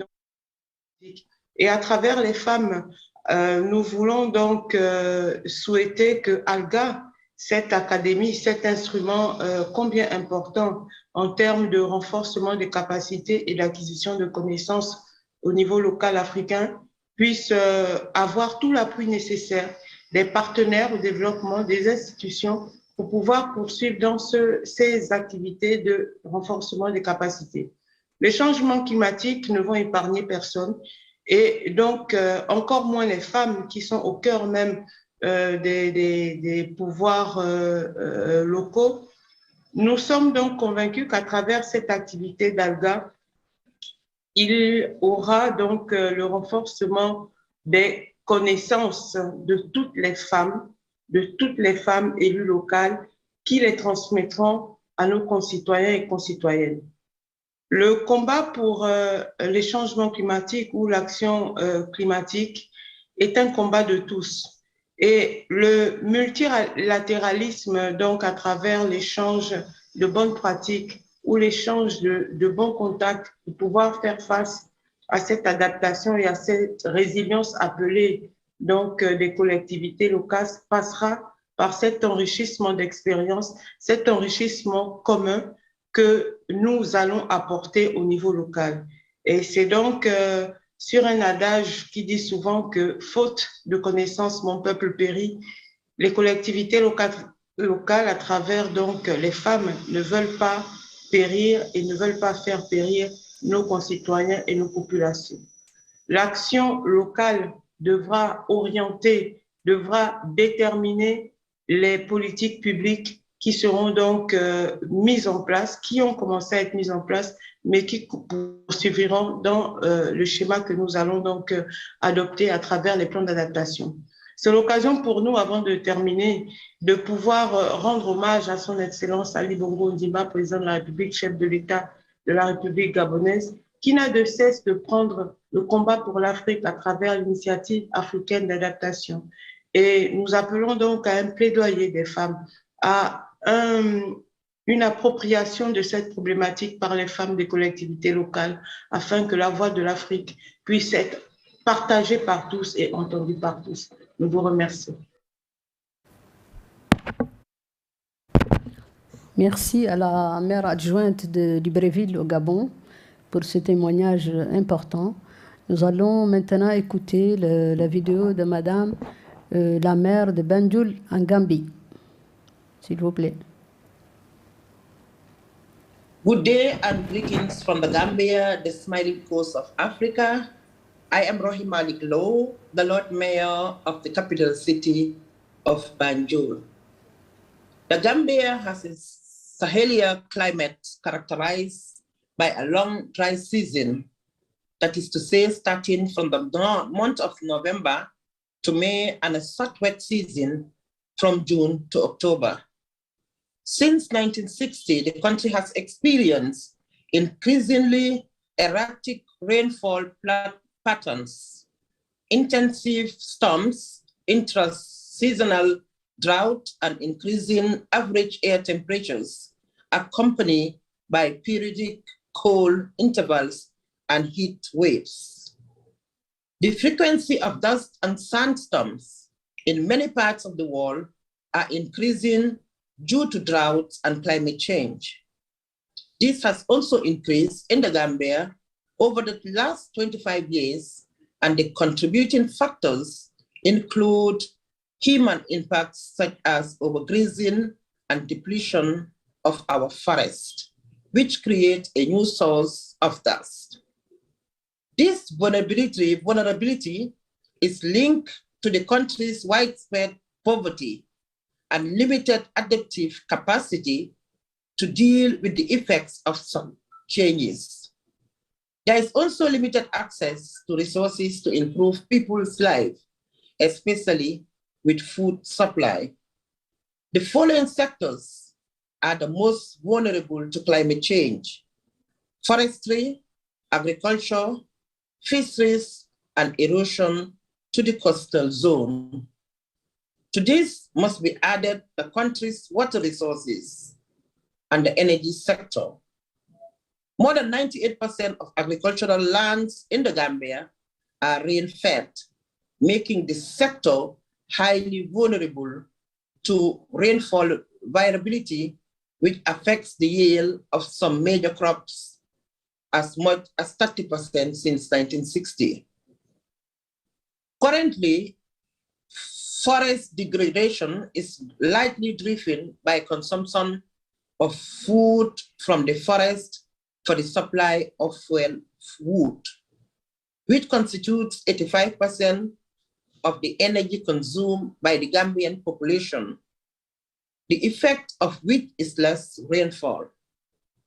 The impact of climate change has also affected fishing resources, which has increased the fishing intensity, and irresponsible fishing practices are also carried out as a result of the impact.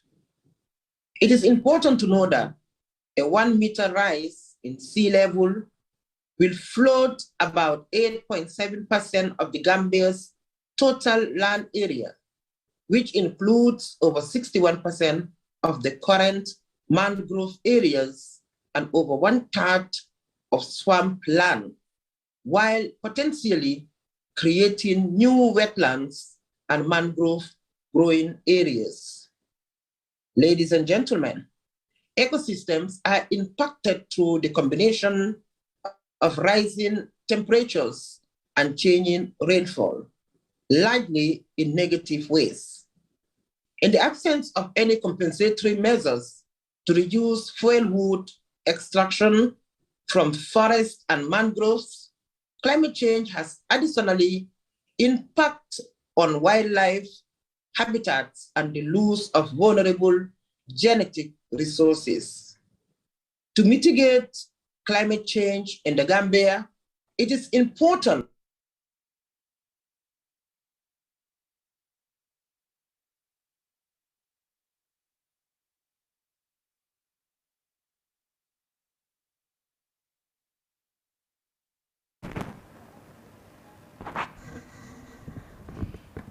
Ok. Alors, on va, en attendant que la vidéo de Madame la maire de Bengrir au Maroc soit prête, moi je vais intervenir moi-même en tant que présidente de région au niveau de la Mauritanie.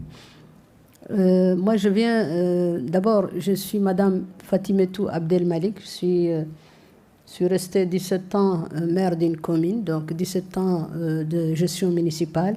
Présentement, je suis présidente de région au niveau de Nouakchott, enfin, la capitale de la Mauritanie. Alors, moi, je viens d'un pays où le Sahara côtoie le Sahel. Et je viens d'une ville où le désert vient rencontrer la mer. Ce très beau tableau contient en lui beaucoup de vulnérabilités, notamment celle d'une éventuelle incursion marine. Donc, s'il y a une menace réelle, en plus de l'avancée du désert, en plus de l'étalement de la ville sur des zones inondables, donc une non-maîtrise de la planification urbaine, qui est en fait un casse-tête pour nous, où la ville s'étale de façon horizontale. Donc il y a un sérieux problème en termes de fourniture de services, qui est un casse-tête pour nous, les gestionnaires de l'urbain. Alors, vous savez bien comme moi que les élus locaux sont tenus d'honorer les engagements devant les populations, sont tenus de satisfaire les besoins des populations, sont tenus de répondre. On a souvent dit que c'est le premier niveau de réponse pour les populations parce que, compte tenu de la relation d'intimité qui nous lie avec nos populations, parce qu'en réalité, ils sont notre raison d'être. Donc nous sommes tenus de satisfaire leur doléance et de venir à leur aide aux besoins. Mais en plus de cela, compte tenu de tout cela, nous avons une parfaite connaissance des territoires et des défis liés à ces territoires. Mieux que ça, l'échange avec les populations de façon participative nous permet de trouver ensemble des solutions aux problèmes des citoyens.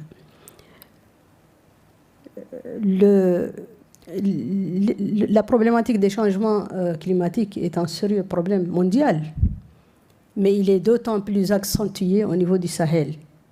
Et je dirais particulièrement en Mauritanie, qui est un vaste pays de plus d'1 million de kilomètres carrés et qui a les 3/4 désertiques. Donc nous vivons un sérieux problème. Alors, les femmes constituent une frange de population extrêmement vulnérable devant ces changements climatiques. Donc elle doit être une cible préférée, une cible privilégiée pour le renforcement des capacités. Parce que les femmes rurales au niveau de l'Afrique, d'une manière générale, comme vous le savez, c'est la femme qui s'occupe du bois de chauffe, c'est elle qui amène de l'eau, qui fait parfois des kilomètres pour amener de l'eau. Et elles sont quelque part, doivent être impliquées nécessairement, accompagnées, renforcées, pour leur trouver des alternatives parce qu'elles détruisent la nature. Il faut les former, il faut les encadrer, il faut les accompagner pour qu'elles deviennent encore mieux des amis de cette nature-là, au lieu qu'elles soient des destructrices ou utilisatrices de ces ressources naturelles. Donc, c'est une population importante, 50, 51, 52% même dans certains pays. Et j'ai souvent tendance à dire qu'elles sont aussi bien la moitié de la population, mais l'éducatrice aussi de la deuxième moitié. Donc elles ont un rôle prépondérant dans leur mission. Et je suis parmi ceux qui disent souvent que les communes, les mairies, elles sont faites pour les femmes, pour être gérées par des femmes, parce que c'est un peu un foyer à une autre taille. Donc elles se sont singularisées, notamment en Afrique, que je connais bien. Les femmes ont bien géré, ont fait des réalisations extraordinaires en tenant compte de leur capacité d'écoute, de une certaine flexibilité qu'elles ont avec les populations.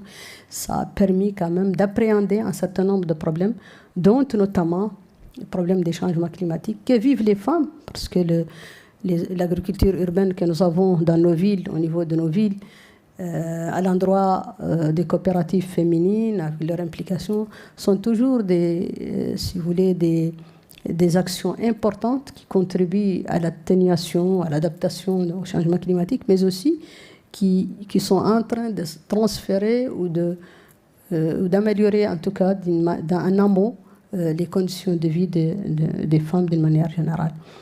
Et quand on arrive à impliquer les femmes, quand on arrive à les amener à changer de comportement, particulièrement à l'endroit des ressources naturelles, je pense qu'on a gagné une bonne portion dans le bon sens de l'appréhension des changements climatiques. Donc, voilà de façon très succincte, parce qu'ici j'ai deux casquettes, en fait, casquette de modératrice, mais casquette d'intervenante en tant qu'élue locale. Et si la vidéo est prête, on va permettre à Madame la maire de Bengrir au Maroc de nous livrer son message avant de passer à ceux des partenaires. Donc, Madame Bengrir, maire de Bengrir au Maroc, s'il vous plaît. Madame la ministre de la Transition énergétique et du Développement durable du Maroc, Monsieur le secrétaire général de CGLU Afrique, Madame la directrice générale de Café Maroc, Monsieur le directeur d'ADEM, chers intervenants à cette conférence, honorable assistance. C'est un grand plaisir pour moi et pour ma ville de participer aujourd'hui à ce 3e hub et un grand honneur d'intervenir à cette session. Permettez-moi de vous présenter ma ville avant d'entrer au vif du sujet. La ville de Benguir est la capitale de la province Rhana, avec une superficie de 55 km² et une population qui dépasse actuellement 100 000 habitants. Elle est située à 70 km de la ville touristique Marrakech et à 170 km de la ville de Casablanca, capitale économique du Maroc. Ma ville a connu depuis la dernière décennie une dynamique importante grâce au grand projet du grand programme de développement de la ville lancé, couronné par des visites royales en 2012 et en 2017. Parmi ces projets, le mégapôle urbain Ville Verte Mohamed VI, une ville de référence en matière de développement durable et de protection de l'environnement répondant aux normes environnementales internationales. Première certification en Afrique, avec un nouveau modèle de développement et de gestion urbain exemplaire, porteur d'un message de solidarité, d'intégration sociale et d'espoir. Une ville verte avec des composants intégrés autour de l'une des plus importantes universités en Afrique, l'université Mohamed VI Polytechnique, qui ambitionne de devenir un hub mondial et continental de recherche et de formation dans toutes les disciplines qui intéressent le Maroc et l'Afrique en général. Il faut signaler que le projet Villa Chercheur à la Ville Verte était labellisé COP22 à Marrakech en novembre 2016.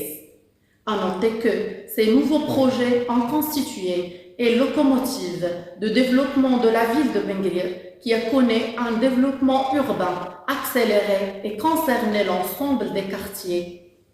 Restructuration des quartiers, équipement à 100% de l'eau potable, d'électricité et d'assainissement 100% connectés à la station d'épuration de la ville opérationnelle depuis 2015. Actuellement, la ville de Benguir fait partie du réseau des villes apprenantes de l'UNESCO depuis septembre 2020. Fait partie du réseau africain des villes intelligentes ASTAN.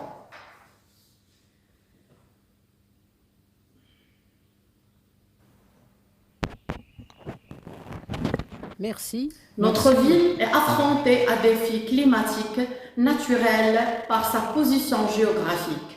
Elle jouit d'un climat semi-aride où les pluies sont souvent faibles et irrégulières et les températures élevées en été et basses en hiver. Mais avec le développement qui a connu notre ville depuis 2009 à aujourd'hui et avec l'émergence des grands projets tels que la ville verte Mohamed VI, notre ville a été affrontée à des défis majeurs. Le premier défi, c'est la cohérence spatiale et sociale de la nouvelle ville verte Mohamed VI et la ville existante de Benguir. Afin d'éviter toutes les fractures spatiales ou sociales dans l'avenir entre ces composantes, notre ville de Benguir se doit se compléter sa restructuration afin d'homogénéiser ses espaces et ses équipements. C'est ainsi qu'un plan d'aménagement et un plan de développement ont été définis et approuvés en 2015 afin d'assurer la continuité des espaces entre la ville actuelle et le nouveau pôle via jonction à travers les voies d'accessibilité à la ville de Benguir et la ville verte. Les 4 accès de la ville ont été aménagés. Jonction entre la coulée verte du nouveau projet Ville verte et l'Oued Bouchen qui passe au centre de la ville où nous avons aménagé ses bords et l'équipé par des mobiliers urbains, de l'éclairage public et des jardinières, ce qui constitue actuellement une promenade de 10 km aller et retour. Assurer une mobilité inverse en construisant des grands projets à la ville de Bengrir qui créent une mixité entre les deux populations. Un projet de salle polyvalente de 500 places au complexe culturel de la ville est en cours de construction. L'urbanisation croissante de la ville de Bengrir impose un deuxième défi au territoire urbain où on doit se réinventer et devenir plus intelligent pour mieux servir les citoyens et renforcer sa résilience à travers l'amélioration de la gestion urbaine, de gestion de l'éclairage urbain, assurer une fiabilité élevée et une consommation réduite, gestion des espaces verts de la ville, gestion des déchets ménagers, gestion de la mobilité urbaine. Bâtir une ville plus intelligente, c'est être capable de mobiliser tout le potentiel offert par les nouvelles technologies de l'information et de la communication pour répondre aux enjeux économiques, sociaux et environnementaux, en développant des solutions innovantes au service de tous, citoyens, entreprises, collectivités. Ces gestions intelligentes exigent la disponibilité des ressources humaines qualifiées, formées et en particulier en matière de climat, d'adaptation et de résilience. La commune et la province ont signé une convention avec l'Université Mohamed VI Polytechnique et aussi la convention avec la Maison des élus de la région Marrakech-Safi qui stipule le renforcement des capacités des élus et des fonctionnaires, sans oublier notre besoin des compétences de l'Académie, ALGA, de cités et gouvernements locaux unis d'Afrique pour nous soutenir.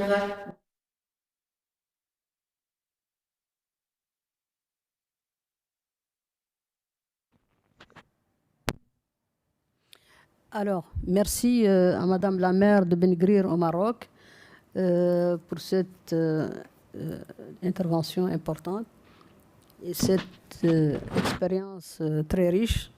Nous allons maintenant passer à la 3e phase de notre session qui est les interventions des différents partenaires. Je ne sais pas si la vidéo de Madame Chafil est prête. Non. Alors, Monsieur Massette non plus, de l'ADEME. Donc, Sarah de CGLU. Alors, on va prendre celui de Raphaël de l'ICESCO. Kamar est prêt?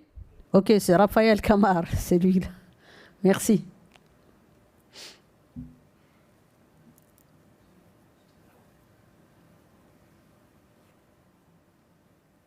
Good morning, everybody. My name is Professor Dr. Rahil Kamar. I am from ICESCO. ICESCO represents 54 member countries which are based in Asia, Africa, Middle East, and South America. ICESCO's science and technology sector, which I am heading, is involved in improvement of knowledge and skills in STI. We also want to develop and promote emerging technologies in our member states. And also very important, which is promotion of cooperation between companies, universities, and different research centers. We've done a number of different initiatives on greening and future of humanity and fostering a positive climate action plan. Our science diplomacy program among different member states is proceeding very well. And recently, last year, we started a very important initiative of promoting space sciences and developing space sciences in our member states. We've had a very difficult last couple of years during the COVID pandemic, and we faced very challenging times because we were involved mostly in the field and going in the field and doing different interventions. Those all stopped. So we decided to take advantage of the digital information and digital means to build capacities in the fight against coronavirus. And for this, we did a number of different activities, and we promoted and we taught people how to do different things. And in addition, we did a number of activities on knowledge transfer on themes such as natural disaster, satellite imagery for the assessment and analysis of natural hazards, smart technologies and resilience for sustainable agriculture in Africa, green initiatives, plantation of trees, biodiversity preservation, and space sciences and green cities in member states. May I just point out over here that, planting of trees is fine and all that for combating different climate change problems. But a very important source of oxygen generation is the seas, and we've been neglecting that completely. So we've started focusing recently on preserving our seas also. For the Green City Initiative, we've made 2 cities, Nur Sultan and Agadir, as the capital of green cities in our member states. Our action plan for 22-23 include green transformation and fostering climate action, also providing innovative solutions for strengthening resilience and preserving biodiversity, which is a very important topic for us, preservation of biodiversity, and strengthening the use of new technologies in public health strategies. I would conclude here by saying that we need very strongly to upgrade our skills in eco-innovation, green projects, and green entrepreneurship, and also to transfer technologies and solutions for tackling climate change. We have to provide innovative solutions for strengthening resilience, improving food security, and preserving biodiversity. Ladies and gentlemen, preserving food is very, very important. Every year, humanity generates 300 million tons of food, and we waste 100 million of that food that we produce, which is enough to feed more than 10 billion people. And still we have hunger in this world. And that we need to combat on priority basis. Thank you very much. Merci. Là, on va envoyer, s'il vous plaît, le message de M. Masset, de l'ADEME. Le Masset. Masset, c'est... Madame the Minister, Mr. the General Secretary, ladies and gentlemen, good afternoon from Paris. I'm Philippe Masset, the Director for European and International Affairs in ADEME, the French Agency for Ecological Transition in France. I'm very pleased to be with you this afternoon because we have a very important and strategical partnership with UCLG-Africa and its ALGA Academy in order to set up common approach and common session for capacity building of local and regional authorities in Africa concerning climate change. This event this afternoon is very important because it is organized jointly in the framework of Adaptation and Resilience Day.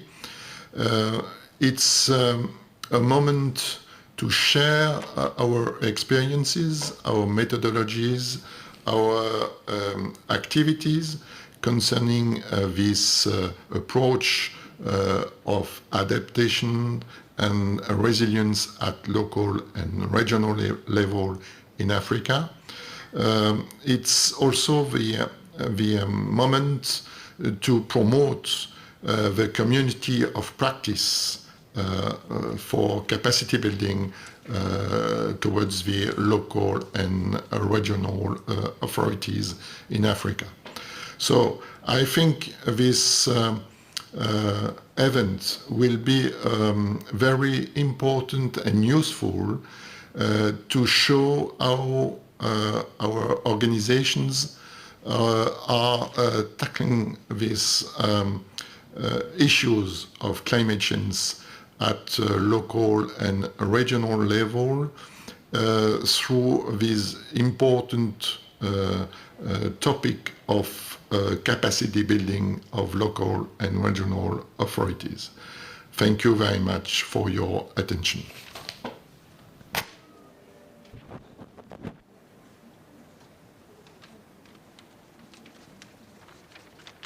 Merci. On peut envoyer la photo de Madame Pile de 4C du Maroc. De Chafil. Chafil, oui. Le centre 4C Maroc, qui est le centre de compétences en changement climatique du Maroc en matière d'appui aux politiques climatiques et notamment en termes d'appui au territoire pour la prise en compte des changements climatiques dans les politiques de développement. Alors le 4C Maroc en fait est une institution qui a été créée sous forme d'un groupement d'intérêt public et qui comporte pratiquement tous les types d'acteurs concernés par la problématique des changements climatiques au Maroc, à savoir les administrations publiques et les territoires, le secteur privé, le secteur de la recherche et l'expertise et bien sûr la société civile. Alors les missions du 4C Maroc se déclinent comme suit. D'une part, contribuer au renforcement des capacités des différents acteurs en matière de lutte contre les changements climatiques, capitaliser l'information et les connaissances et les mettre à leur disposition, développer des outils d'aide à la décision et contribuer à l'effort mondial en termes de limitation des émissions de gaz à effet de serre et à la lutte contre les changements climatiques, notamment à travers un échange de savoir-faire, notamment avec les pays africains. Alors maintenant, comme j'ai dit tout à l'heure, l'un des 4 collèges et de loin le plus important qui compose notre centre, c'est le collège secteur public et territoire. Ce collège, d'ailleurs, vu le nombre de partenaires qui le composent, se décline en 2 commissions. Une commission qui comporte les acteurs du secteur public et une commission qui comporte les acteurs des territoires. Et donc, l'objet ou bien la mission de ce collège très particulier et qui regroupe le secteur public et les territoires, c'est d'appuyer la coopération et l'articulation et la coordination entre les différents membres du collège et le but ultime, bien entendu, est de renforcer toutes les actions qui vont dans le sens de l'appui à la politique climat au Maroc et au niveau international. Alors, quelques activités que nous menons en termes d'appui aux politiques climat au niveau territorial. Je vais juste en citer quelques-unes, mais bien sûr, notre éventail d'activités est beaucoup plus important. D'une part, nous agissons au niveau du renforcement des capacités des collectivités territoriales pour l'intégration des changements climatiques dans les politiques, notamment, par exemple, dans les plans de développement régionaux. On apporte également un accompagnement technique aux collectivités territoriales pour l'intégration des changements climatiques dans les plans de développement, que ce soit au niveau communal ou au niveau régional. On renforce bien sûr les capacités de tous les acteurs au niveau régional, notamment donc les élus, mais également tous les représentants régionaux des ministères.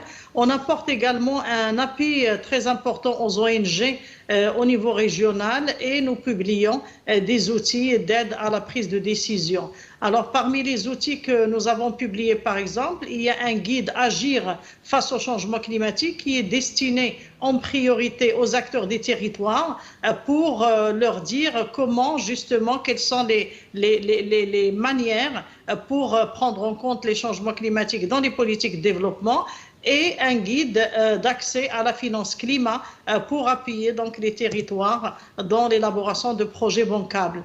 Alors pour favoriser l'échange de savoir-faire, nous avons également mis en place une plateforme collaborative qui s'appelle la plateforme Initiative Climat du 4C Maroc pour disséminer les bonnes pratiques en termes de lutte contre les changements climatiques. Nous avons également créé une base de données des experts en changement climatique qui sont labellisés par le Centre 4C Maroc, qui est à la disposition de tous les acteurs au niveau du Maroc, mais également au niveau africain. Et donc, nous produisons plusieurs publications et outils, comme par exemple la revue mensuelle Les Nouvelles du Climat, et nous publions sur notre site toute publication officielle des Nations Unies, de l'IPCC ou d'autres institutions au niveau international. Donc, toutes les publications les plus récentes sont sur notre site avec souvent une analyse en français pour qu'il soit accessible à un plus grand nombre. Alors, nous avons également élaboré un catalogue de formations en changement climatique qui comporte aussi bien des formations à la carte, donc selon les besoins des différents acteurs, notamment les acteurs des territoires, que des formations donc prédéfinies auxquelles donc les différents partenaires peuvent participer.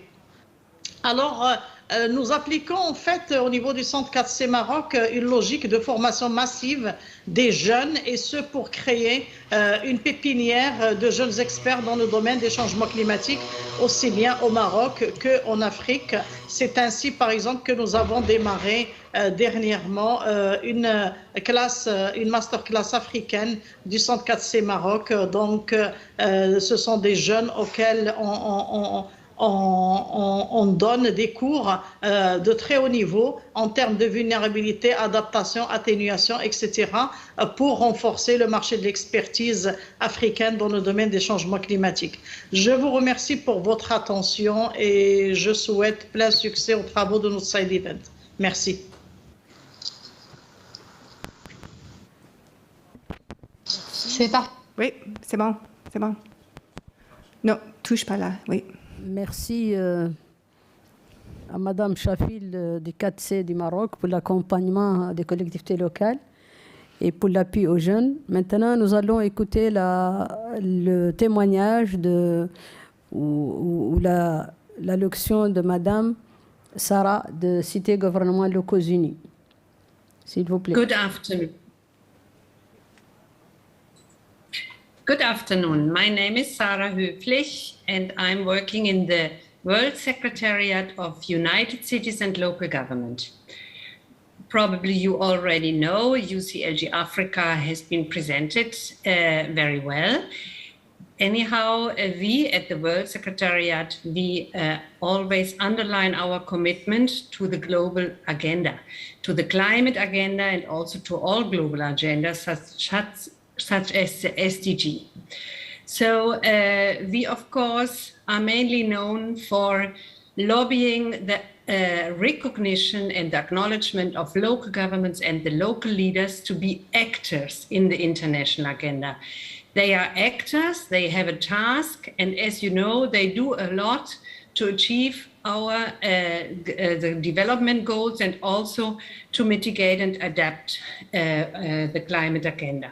So it is important first that we understand this recognition, but of course an actor has also to be strong and have a strong apparatus behind him or her. So as we have seen with lady mayors speaking, they have a very high motivation to make the change in the African local government and territories, but we need also good technicians, good practitioners at their side. So that is why my department is looking into the learning, such as the ALGA of UCLG-Africa. I'm in charge of making learning and capacity building for local governments worldwide. So how do local governments learn? They very good learn from each other, which we call the peer learning, because they are usually coming from a very, very busy work. We train people on their desks, on their task, and we do have an approach of problem-based learning. There is our background. We localize global agendas. We work on ecological transition. We build peer learning and advocacy, and all this we always do in partnerships, such as this agenda, which I now give you an insight on resilience, we do in partnership with United Nations, with UNDRR in particular, and with UN Habitat, but also, of course, with our Making Cities Resilience, and with many, many of our members who are committed to not only learn, but also bring their practice to the board so that others can learn from them. We have developed together modules because we see we have to go to scale. In Africa, thanks to ALGA, we know the capacity gap is huge. In particular, small and intermediary cities need to train their managers. We need to take more care of staff in the municipalities and to connect them and to make their work valuable. We have developed learning modules that build on principles of adult education. I here present you the two resilience module we have to develop with UNDRR. And of course, they look a little bit in the climate agenda, because when we look on how to do a future to prepare for climate change, the resilience is the term that will be in strategic planning for another decade to come. We need to build resilient cities, and our city leaders and our members want their cities to be resilient. So how do we get there, and where is our particular value we add to the international capacity offer? In particular, our value is in governance, because of course we know very well, we oversee the status of local democracy, of decentralization, and these are two key factors that enable and enforce the capacity of resilient planning. We stream disaster risk reduction into development, and in particular land use planning. This is a particular important issue for resilience. We protect ecosystem using nature-based solutions. So this is a formula of course, doing implementing a different relation, a different perception, and a different respect of nature. And we also look into effective response and building back better. So all this is embedded in governance, not only local governments reporting to national and international spheres, but also report and work with their communities, usually for a resilience development and also for a solid climate agenda. We need this to be co-created with the communities. We need collaborative solution, intentional relationships, and determined collaboration that must work. And with this module, we work in the system with our regional sections, like UCLG-Africa. So we are very proud that all the work we do also on decentralized cooperation, we always count on an immediate advice from our regional sections. And then we roll them out in a training of trainers approach in order to really reach out in the continents. And we need the local government associations to be there, but also we need all the partners to commit to these systems. So welcome to join our roadmap, but also count on us for support. And thank you very much for listening me. Goodbye and good luck. Merci Sarah. Donc en attendant de retrouver la vidéo du docteur Sanjaya. Non, j'ai oublié. On seulement la vidéo de Zarak. D'accord. Donc là, on dira que le dernier est toujours le plus aimé. Donc on va donner la parole à Madame Najat Zarro, qui est la directrice de l'Académie africaine. Donc c'est l'Académie de CGD Afrique. Merci. Excellencies, ladies and gentlemen, honorable speakers and participants physically and virtually, UCLG-Africa and its Academy ALGA, supported by their partners, 4C Morocco, ADEM, UNDRR, UCLG Learning, and ISISCO, are very honored to be part of this World Conference dedicated to climate change. We would like to thank warmly the organizers of COP26, the city of Glasgow, as well as all the institutions mobilized and involved in our hybrid session for giving us the opportunity and the chance to be part of COP26. I have the honor to share with you our modest experience as African Local Government Academy of UCLG-Africa, the strategic lever to empower and build capacities at African subnational level. Who we are? The Academy was created in 2009, but become operational since 2016. It's a department of UCLG-Africa with the mission to empower and build capacities of human capital at African local level, elected officials, managers, and communities. It's a network of more than 80 partners in Africa and from around the world, and also sponsored by the Kingdom of Morocco, European Commission, members' fees, and sponsorship and partnerships. Our brand is to build Africa from its grassroots and also to become a lever to transform Africa at subnational level effectively to encore performance and professionalism. It's based on a very diverse methodology. Today, we are honored to have an e-academy. We digitalize courses. We have our MOOCs, including a MOOCs on climate change that you can find on Coursera platform. We work on human resource studies and reports. We have the mission to encore quality and excellence in the field of training and capacity building. We work in win-win partnerships, and this session will show you the institutions who are behind us. We have an experts community on decentralization, and it's a very diverse way to empower human capital at local level through training, capacity building, awareness raising, peer learning, networking, and training of trainers.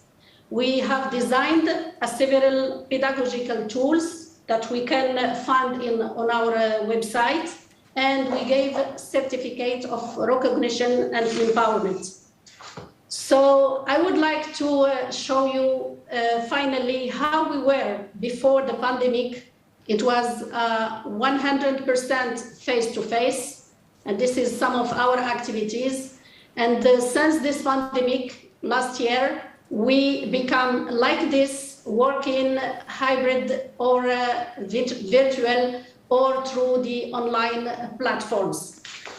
So this is how we will organize our annual forum. You can see here all the links in Marrakesh in December, dedicated to digital and smart transformation at African local level. And please join us in Marrakesh in December to know more about ALGA of UCLG-Africa. Thank you very much. Go ahead. Merci. Donc, merci à Najat Zarro, qui est encore une fois la directrice de l'Académie de Cité Gouvernement Locaux Unis d'Afrique. Donc, docteur Najat, merci pour le message. Nous, malheureusement, nous n'avons pas beaucoup de temps pour vous donner la parole dans la salle, ce qui fait que on va plutôt clôturer. Oui. Remercier encore une fois tous les participants et remercier nos intervenants. Et on est désolé pour le message de Dr Sanjaya de UNASDR qui n'a pas pu passer, même si c'est un bon partenaire pour nous. Mais désolé encore une fois, les problèmes techniques, ça arrive, c'est les risques des changements climatiques. Merci. Oui, merci beaucoup d'être ici, Madame Malik, l'honorable Madame Malik. Et on est désolé, l'autre vidéo n'était pas possible. Alors, merci aussi pour toutes les personnes d'être ici.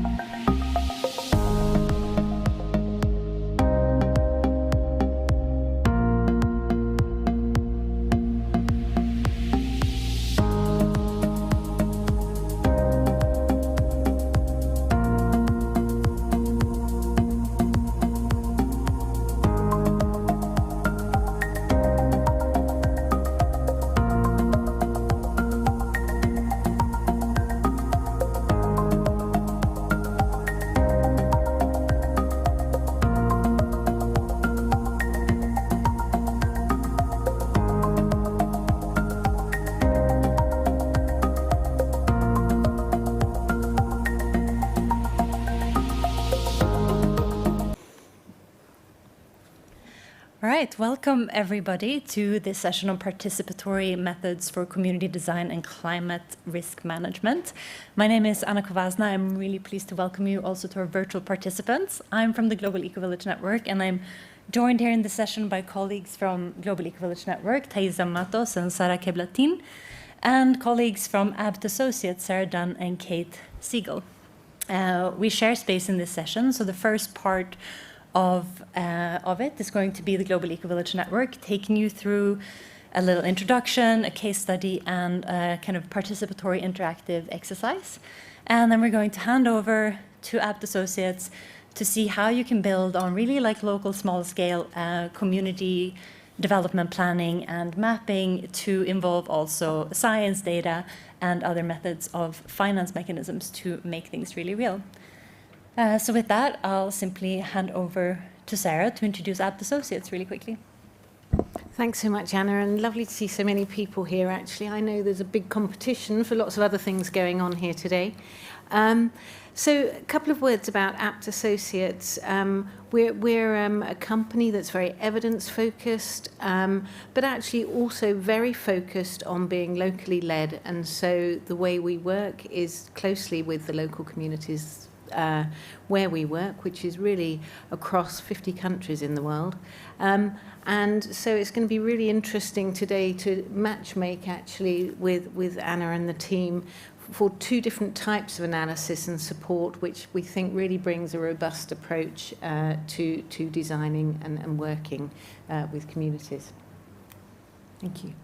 Lovely. So let's get started, and we could bring the first slide up actually with that. So a really quick introduction to the Global Ecovillage Network. All around the world, we know, and you probably know, there are local communities already engaged in showing and proving that the answers we're looking for tomorrow already exist in our lived day-to-day reality everywhere. The solutions that exist, and that solutions are there, they are being used. And the Global Ecovillage Network is a network of communities like that. Communities on the ground where future solutions are already lived in a day-to-day reality. We have members in 114 countries, about 6,000 communities. I know some of you are in the room. I'm very excited about that. We have done some studies on our members and our communities and how we are helping to achieve the UN Sustainable Development Goals and the Paris Climate Agreements. And we have seen that 100% of communities engage, for example, in education for sustainable development and regenerative living, and 97% of them take active action for ecosystem restoration and carbon drawdown. So we know it's possible and we know it's there. And with that, I want to hand over to my colleague Thaisa to tell you a little bit more about what these places are and how they function. Great. So I'm really happy to be here with all of you. I'm Thaisa Matos from Brazil. And let me introduce a little bit more about ecovillages. Ecovillages are communities using participatory processes to integrate four main areas of sustainability: social, economy, ecology, and culture. And we use a tool called the Map of Regeneration. I don't know if you had the chance to look at this. It's over there. And for the virtual audience, you can see the mandala in our slide. We use this. This is one of our main tools in education to map and redesign not only communities, but organizations toward a regenerative pathway. So, yeah, we will invite you very soon to use the cards. But for now, I will hand it over to my colleague, Sara, so she can bring a real case, an example for us. Thank you, Thaisa. My name is Sara Keblatin. I'm with the Global Ecovillage Network and also Green Relief Initiative in the Philippines. So GEN is a partner organization for our work locally, where we work after disasters and also in prevention of disasters. And one case study where we applied the participatory design is in a village in Kalinga province, north of the Philippines, after Typhoon Haima in 2016. And we worked with the Department of Education that invited us after after the typhoon. And we developed a demonstration site on permaculture. But since it's an indigenous community, we wove in the traditional ecological knowledge of the place. And that's already integrating one of the cultural approaches of Ecovillage design, which is honor the traditional knowledge of the place. And in the process, we working with addressing their conflict in previous projects. People in other government projects, there was like some trauma in the community, so we work with conflict transformation and working with bridging divides and healing the relationship with the government and the indigenous peoples, and working with participatory design as they design like a 5-year transition plan. And then when we discovered as well, it wasn't just the typhoons that affected them. This village also was like converting all their forests and their heritage coffee into GMO corn. So there's a lot of these land conversion taking place, which is also a disaster risk. And when typhoons happen, you'll have all these GMO cornfields flattened. And this is a village that has like heritage rice and red rice, black rice, yellow rice. They have all these and heritage practices on their conserving their natural heritage as well. So we were like working with it. How do we restore that wisdom? And so we work with ecosystem restoration using permaculture and weaving their traditional ecological knowledge, and then integrating some regenerative agriculture practices as well, so that they could store carbon, but also address like ways to integrated pest management. And then we also try to champion leadership across the indigenous community leaders, so that the early adapters that we work with would be the ones to take on the leadership and to bridge them with the local government and other agencies. So in the end, we engaged all stakeholders to design together and came up with a 5-year transition plan that was in partnership with the local government of Tabuk City and the Department of Trade and Industry, the Department of Environment and Natural Resources. We also engaged the Department of Social Welfare and Development, where they brought in different farmers from different parts of the village to learn the practices of permaculture and regenerative agriculture. And so in this process, this 5-year plan is to transition them out of this unsustainable practice of chemical-based farming and GMOs. And it's still in a transition. We were on hold because of the COVID-19, but we're turning it over to the Kalinga Provincial Coffee Council, which is led by the governor, so that we could use this example as how can a community-led and participatory process can be applied in local development plans. So yeah, so it's also a disaster risk reduction approach. But for us in our work, we try to transform the narrative of disaster risk reduction into design for resilience and regeneration using this approach. So that's our example for now. Thank you. So we are working with disaster risk reduction, but we also work like inside schools with the Ecovillage approach to create local resilience. And we work with like intentional communities, indigenous communities in rural and urban areas. So yeah, but as we don't have so much time, the idea is that each one of you got one of our design cards when you came in. And we would like to invite you to just connect with someone by your side. And in pairs, you could share a little bit how you would use this card to create successful climate change adaptation. So maybe you take like 1 minute to read your card, and you can connect to someone by your side. If you don't have a card, we can lend you some. And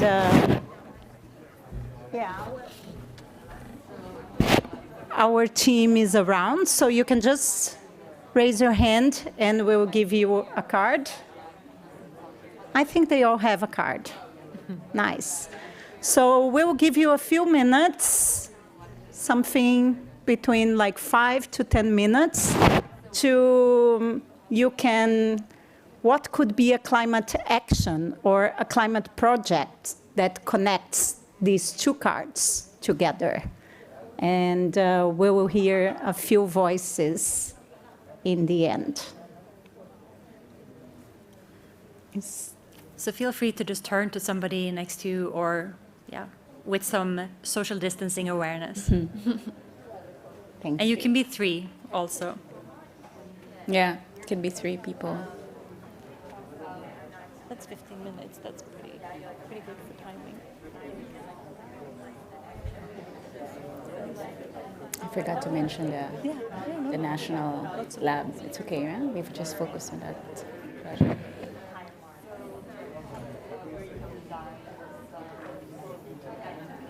My goodness. Just stand there.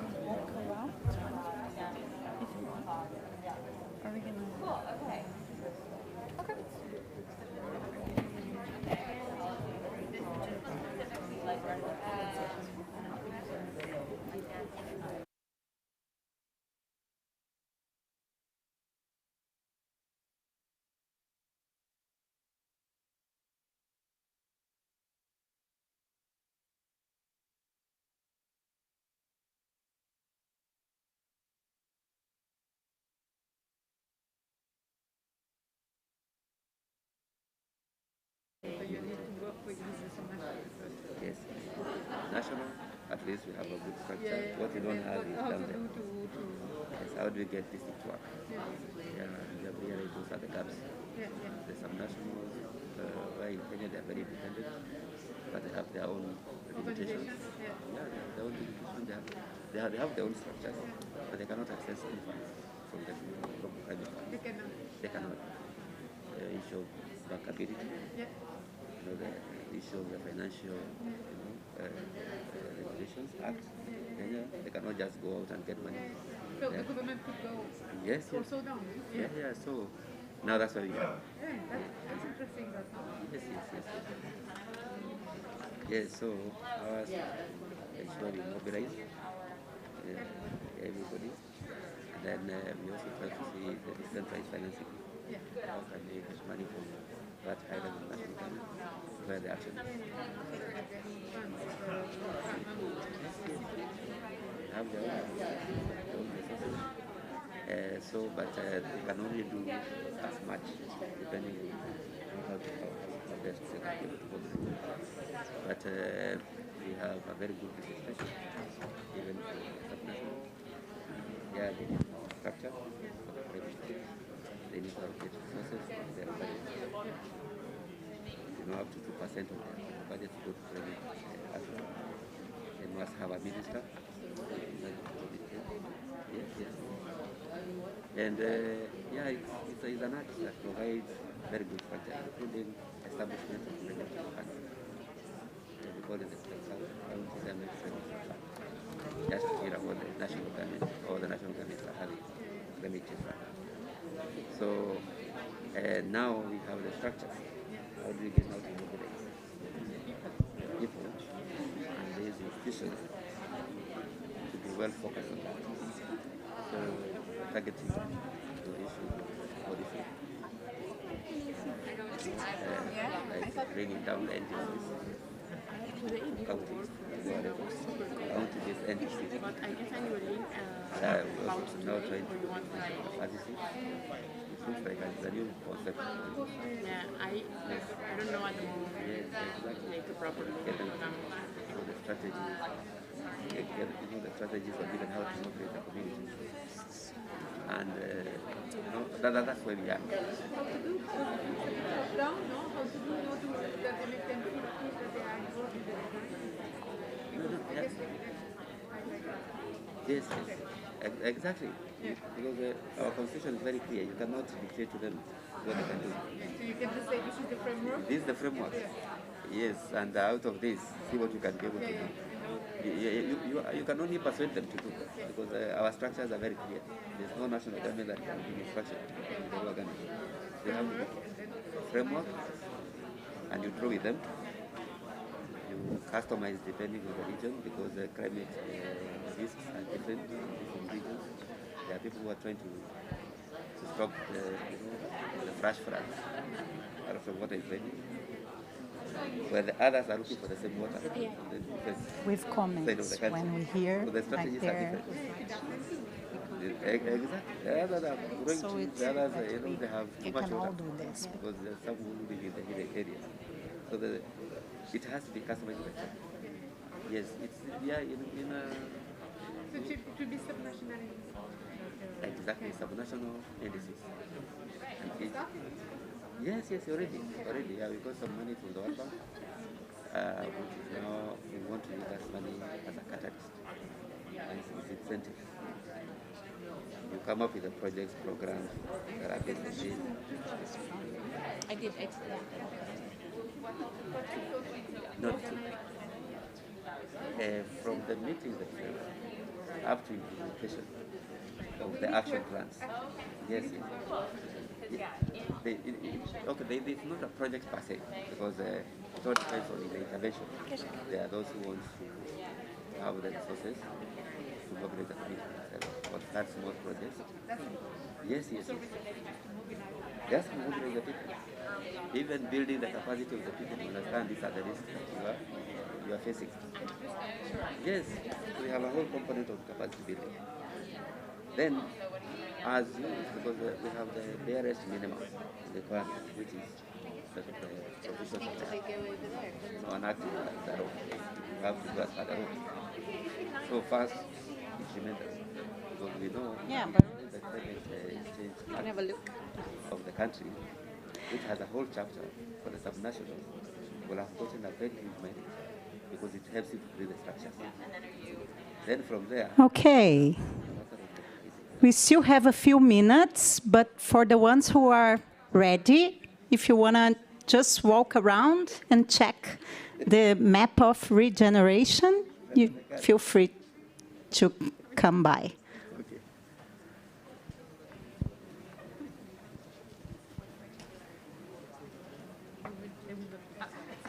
I got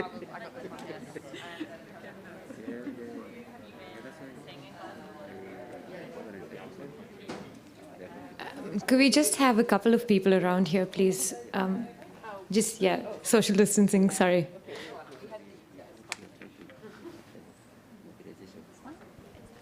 Okay, so it will also be there at the end if you want to have a look. We would love to hear a little bit from you. We used to do very participatory sessions, and for us it's important to hear your feedback or your reflections. How was these short conversations? So maybe whoever is inspired to share, you can just let us know.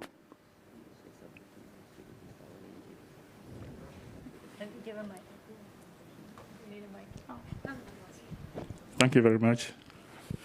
I'm Dr. Richard Kute. I'm from Ghana.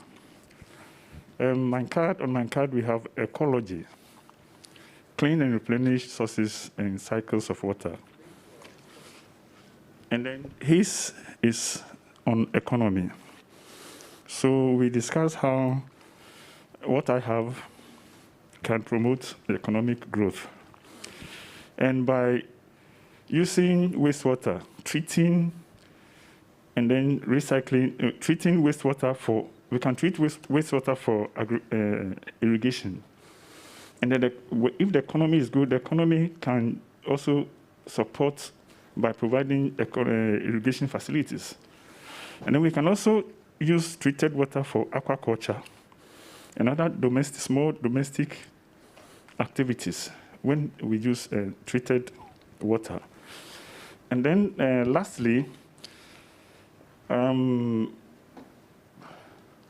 when we use treated water, we can expand the agricultural land area, because previously we don't have enough water, so we could cultivate maybe 5 acres or 3 acres. But now we have treated water that we have used and we have treated it, so we can expand the land and cultivate about maybe an additional 1 acre or half acre. Thank you very much. Great, thank you. Anyone else would like to share with us? Great. So my card is on the economy, so commit to responsible production, consumption and trade. So we we were discussing how it'd be important to focus on producing what's needed. So moving away from just producing aimlessly and actually produce what's needed so there's less waste. And when doing so, do it in a way which is good for the environment, so we're not polluting at the same time. And also to make sure that it's socially responsible practice. So gender rights are considered along with other other rights.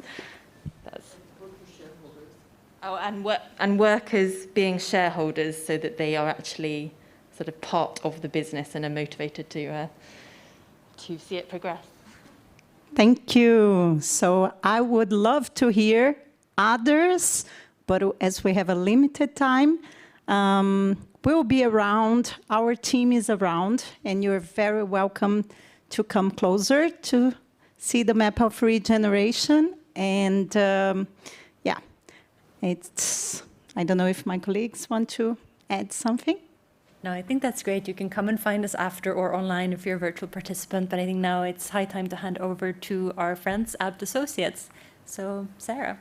Thank you. Thanks so much, Anna, and fabulous to see all of that in action. And I suppose, you know, with the work we're doing, and we work sort of on health, on climate change, on agriculture, we're also trying to draw the views of the communities we're working with, Indigenous communities, communities in Papua New Guinea or in Asia or in Africa, and bring their views to decision makers who sometimes are going to be demanding about what types of data and information they need to see to actually make those decisions. So this is a bit like the other side of the coin to what's just been presented, and I think complementary.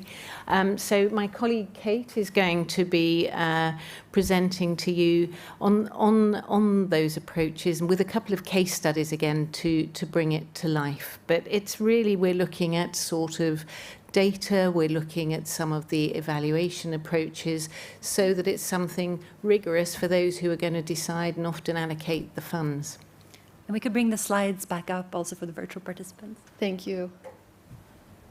Thank you, everybody. Good afternoon. And thank you, Sarah, for introducing that. So as Sarah mentioned, you know, we just did this exercise with Jen where we all came up with 1 or 2 climate adaptation actions based on the cards that we have.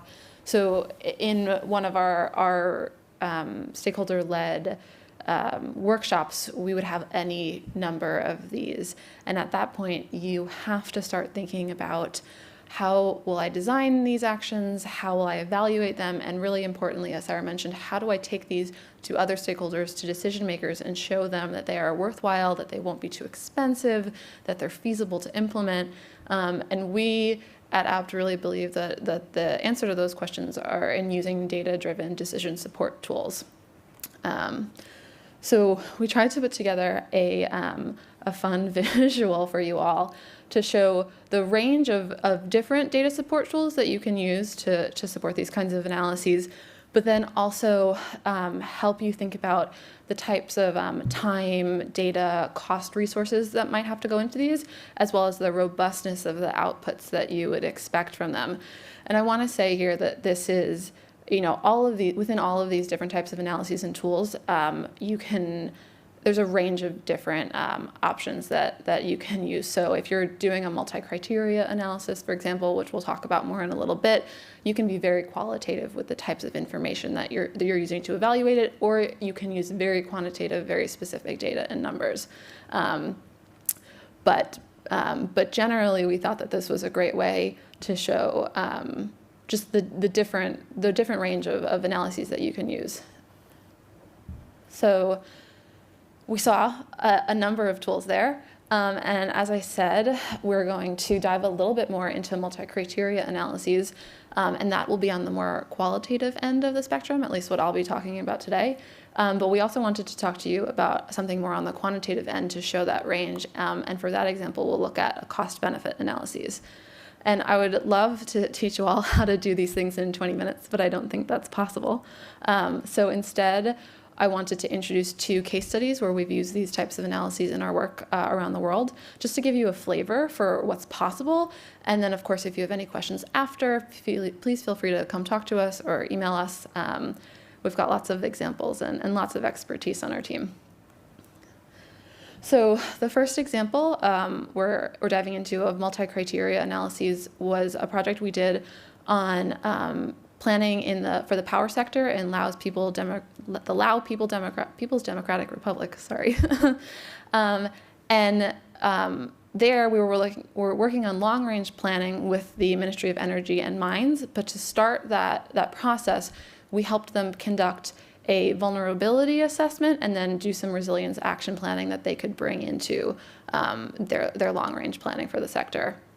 And so to start, we convened a large number of stakeholders from the government, from utilities, from vulnerable groups around the country, to talk about and identify what the high-risk vulnerabilities were for the power sectors, for utility lines, for their hydroelectric dams, for other types of electricity generation technologies they have in the country.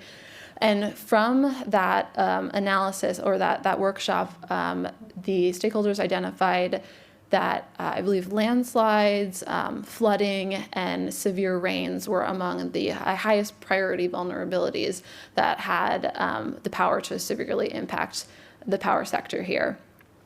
And so once we had this list of vulnerabilities that we'd identified, we could then talk about strategies to help mitigate them. So again, within a stakeholder workshop, we worked with small groups to identify, I believe, over 40 resilience strategies that were then mapped to specific vulnerabilities that were addressed in the previous workshop. And you can see that on the slide. So here, because there were so many that we were working with, the numbers were used. Unfortunately, I don't have the vulnerability mapping to share with you today, but just to give you a flavor. And then based on this list of 42 vulnerabilities, we had to start thinking about which ones were feasible to implement, which ones were highest priority again. And so the team, with a smaller group of stakeholders, developed a set of criteria that they would use to evaluate all of these options and a set of thresholds within each criteria. So on this slide, I know it's a little bit overwhelming. I don't expect you to read everything here, but I want you to get a feel for how we go about evaluating each resilience strategy. So we've got cost, implementation, feasibility, and effectiveness as the criteria across which we evaluated. And within each of these, they could be given a score of good, fair, or poor. And we had, like I mentioned in the previous slide, a threshold for how to grade according to that scale. The colors are just to make it easier for you to view. So dark blue is good, gray is poor, light blue is fair.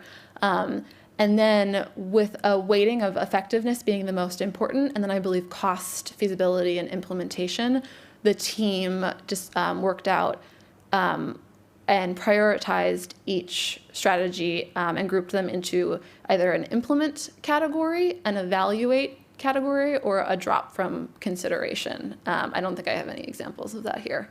But, and after doing this scoring exercise, they were able to group all of the strategies that were marked as implement into 5 different groups that they were able to bring to the ministry and utilities and say, these are what we're recommending to you.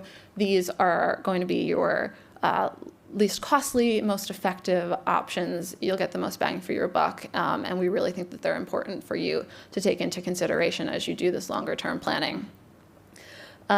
And I believe the outcome of that was that 2 of the implement options were incorporated into that long-range planning document, and that the power sector is still working on implementing that into, having it come into being.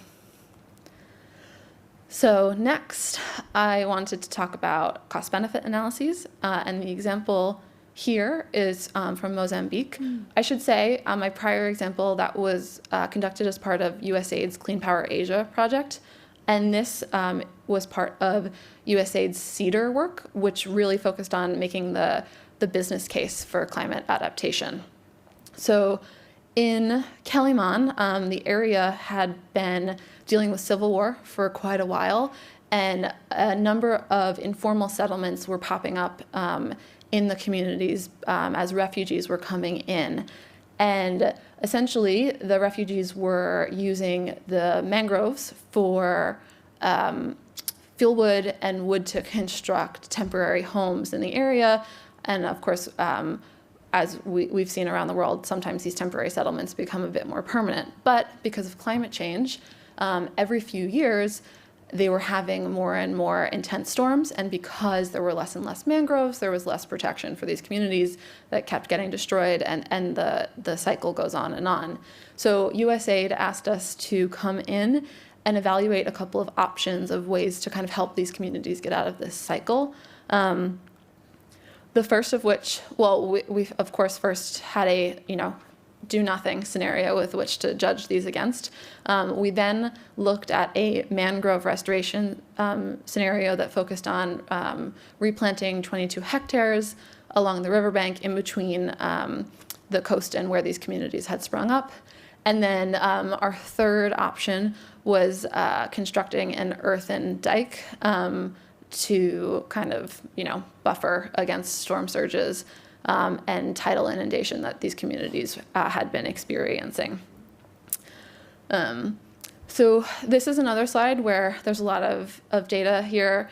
I want you to just take in here again the scale of the kinds of information that we needed to collect.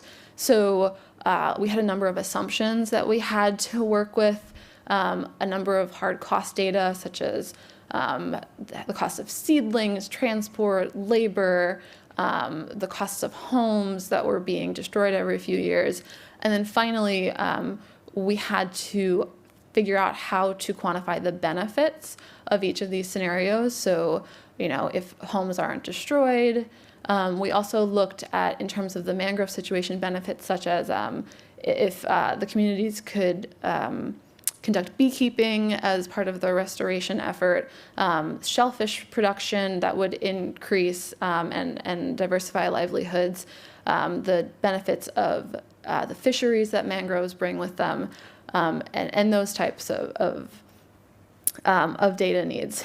And so here, you can see the results really quickly. In every scenario that we worked with, the earthen dike had a negative net present value, showing that it just wasn't financially and economically worth it for USAID to put money into constructing that. But mangrove restoration, over a number of different types of analyses, so financial and economic, and different time periods. We also used carbon prices and carbon sequestration as a financial benefit in these cases.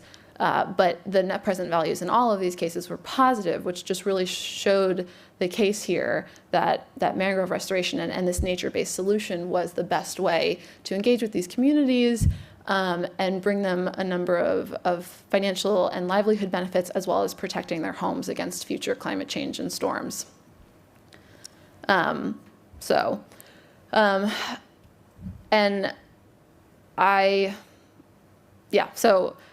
mangroves were the best option in this case, but again, the data and the time that went into this type of analysis was much more intense than in our multi-criteria study.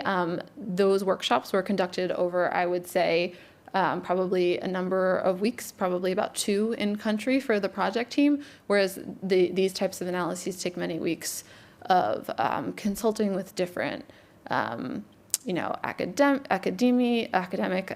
colleagues, doing internet research. A lot of the benefits information was based on benefits transfer, and we had to bring in economists that were experienced with those types of analyses.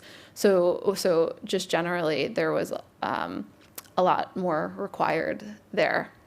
So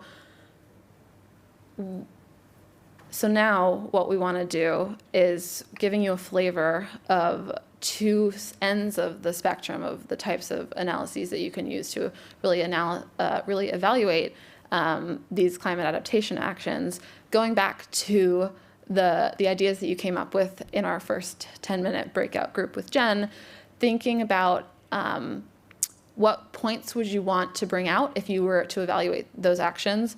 What types of analyses would you think you would like to conduct? Are you going to be collecting qualitative or quantitative data? What different data points you would need to conduct those analyses? And is that data readily available? Just all of we want to get you thinking about what you would have to plan for in the beginning of this type of analysis. So again, we'll give you, I think we have about 5-10 minutes where we can talk amongst ourselves, and we'll come around and help people. And then we'll open it up for a question and answer session, I believe. Yeah, so feel free to find the person that you were with talking before and planning your project. And if your partner has left the room, because I know that's the case for some, just join another group. And if somebody joins, obviously be welcoming to them.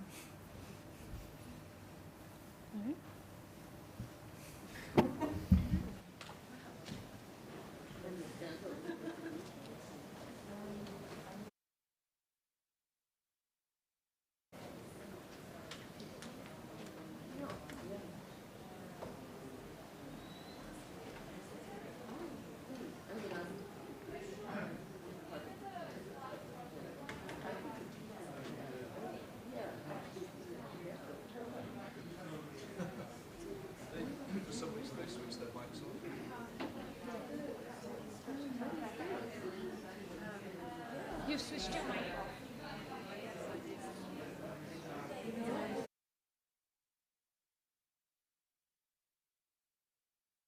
Everyone, we've put the questions back up on the screen for you to see.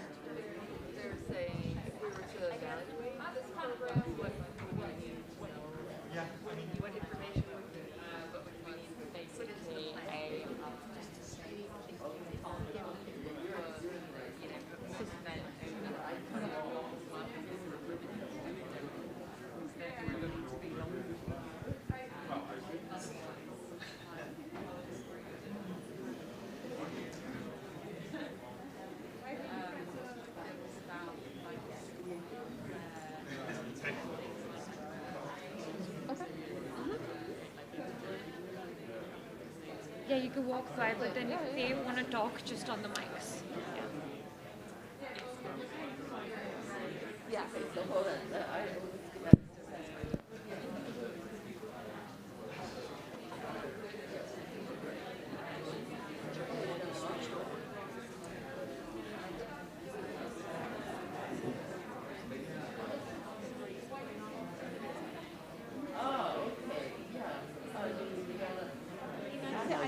I think the point is, in a way, that very often with the exercise of gendered, you go around and you need to talk and hear the communities you're talking to. But actually then if you're taking that to government or to funders, then actually they'll be asking, for example, I didn't for much more robust information. And I guess the question is, really, for some of the work you do or are interested in, the balance between that. Generally, replanting, that can go on much longer. So in the case of school practices, you probably wouldn't want to evaluate that time frame, right? Go out much farther. 5 or 10 years. And think about, at that time,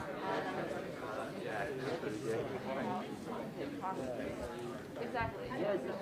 Our, like, how has the well-being right have better,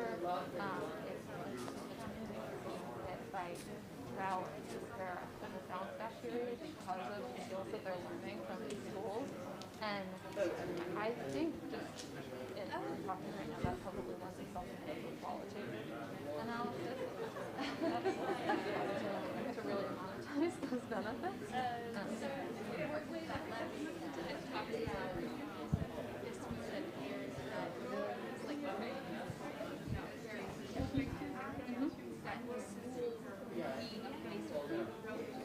Oh, yeah.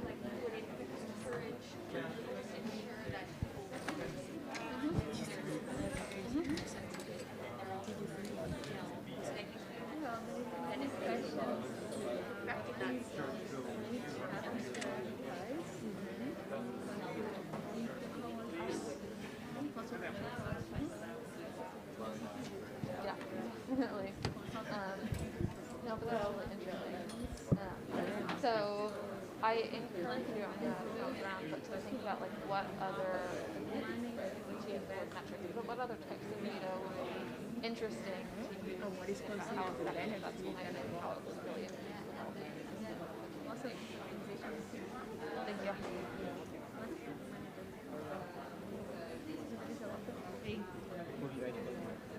I mean, it was also pretty important. Hello there. With all the information that I was over for everybody. Nature of big solutions.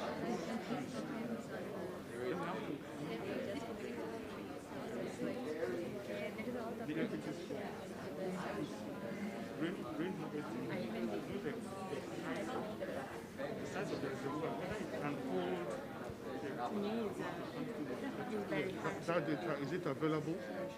So it's not available. So the data is not available. So the data that we, with the committee, have to generate. So the question is the data free? Is the data free? No. So it's something you have to think about in terms of how you're going to evaluate these projects. It's not human.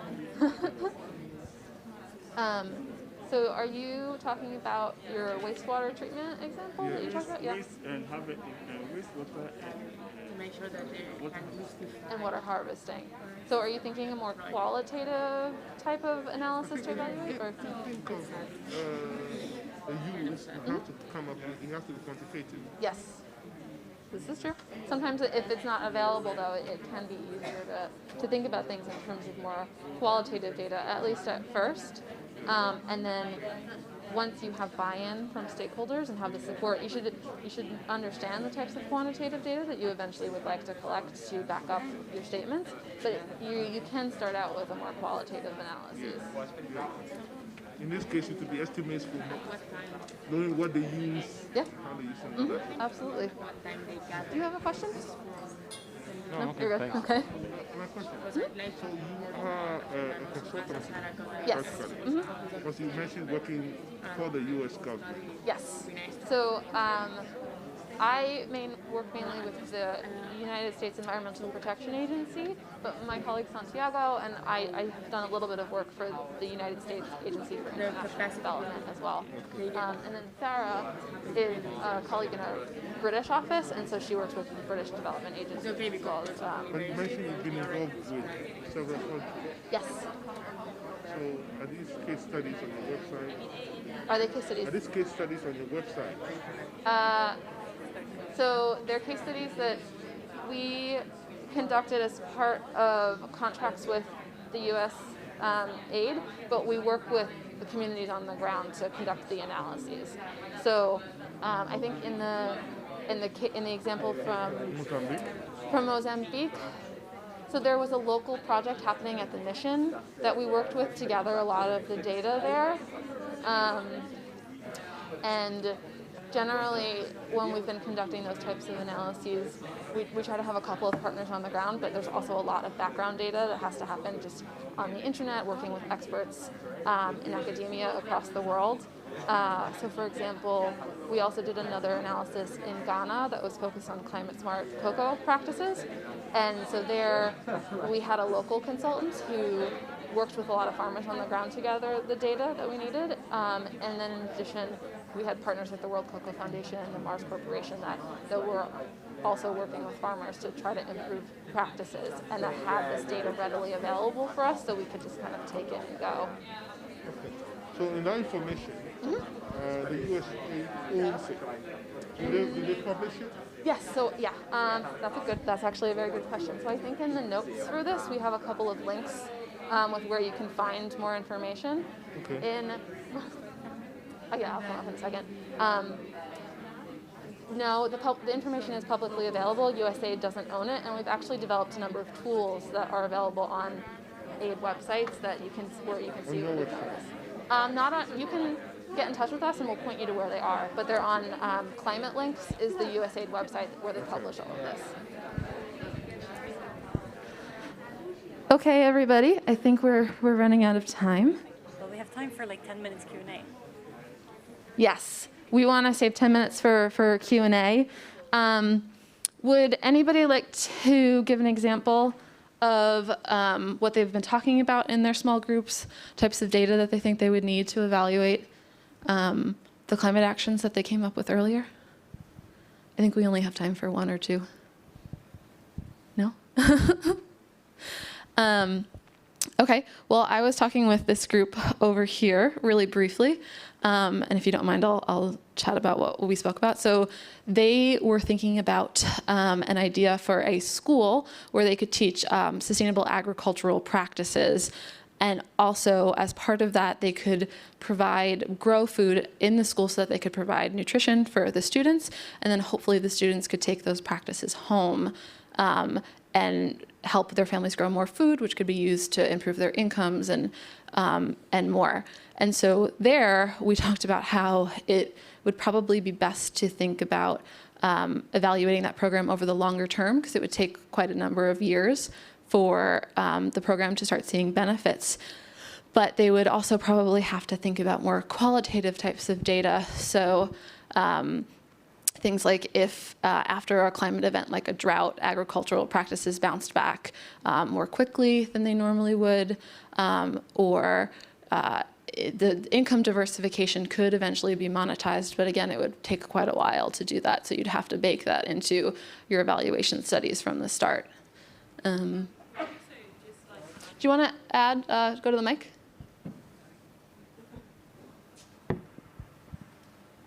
I guess we wanted to challenge ourselves a little bit to also think about what quantitative measures we might be able to bring from this case study, and thought a little bit about measuring, firstly, the outcomes on students and their ability to learn and then use those learnings in a poor quality learning environment, as well as in like siloed disciplinary subjects rather than holistic learning, because we had a card that was about integral design. Mm-hmm.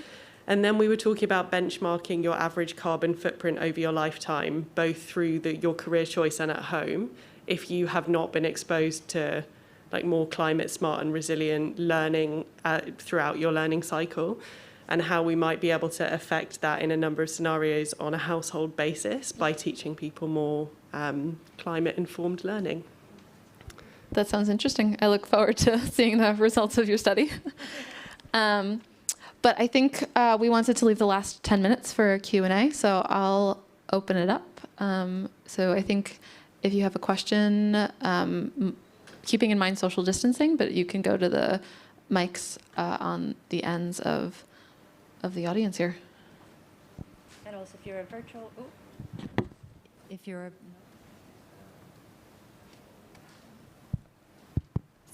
you're a virtual participant, you can of course also ask questions, just so that you know.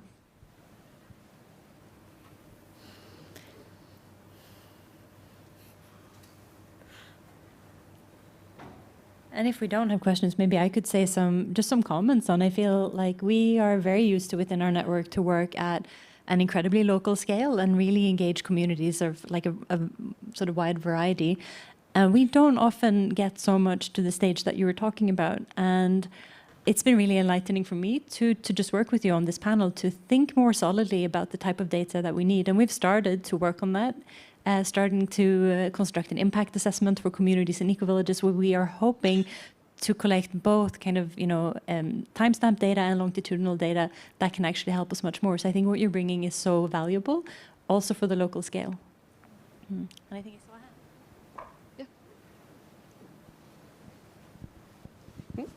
Hello. This is for anyone that on the panel. I was just wondering if you had any examples of actually working with like urban communities, so not directly communities who are working in farming or restoration projects or anything like that. Those people who are actually in urban development. Thank you. Is it? Yeah. Yes, we also work with urban communities. I could give one example from Japan.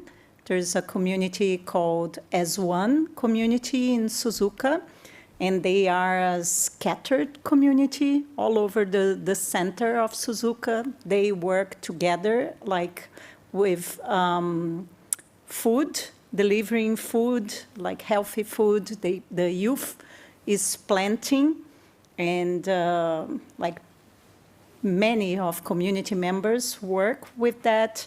And they also have their own community store in the middle of the city where community members can go there and grab whatever they want. They have what they call like this, their university to study like community stuff.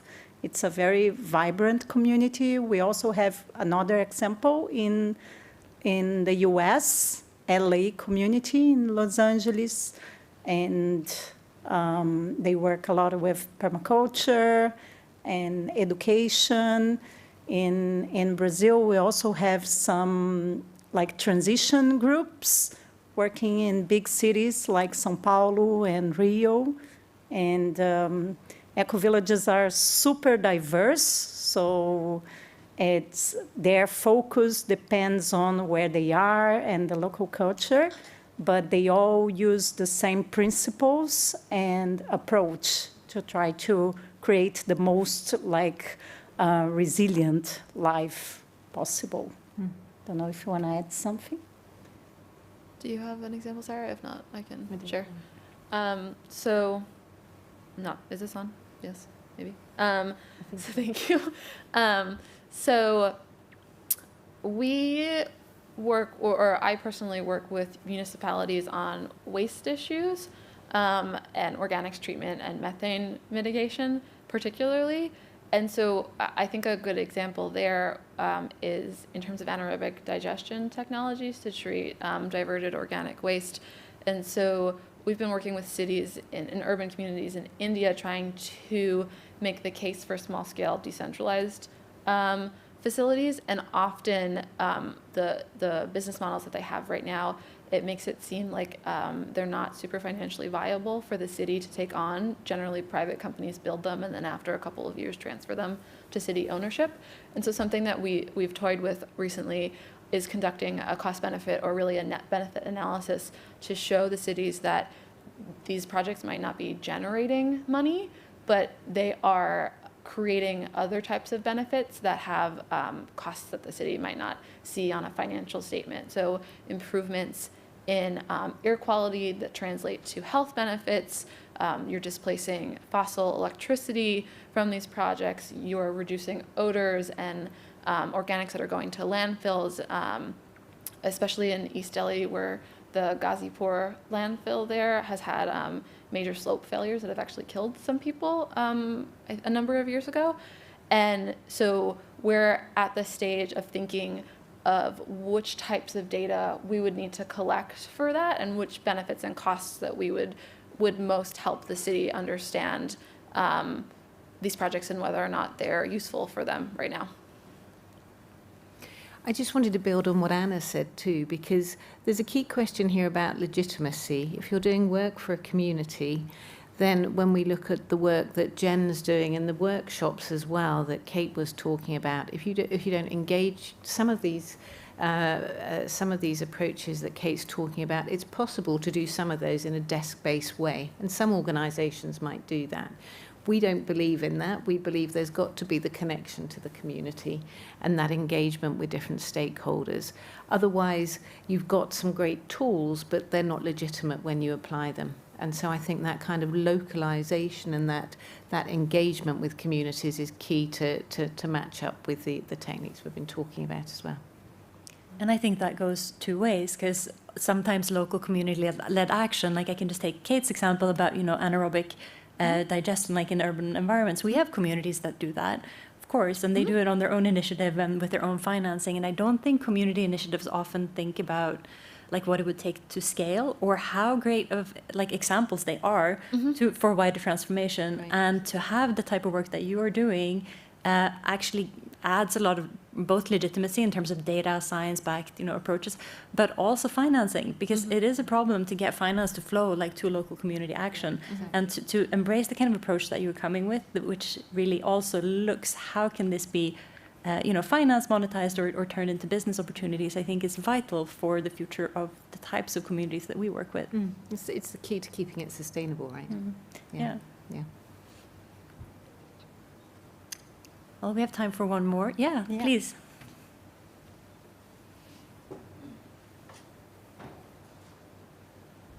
Hello, my name is Kofi. Come from Togo. Togo is a French country, so excuse me for my high English. Okay, I'm a coordinator of Ecovillage projects in Togo. We implement these projects in the community. Arab community to reduce their poverty, poverty for the women, because the community who live nearby the forest, because of the poverty, they do some pressing, deforestation, and shoot animals, etc. But with the Ecovillage project, we enhance their capacity and reduce their poverty. And we try to extend the forest. So without the project, the degradation of the forest will be continue. But with Ecovillage project, we do ecologic farm, the forest stay, and they do honey production honey, and we implement solar lights. We give them water, and now we are in with 7 community now, but our objective is to go ahead to attend 500 community in the Togo, in our country. So I want to share with you what we are doing in Togo, and I invite you if somebody wants to come in Togo and see what we are doing there. Thank you. Thank you so much. That's very, very inspiring. Yeah. And I think for us that's time to wrap. And we do have one final slide with our contact info. So maybe we can put that back up just so that you know how to get in touch with us. Do we have our slides still? Yeah, there we go. So that's all of us who are here on stage, and you can also, well, feel free to email us with that. And beyond that, thank you so much for being here present with us in the room. It was really a pleasure to be in an interactive environment with you. And thank you so much also to our virtual participants for tuning in. And if you're looking at YouTube also, very nice. And to know if you have any last words. Well, no, thank you very much, and thank you very much to Kofi as well for sharing that. It's just bringing the outside world into the room when we're in a conference centre. That's why we're all here, really. So that was a very nice note to end on, and very good to see everybody here. Thank you. Yeah, thank you. Thank you. Thank you. And our team will be around if you want to connect outside.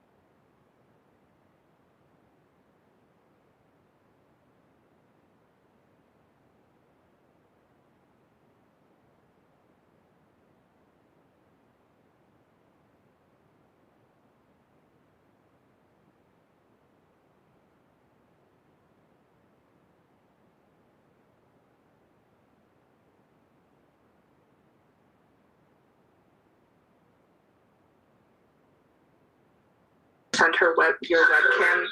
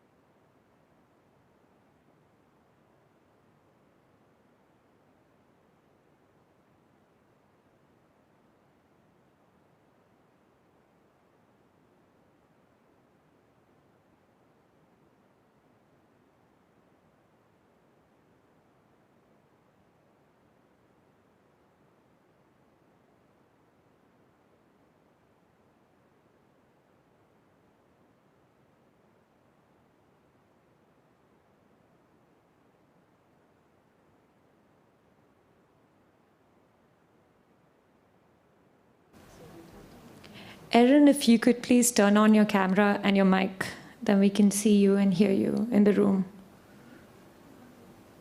Hello, yes, thank you. And you will be sharing the presentation screen, is that correct? That's correct. Wonderful. Thank you.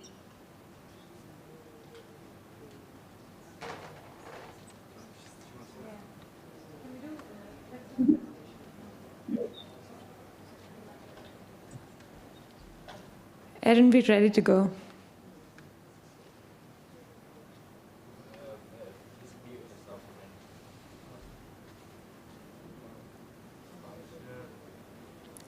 Erin, you've muted yourself again. Could you please unmute your mic? Thank you so much. Hello, everyone, and welcome to Micro to Macro, a project in which we'll create an ecosystem of actionable knowledge. The aim of this workshop here with you today is to incorporate as many voices, perspectives, and insights into this project's progression. My name is Erin Nichols, as you've heard a few times, and I will be your virtual moderator, guiding you through our journey together today. Next slide, please.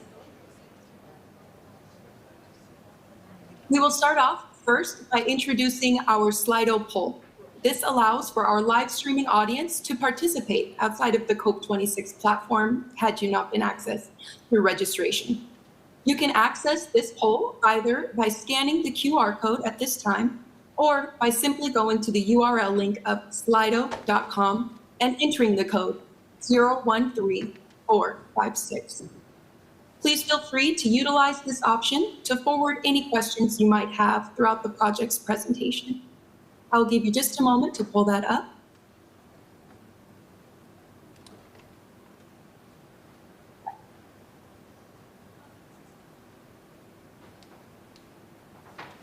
Okay, great. We'll be moving on now to our next slide of house rules. As for this point, again, the QR code can be accessed and forward any questions relevant to the project there. For the timing aspect, we must ensure that this workshop does not go over its allotted 1 hour time slot. With our slight delay, we may have to modify our group discussion portion ever so slightly, but nonetheless, we will do so and guide you through the experience. Therefore, we just ask you to bear this in mind when we are participating with our engagement activity. On to our next slide. As for our agenda today, we are already mid-introduction. We will be followed up by our project presentation of micro to macro, followed up by our Q&A activity, where we can incorporate some of those questions you have asked us in that Slido poll. After which we will have a group discussion continuing with our interactive activity, incorporating your voices. And then we will close out with some closing thoughts, as well as information of how you can continue this discussion with our group in live time. Next slide, please. Now, as you see before you, we do have 4 live moderators. That was Tina, Helena, Atenda, and Lawrence. We also are accompanied by 4 virtual moderators, myself, Aaron Nichols, Tarek, Michael, and Nicholas. I will now pass it over to Tatenda to welcome our audience live in Glasgow. The floor is all yours, Tatenda. Oh, thank you very much, my colleague. Good afternoon to you all colleagues here. Welcome to this micro to macro workshop that we are trying to at least share ideas and engage and tell you what we have, what we researched, and what we think works. So feel free to engage, feel free to be part of the team, the engagements, and even the discussions and all. Myself, I'm from Zimbabwe. I work as a climate change scientist, and I negotiate on capacity building and action for climate empowerment issues. So feel free, if you have any questions, I think Erin told you how to go about it. If you feel free to be part of the conversations, I think it's okay. Thank you.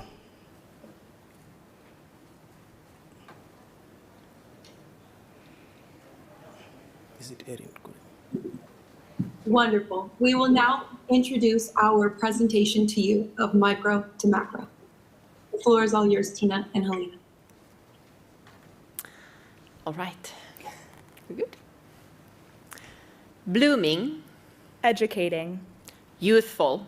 Open-minded. Natural. Daring. I'm Tina. And my name is Helena. And this is Beyond, an ecosystem of actionable knowledge. I'm just checking, do we have the slides up? So the following slide, please. Thank you.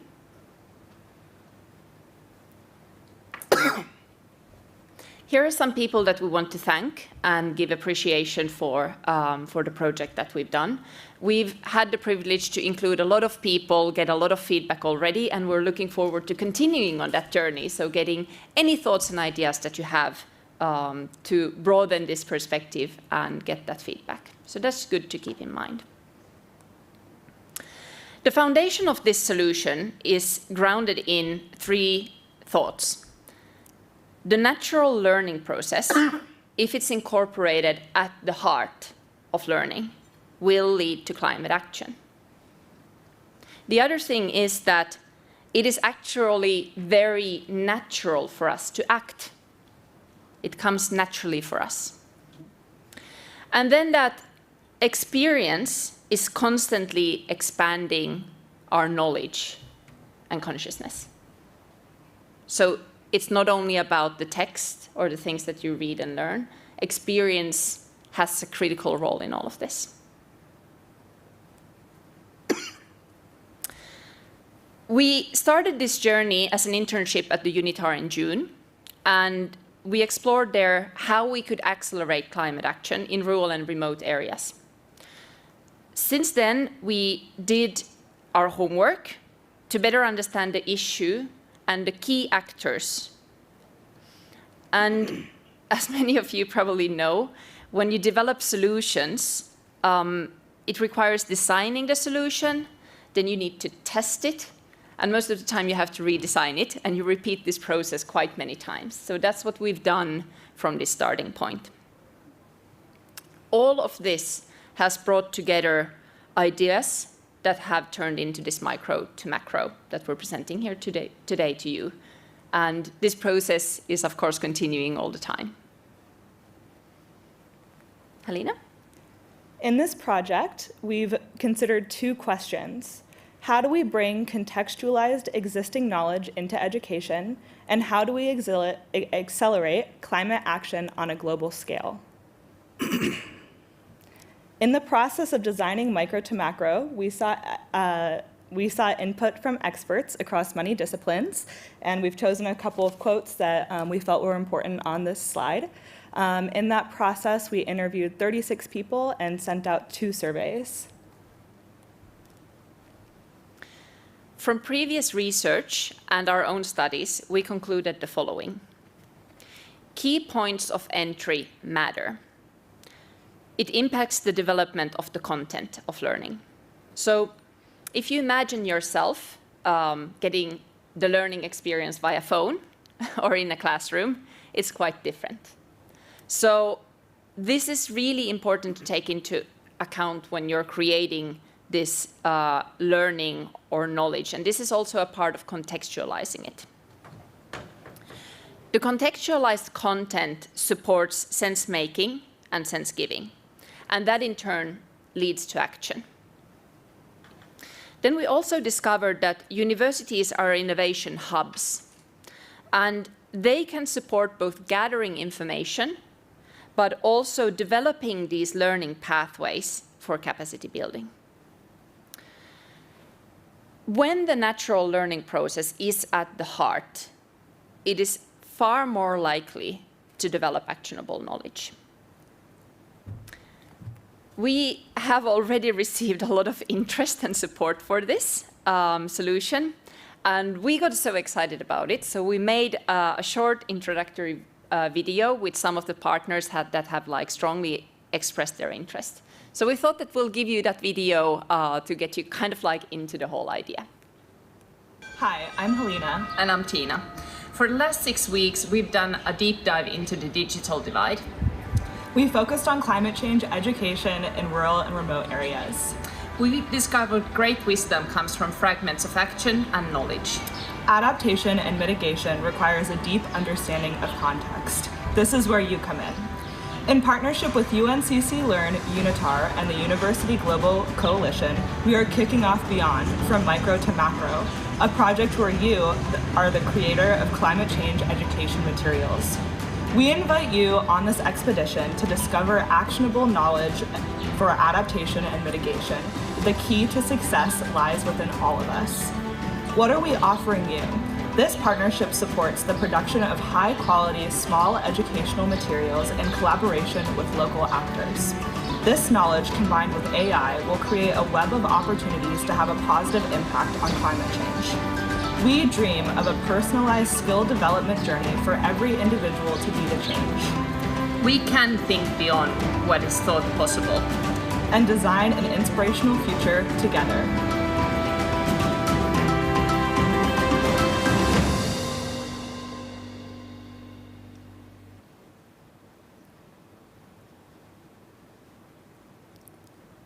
The aim of this project is to support the development of an educational ecosystem to empower for action.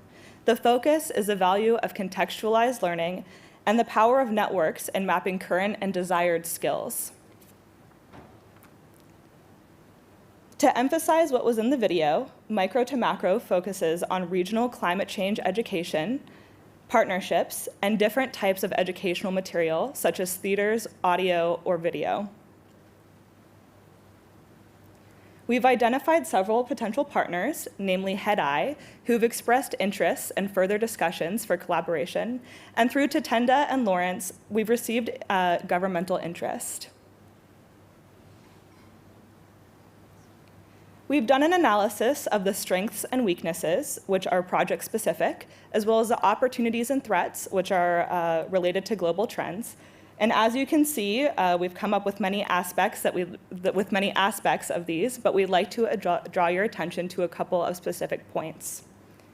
In strengths, we've identified the power of mapping contextualized information and linking these with national adaptation and education plans.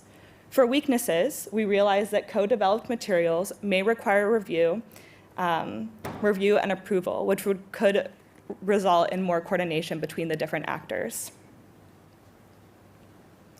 As for opportunities, we've identified we've realized a growing interest in the practical applications of the SDGs, of which an AI neural network could help in mapping these on a global scale.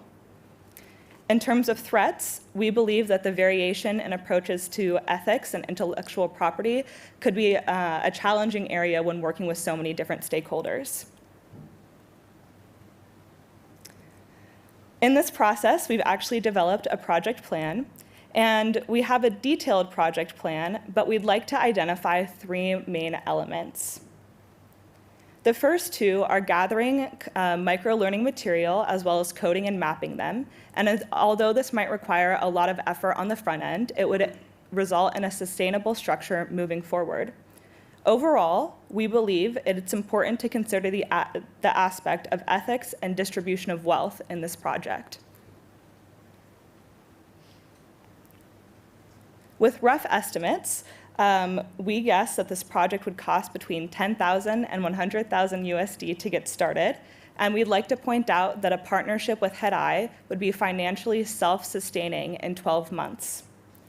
This project could be initiated immediately and piloted in 2 to 3 regions with regional partners. Mm-hmm. So what we see is that we need partnerships across all actors, and we need it globally. This transformational solution will require some initial investments before becoming self-sustaining, but the aim is to make it self-sustaining. Here's the but. If this is successful, which we believe it has the potential to be, it will be transformational. It will be a monumental game changer for climate and sustainable development. The benefits far outweigh the investment, as it improves livelihoods, accelerates action, recognizes existing know-how everywhere, and it empowers, because everyone can contribute. We actually believe beyond a doubt that this is the solution that will accelerate climate action. So we encourage all of you to bend your minds for a youthful future that we will create, everyone together. Thank you. We will now move on to the part where we'll need your help. So of course the idea here is that, as you can see, that we're talking about like micros or like the local know-how that is within all of you.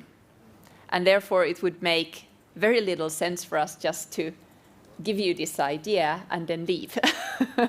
So we put together a way for us to then work on like incorporating your comments. And if I've understood correctly, we also have a microphone that we can use here in the space.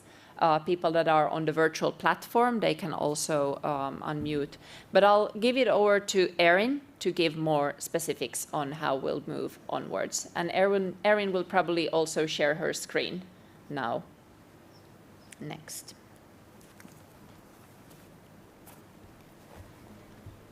So get your ideas. As we are, yes, as Tina was saying, get the ideas flowing, please do. We are waiting for responses for questions from the audience, considerations that they may have from the presentation. We can give you a few more moments to relay those over.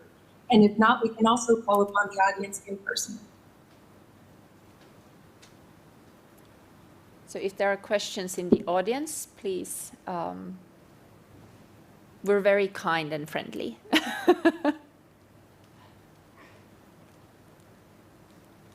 All right. Maybe the questions will come as we have also some parts that we are calling for your insights and your ideas and thoughts. So maybe you'll have questions at that point as well. Go ahead, Erin. Absolutely. Thank you. I will proceed by sharing my screen over and to presenting the Slido poll. One moment as I do so, and we will see if there is some additional inspiration that comes to mind from our audience based off of this presentation.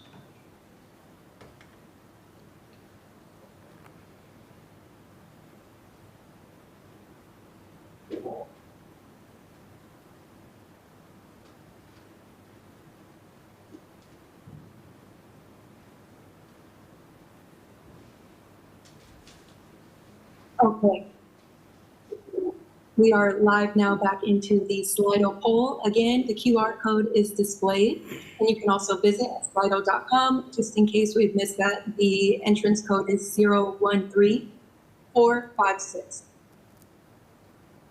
Here we would ask that the audience could give us some feedback in regards to what does come to the top of your mind for reactions, ideas, concerns, inspirations, or questions. And wonderful, we do see a first feedback from our participants. The first one being, what areas are you planning to implement within this initiative? If we could share this on over to our live moderators to answer, that'd be great. Should I start? Okay. So the beauty of this solution is that the area can be anything. Having said that, that's not the idea, like to start with just everything.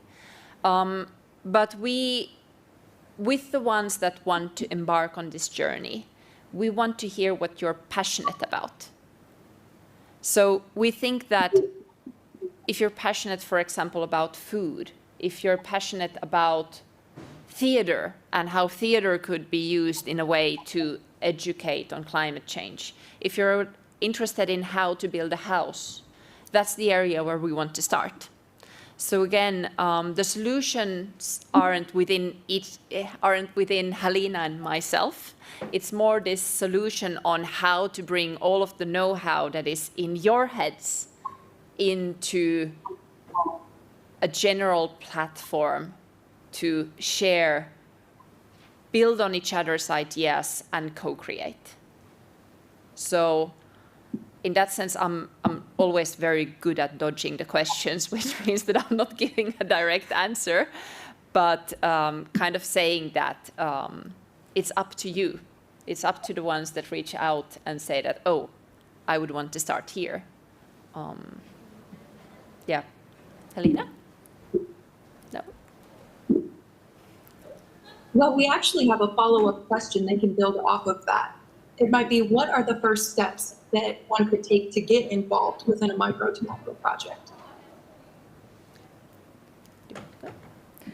The first steps that we are envisioning at this point is working with people in your community and creating that information, or creating that material yourself. So as Tina mentioned, one of the aims of this project is really creating this network of contextualized local knowledge. And so as an individual, working to create that material or coordinating with local actors in the area. So ultimately, we've kind of, in our design, we thought that universities would be a good way to approach this, and giving opportunities to students in those universities, for example, education majors or journalism students. It can be from any discipline, but that could be an interesting way to get involved. And then just in terms of coming up with this, we would be happy to work with anyone who's interested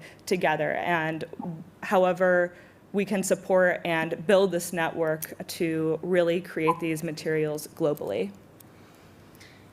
And I can add to that we have already within the team decided that we will organize via Zoom workshops. So we call them cafes, but like virtual workshops, taking into account that people are in different time zones, where you can join and just like throw in ideas, either that you would want to do something yourself and let's like think about them what that is, or that we should contact someone.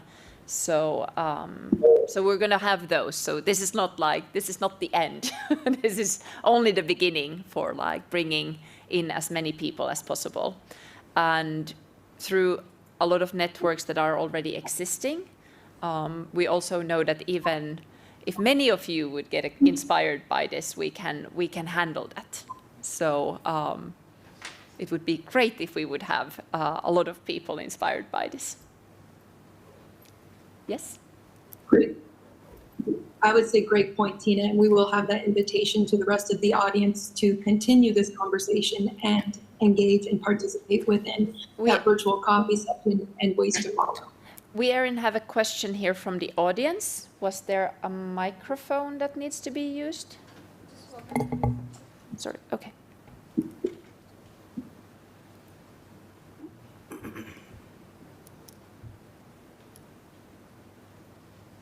Yeah, thank you.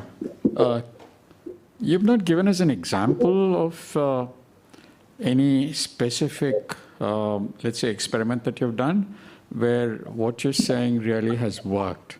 Do you have an example?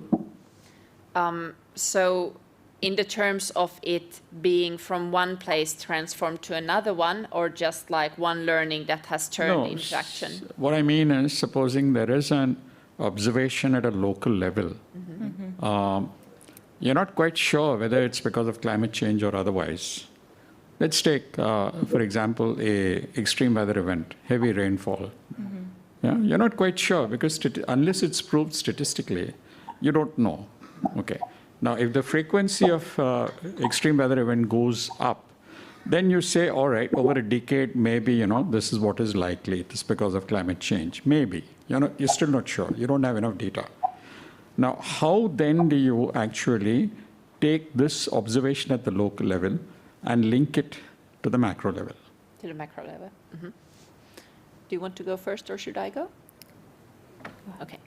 So the idea is that we've noticed through the research that we've done and through a lot of conversation that many of the ones that are, even though they're still in doubt, is this climate change or not, they can recognize that the way that they've been doing things isn't working. And people are extremely creative. So they work on solving these issues. And one concrete thing that we stumbled across was the water usage for farming. And they had previously in one region been doing so that because there was salt water in this farming water, or the water that they were watering the plants with. And previously they had been doing so that they tasted the water, that can they taste salt or not, and made the decision if they can use it to water the plants or not, if it's going to cause more harm or if it's going to be good. In another region, they had already developed a small device that they used that was continuously in the water, and it signaled if the water is good to water the plants with. And not only that, but they could monitor it to know that, okay, now it would be good for us to water the plants, and now we shouldn't, so that they could what is it called? They could forecast a bit better, or they could preventively work with watering the plants so that if there's a dry season. So all of this became relevant as they saw that, okay, there's more drought coming in, we need to do something about it. As there's more drought coming in, we end up with more salt also in the water, so we can't use the water, so we need to work on a system to prevent this. So this was they were quite close to each other, these two regions, but one had this solution and the other one didn't. And talking to some of the partners, for example, from UN Farming and Agriculture, they said that there are other regions that are struggling with this same issue. So even though it hasn't been done yet, that we would collect this information and do some sort of educational material. If people have internet connection, it can be a video, but it can also be a workshop or something similar. We strongly believe that the solution could be accelerated, it could be shared. And we also think that these solutions can be shared in other ways than just so that you need to have that connectivity, because theater, radio, like there are so many options of sharing information and getting people to work on the solutions. And just like to add, that goes slightly maybe beyond your question, but we've also noticed that when one community takes that solution, they tend to put in their own knowledge, and it evolves. And suddenly you have a better solution that you had, and that can be taken back to the first place, or an improved solution can be taken to the following communities. So people are extremely creative, and we would want to build on that creativity and enable that creativity. Does that answer your question? No? No, it doesn't. Not one bit. Okay, sorry. You see, if it's let me just pose my next point. Okay. If it's something like sea rise, it's observable, and people will then say, okay, over the last decade, we've noticed that this island, has shrunk. If it's something like cyclones, you don't know, okay? If it's something like heavy rainfall, or if it's something like heat stress because temperatures have gone up, you're not sure. They don't quite link it up. The point I'm asking is, do you have a concrete example where you've been able to link an observation of a local phenomenon with climate change? So let me give you an example out of some of the work that my own colleagues have done. We've noticed that there's been an increase in farmer suicides in an area not very far from where I live. And we believe that this is because of the vagaries of climate. That in some area, at some time, there's been more less rain. In some periods, there's been excess rain just before harvest. And because they take loans, farmers take loans from money lenders or banks, and then they're unable to repay, a small fraction of them commit suicide. And when that happens, then the money lender comes and asks the family for money, which the family is unable to give. Okay? And then the money lender says that if you can't give me money, then I want sexual favors. Okay? Now, how do you link this to climate change? Because it's not just one problem. It's not just a suicide. Yes. It's gone into now trafficking. Yes. And what you're saying is I want a concrete example. You haven't been able to give me a concrete example. So what you're saying is a very good point, and these things are unfortunately happening a lot in many different places. And as you said, it is a very complex thing with many things intertwined into it. And that it might be one of the reasons why making that link to that this is related to climate change is very hard for individuals. So I'll answer you straight up that we don't have at the moment a concrete example where we can say that these different micro fragments have been mapped, and therefore that we can say that as these had been mapped, it supported the local community's sense-making so that they understood that, okay, these are actually related to climate change. So that's probably the answer to your question. But still, based on many discussions, also with people that are in rural communities, we don't see any reason for why it wouldn't be possible to address this challenge that you're bringing through this system. And it might be once we start exploring it that we're proven wrong, but it's equally possible that we're proven right. So that is the journey that we're now starting, if that makes sense. So the answer is that I can't give you a concrete example because we don't have that, and I don't want to. I want to be very open and authentic in this case. Well, good luck. I'll only end on one note. We've been using carbon and energy links to show this with communities, but I'll talk about it much later. Thank you. Okay, thank you. Just to add on to the point that Tina was talking about, as she mentioned, we don't have any concrete examples yet, and the project is still sort of in this theoretical phase of what is possible if we were able to create this network. And part of that is actually why we're here today and putting on this workshop, is because we recognize that, you know, just from our small team that we're working in, we're coming from a specific perspective, we're coming from different specific backgrounds, and so we don't have all of the knowledge, we don't have all of the know-how to create this sort of network that we're envisioning. And so one of the goals of this workshop is, you know, creating partnerships, kind of getting ideas, working on this starting this co-creation process of developing a global network that is accessible to everyone. And one of the main I guess, questions or challenges that we were exploring back in June with our UNITAR internship is what climate change educational material looks like right now. And something that we noticed is on a grander scale, so on certain e-learning platforms, climate change educational material is not contextualized. There can be a lot of jargon, and so it's not accessible for people who may not be working in certain fields or may not come from a certain academic background. And so with these barriers that we noticed in climate change educational material, which again is tailored for specific audiences, we were looking at how to lower those barriers and how to kind of open it up for people to identify what are climatic changes in their own regions.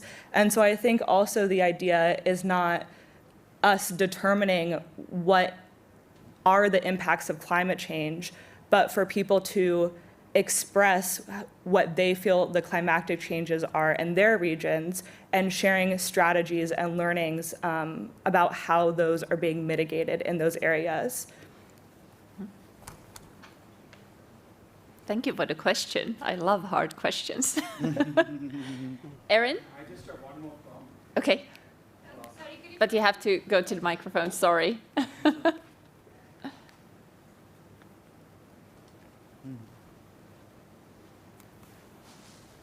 How would you make what you're saying relevant to the developing world?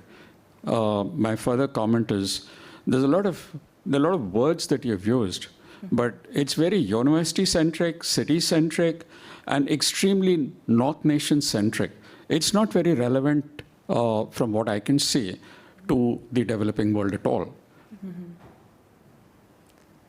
I actually would call upon Tatenda, because Tatenda jumped on board on this. So would you want to give your comment? Yes. Thank you very much for that observation. But to my own knowledge, I think it works in developing nations, because the idea is we are proposing solutions to problems. So in developing nations, there is climate change. We are feeling the impacts. Developed nations as well, they are also feeling the impacts. So it works both the developed and developing countries. But the idea is we're just trying to bring to the ground the solutions that are feasible. What is it that we can do collectively as a team, as a nation? What is that we're supposed to do? We can do to protect our people, to make them safe. These are the solutions that we're proposing. We're trying to build resiliency. We're trying to work on options to reduce our emissions, our NDCs and everything. But the idea is we just want to make sure at least we protect the people. People are safe. And we are proposing feasible solutions. And those solutions, they're only not to developed countries also, not to only, but also to developing nations, even since everyone can be part of the ship and benefit from the initiatives that are being proposed from micro, from the small to macro, from a proposal from the grassroots level, that proposal fitting it to national levels, making sure that it works and protects people and build their resilience. That's the idea. So it was maybe Lawrence can add more information on this one.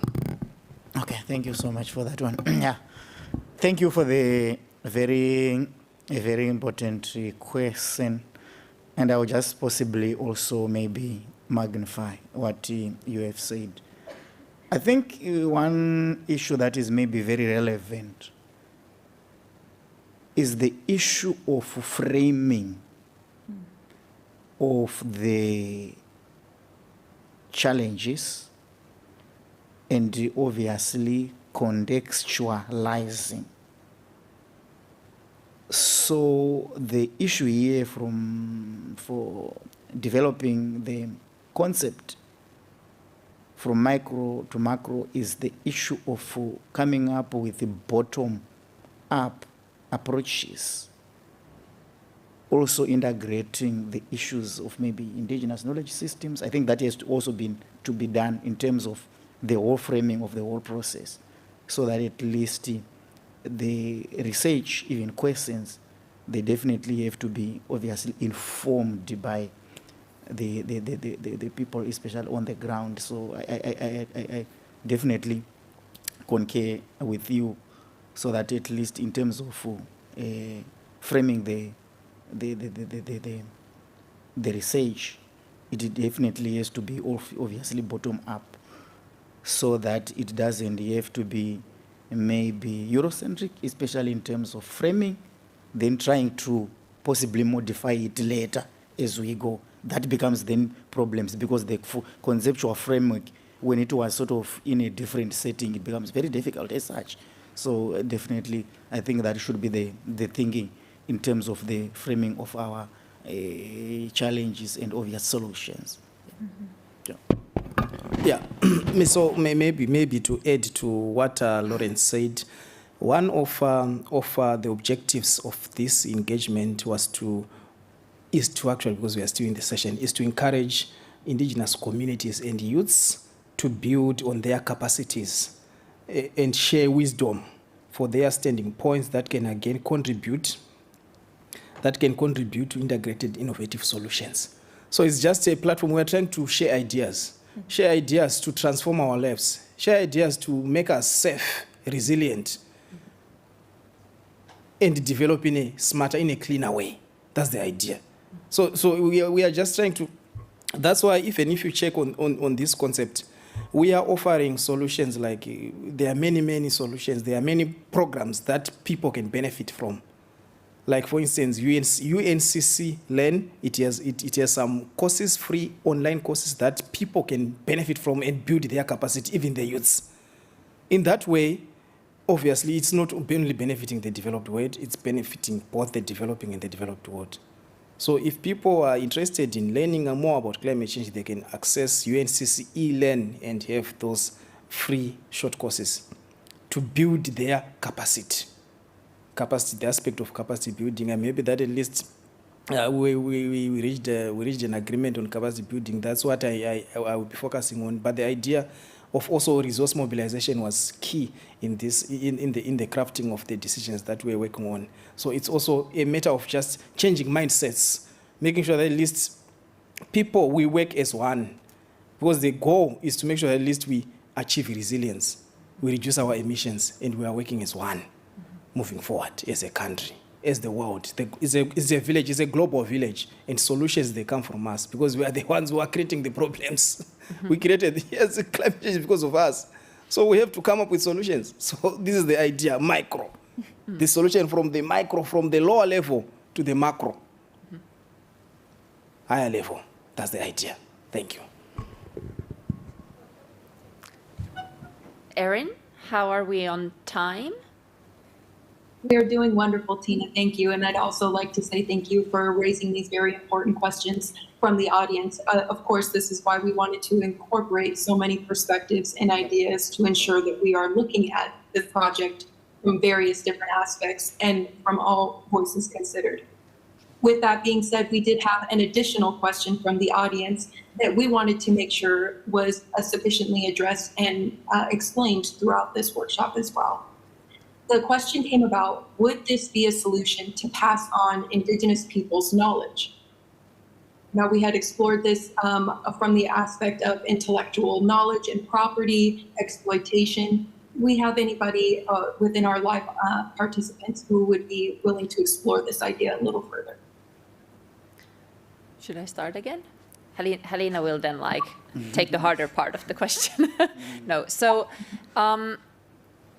the whole start of the project was to think about how we can get knowledge into the rural and remote areas. But as we started that journey, we actually noticed that, hang on, there is a lot of knowledge within those rural and remote areas that we're not using. So we realized very soon that it's actually about a trade-off, that we need to build on the things that are there and also then maybe add other things on. And when I say that, it is extremely hard to not take into account indigenous communities. I hear very often that indigenous communities are actually better at sustainability and resilience and mitigation than we are. I'm not from that background, so I can't like exactly say, but from the experience that I have from working, for example, deeply with Aboriginals, especially in Australia, I would argue that that's very true. We have a lot to learn from there, and this would give that opportunity for them to have that voice heard and that knowledge recognized. And probably there are other ways to do that as well. But this solution, exactly as Tatenda and Lawrence were saying, the idea is to get from micro to macro, not from macro to like break it down to micro. So the indigenous community has a huge role to play in this.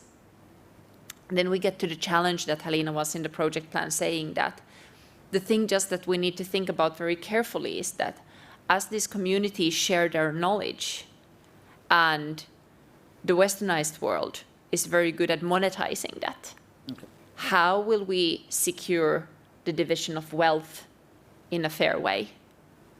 That as this knowledge from these regions that are also developing, how will we make sure that that isn't abused by the ones that are very good at monetizing it?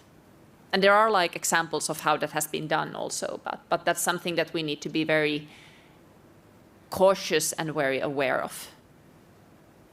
Helena, have you something to add? No? But yeah, that's a wonderful question.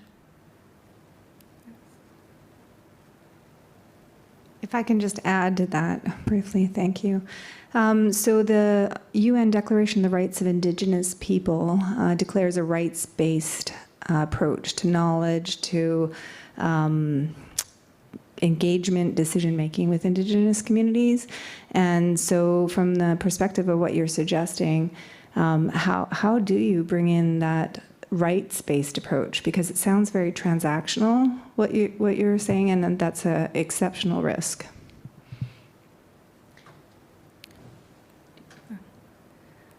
Thank you for your comment. That's a really good point. And sort of as we've mentioned before, as not being part of Indigenous communities, it's not our place to speak in certain areas, and we do acknowledge that from our end. We are at the point in this project where, at full transparency, it has stayed within the team at this point. We've been working in a very small team, and we're still kind of in this theoretical space at this point. And so we haven't reached the level of coordinating with communities or starting to coordinate with organizations on a larger scale. But I can see how, in terms of talking about division of wealth and monetization, how it could be transactional. And I think that is a really good point to consider moving forward, and how to, as Lawrence mentioned before, how to really work, I guess create, for lack of a better word, but sort of create this model in a way where Indigenous ways of knowing and knowledge systems are integrated into the design of micro to macro. And at this point, that is not something that that we've reached, and it is something that we're interested in doing.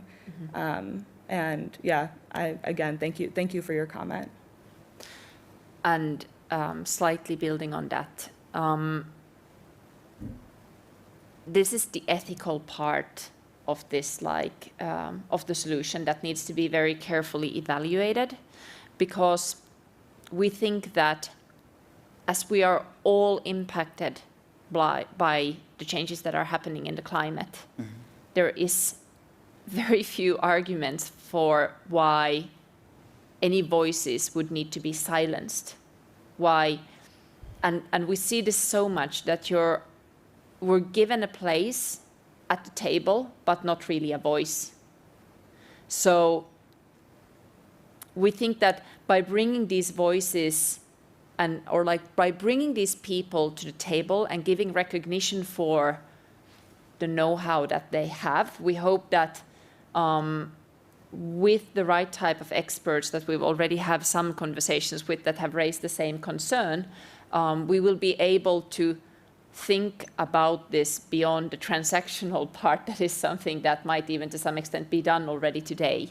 So the easy solution would probably be just to go and talk to these people and do whatever we have been doing before, but we can also see that that clearly isn't really working.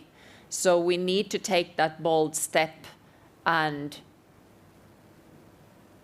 think about how we can do this as so much more than just a transaction, because it is so much more. There's so much value in that we're not necessarily recognizing. And just again, like speaking with so many people, I think that there's so much knowledge that we're not utilizing that it just like, it feels like that could solve all of the problems that we're having. So thank you for that question. And that is a concern, and it's not an easy thing to solve. And it would definitely need to, or to solve it, we would have to incorporate and interact with these people so that we can find the solutions. Erin? Wonderful. Yes, thank you, Tina. It's been great receiving so many insights and perspectives and questions that our audience has raised. We would like to continue this conversation, so if we could display within the PowerPoint our slide where we have a QR code where we can invite you to continue this interaction and engagement and ensuring that this micro to macro project is evolutionary to the point of incorporating everyone's perspective as needed. If you are willing to engage in a virtual coffee to continue this conversation, please provide us with your information through here, and we would love to follow up with you in this respect. Thank you, everyone, and I would like to invite our in-person moderators as well to give us our closing comments. Tatenda, do you want to start? Okay, yeah, thank you very much for attending this micro to macro program. We benefited a lot from your insights, and I'm sure that you also benefited a lot from our proposal and what we presented to you. So let's engage. Feel free to get in touch with the team, and please go and spread the message of good news, the message that we have the solutions. We are the solution to these changes in the climate system. Also, please develop yourselves. Build your own capacity. Do courses, you know, like the UNFCCC Learn, the platform that I talked about earlier on. That one it has a lot of free courses, and you can do them for your own benefit to build your own capacity. And also, you know, even under UNFCCC, I'm sure if you are from a party, you can be nominated to be one of the experts, and you undertake most of the courses. You become greenhouse gas experts, and you are invited in reviews and all those things. You become of value to your country. There are many opportunities in the climate change field that you can take advantage of, and also even when you want to do whatever you want to do, get in touch with us. There are a lot of AC, Action for Climate Empowerment, national focal points that are there. Get in touch with them, because there are many opportunities that are coming out of these negotiations, and they go direct to the ACE national focal points, and they are ready now to give you those opportunities so that you can benefit from them and build your capacity and make sure that your family and your community are safe. Otherwise, thank you very much for attending. Thank you very much for giving your insights and making sure that at least we have a constructive discussion. Thank you. To follow Tatenda, as he mentioned, for us, or for me at least, this has been very constructive in terms of thinking about and recognizing that incorporating different voices doesn't just come in the form of the different content that would be a part of this network, but it is essential to incorporate those voices in the design of what this network could look like.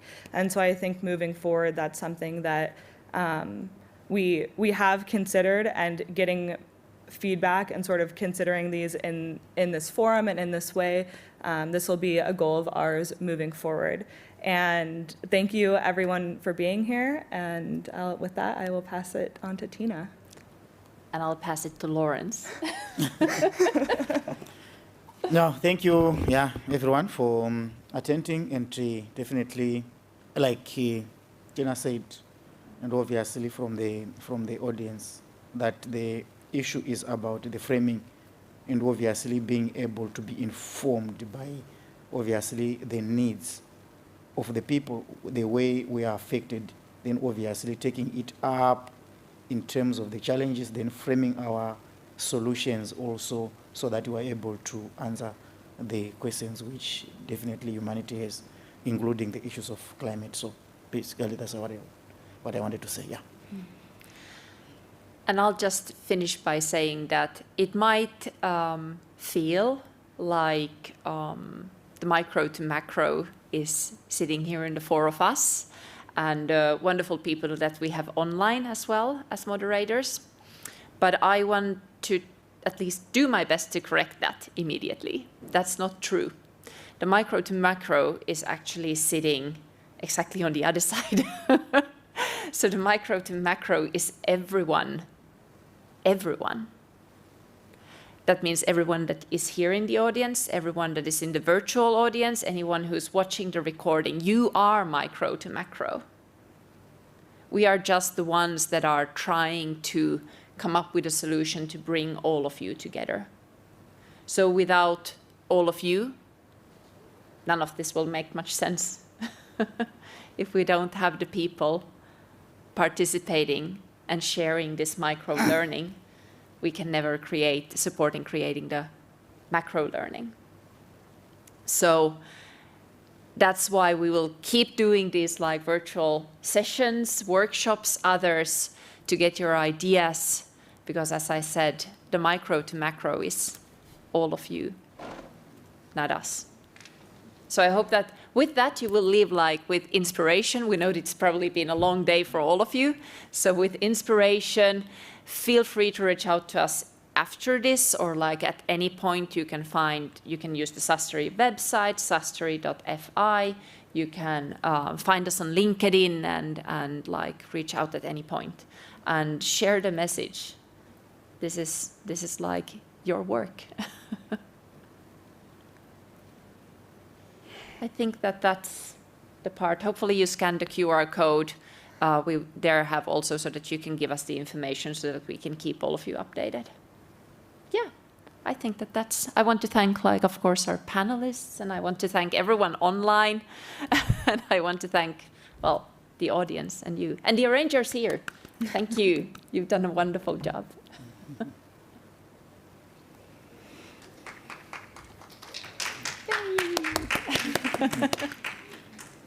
So,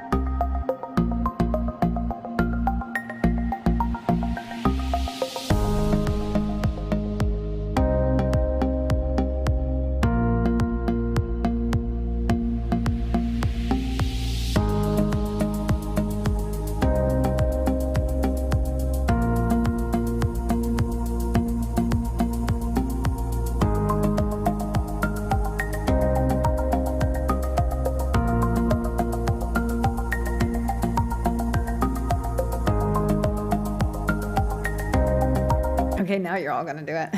Just to spite me. All right, just let's see if I can get my, okay, wait a minute. I need this a slight bit bigger because apparently I'm going blind. Okay. All right, we're good. Can I just get anybody who's having private conversations? Hello.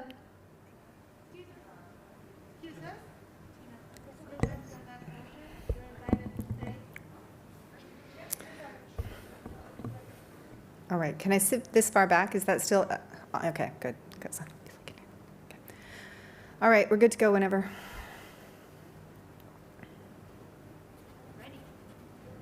Okay.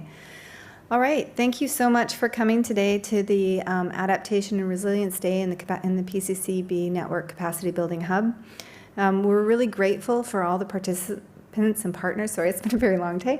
For all the participants and partners today, I want to just name them just to acknowledge the time and energy that they all put into the effort today.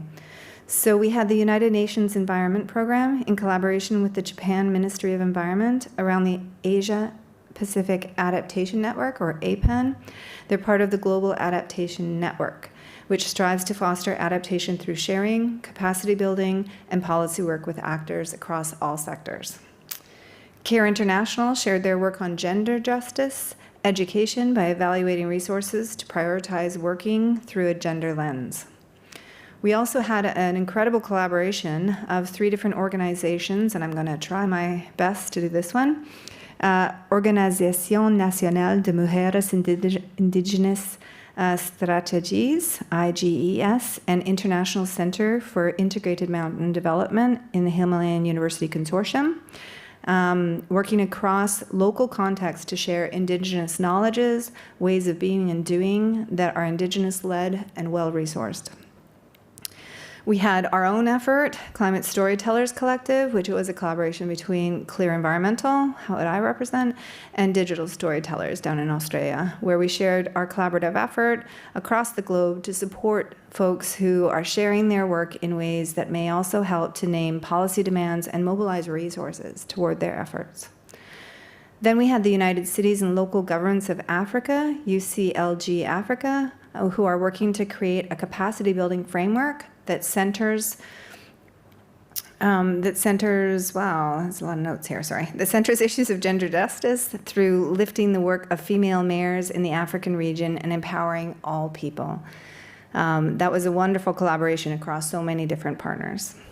We had ABT Associates, who are building capacity across a network of 5 regional networks called the Global Ecovillage Network to foster equitable and actionable community adaptation and sharing learning across these networks. And then finally, we had Sustory, a sustainability story that is an aspirational storytelling effort that seeks to foster innovative actions that are supported through and across micro-learning efforts and weaving different types of knowledges. So what did we learn from all of these things? We actually learned quite a lot, and we had a lot of resonating similar messages. So we learned, for instance, that there is substantial grassroots work on climate adaptation and resilience going on in local contexts and across networks around the world.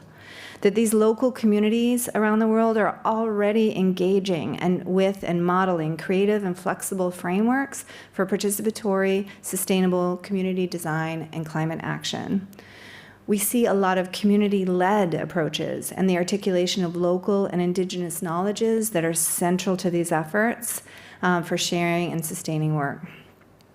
We also saw a lot of interesting multi-collaborative partnerships focused on public participation, engagement, and leadership. One of the main takeaways from today is that collaboration across all sectors, including private sectors, is needed to integrate adaptation into long-term planning, build adaptation knowledge, and strengthen knowledge exchange. Partnerships and collaboration across sectors are key in building and ensuring resilience for all.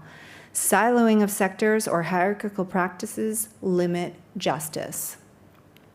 Most of this local and regional network efforts are not connected to each other yet, but the PCCB network is providing space for such sharing. Need to understand and address these complex environmental, social, and economic challenges at the national, regional, and international level is substantial. There's also work that's being done around data-driven analysis and decision-making tools in a lot of different and innovative ways that are designing robust, inclusive climate adaptation actions capable of attaining community buy-in and attracting climate finance. The use of data can strengthen these projects led by both state and non-state actors. However, greater investment across all these efforts is needed. We need to support climate change adaptation, particularly focusing on making sure that gender, racial justice, Indigenous justice, and other intersectional aspects of justice are key in this work. So in terms of calls to action, we have 3 primary calls to action today. One is network development. We need to build capacity across institutions and communities, particularly among women and Indigenous communities. They have capacity internally. What they need is funding and networking to share across different spaces as they wish to share. We need to bring all stakeholders to the table in design of any effort. And by bringing them to the table, we mean we actually need to have decision-making central and owned by the people who are most impacted in these spaces. So coordination across all places to share and learn about adaptation is needed, and these networking efforts can help. We also need co-generation processes. We need to think carefully about how we're working together, that we're generating knowledge, practices, and ways of interacting together, not that people are having a process that they then put on a community, but the community itself is creating these processes and generating them and owning them. The second issue is, of course, finance. Finance, we need to invest in longer-term adaptation and integration, and integrate adaptation into finance and planning. And we see this a lot across the conversations that have been going on at COP. But what we really need to do is we need to think about how to improve access to adaptation funding at the community level and how we can network that.